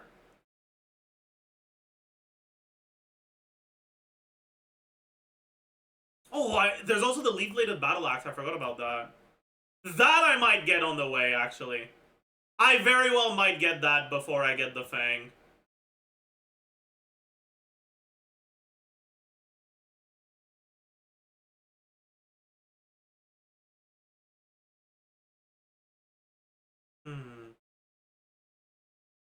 And then the Jaw is gonna be great.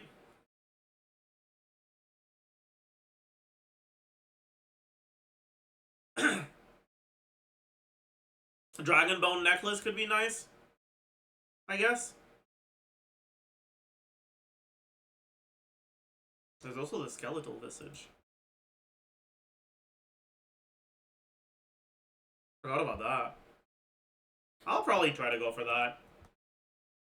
That means a lot of Vorkath in my future.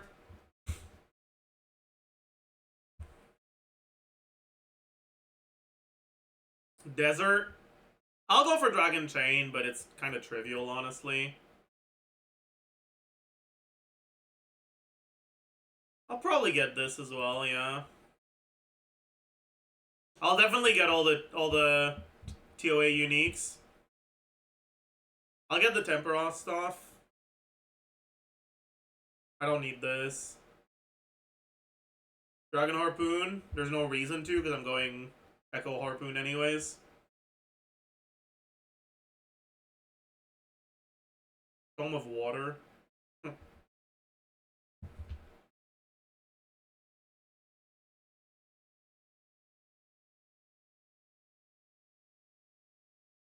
there's the Bark Armor. Oh, Zealot's Robes. Fuck no. Ain't no fucking way I'm doing Shades of Morton. Ain't no way. I might grind out the Nightmare. It's just, dude. Getting Sandfuse is so cringe in leagues. So I don't really want to grind the Nightmare.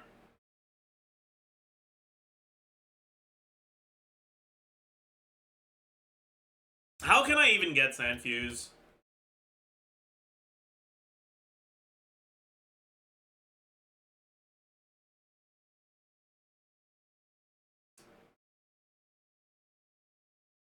Wait, can I even make them? I think so, right?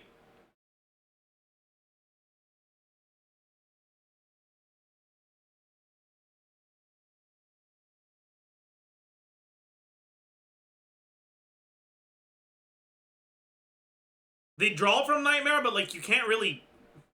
Yeah. Oh yeah, they draw from Sepulcher. That's how I'm gonna get them. I wish, dude, I wish Sandfuse drop rate was increased in Sepulcher in leagues. Because you absolutely need Sandfuse for Nightmare, but they drop so rarely.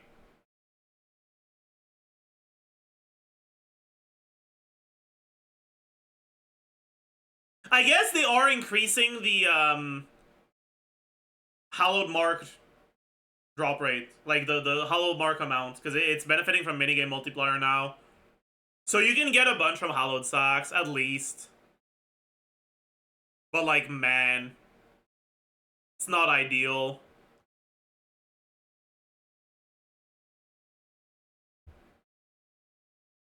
Oh well.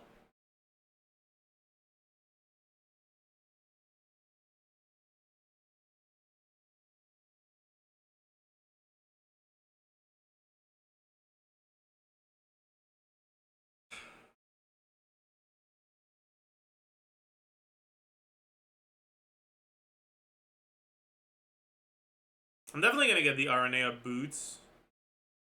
The amulet. I guess I don't care about the amulet of Rancor. Am I gonna try to go for all the orbs? Maybe.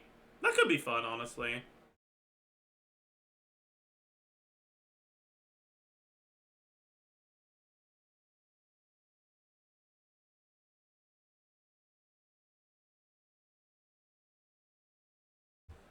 Yeah, also, how does a Noxious Halberd spec work again?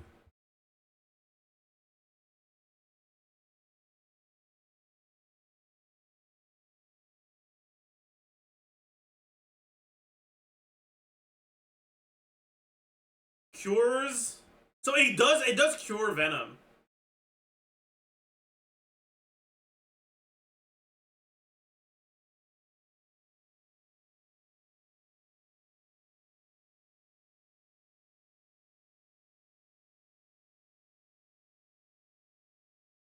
So that's gonna be really fucking nice, man. Because right now in main game, I don't have anti-venoms yet. And so when I do Vorkath, I just fucking go there and like half of my inventory is fucking anti-poisons. So I can't bring that much food. So I can only do like 3 kills a trip. It's so annoying.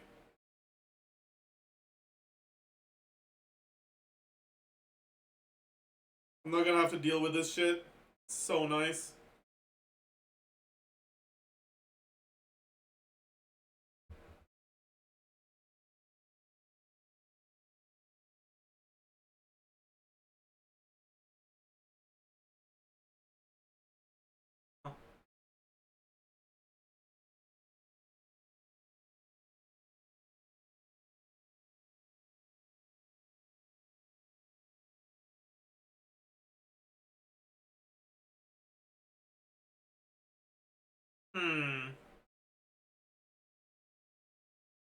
Man, I'm excited. We're fucking...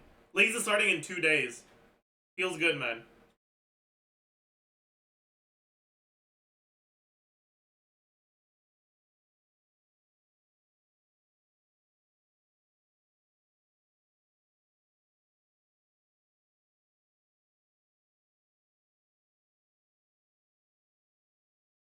Will you be streaming it at all? I'm not sure. Maybe. Maybe.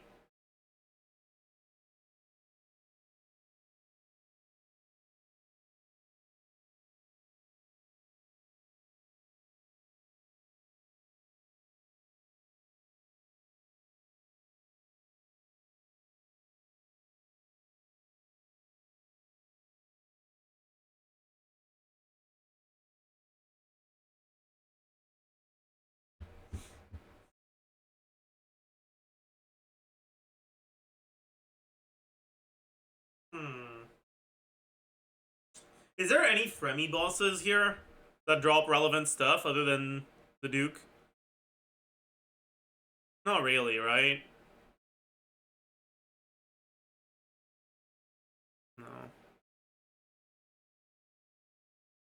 I'm excited to see what the Echo bosses are going to be like. I'm hyped to grind that, man.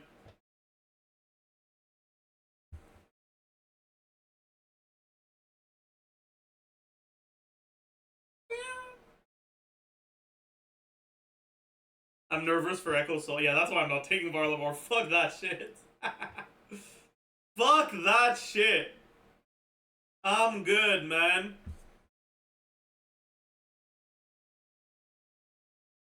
I don't know if I'd take Varlamore, even if I wasn't scared of Echo Soul.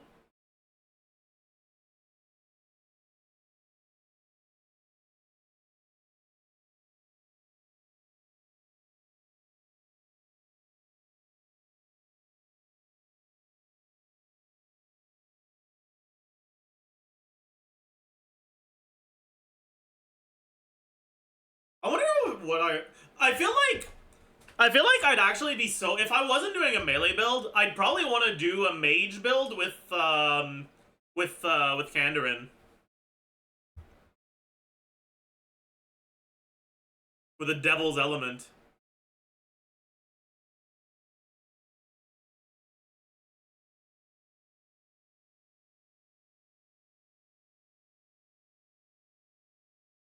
But, like, it's probably not actually that good. But it sounds so fun. It really does sound so fun.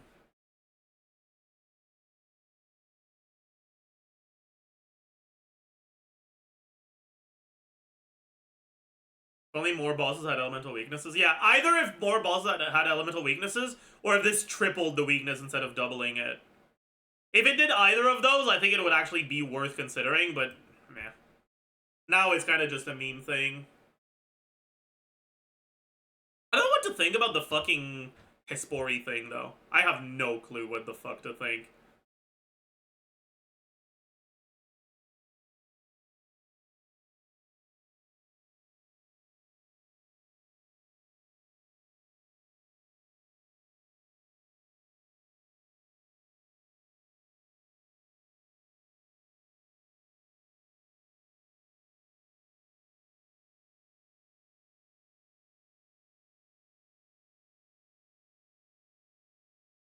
I'm slightly tempted by Karen so I can melee Zuck.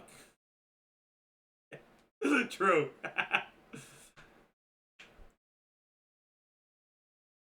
Real. Melee Zuck. A full melee Inferno. Facing Jad head on 3.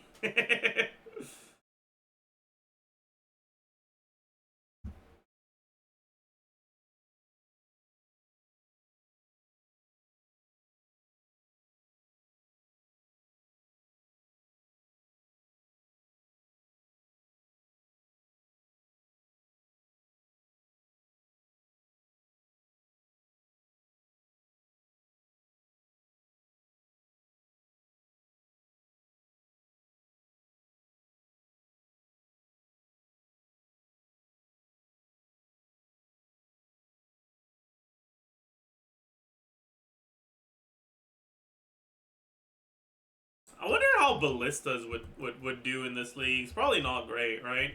Also, why can I not type? My keyboard isn't working anymore.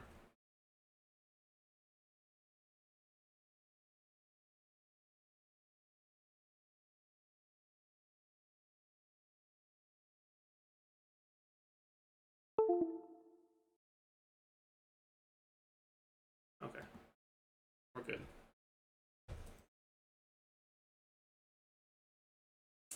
Anyways, I think that's gonna be it for today. I hope you guys enjoyed. Oh, my camera's dead. Well, whatever. We'll figure it out another time. I hope you guys enjoyed, and I will be seeing you guys tomorrow. Bye-bye!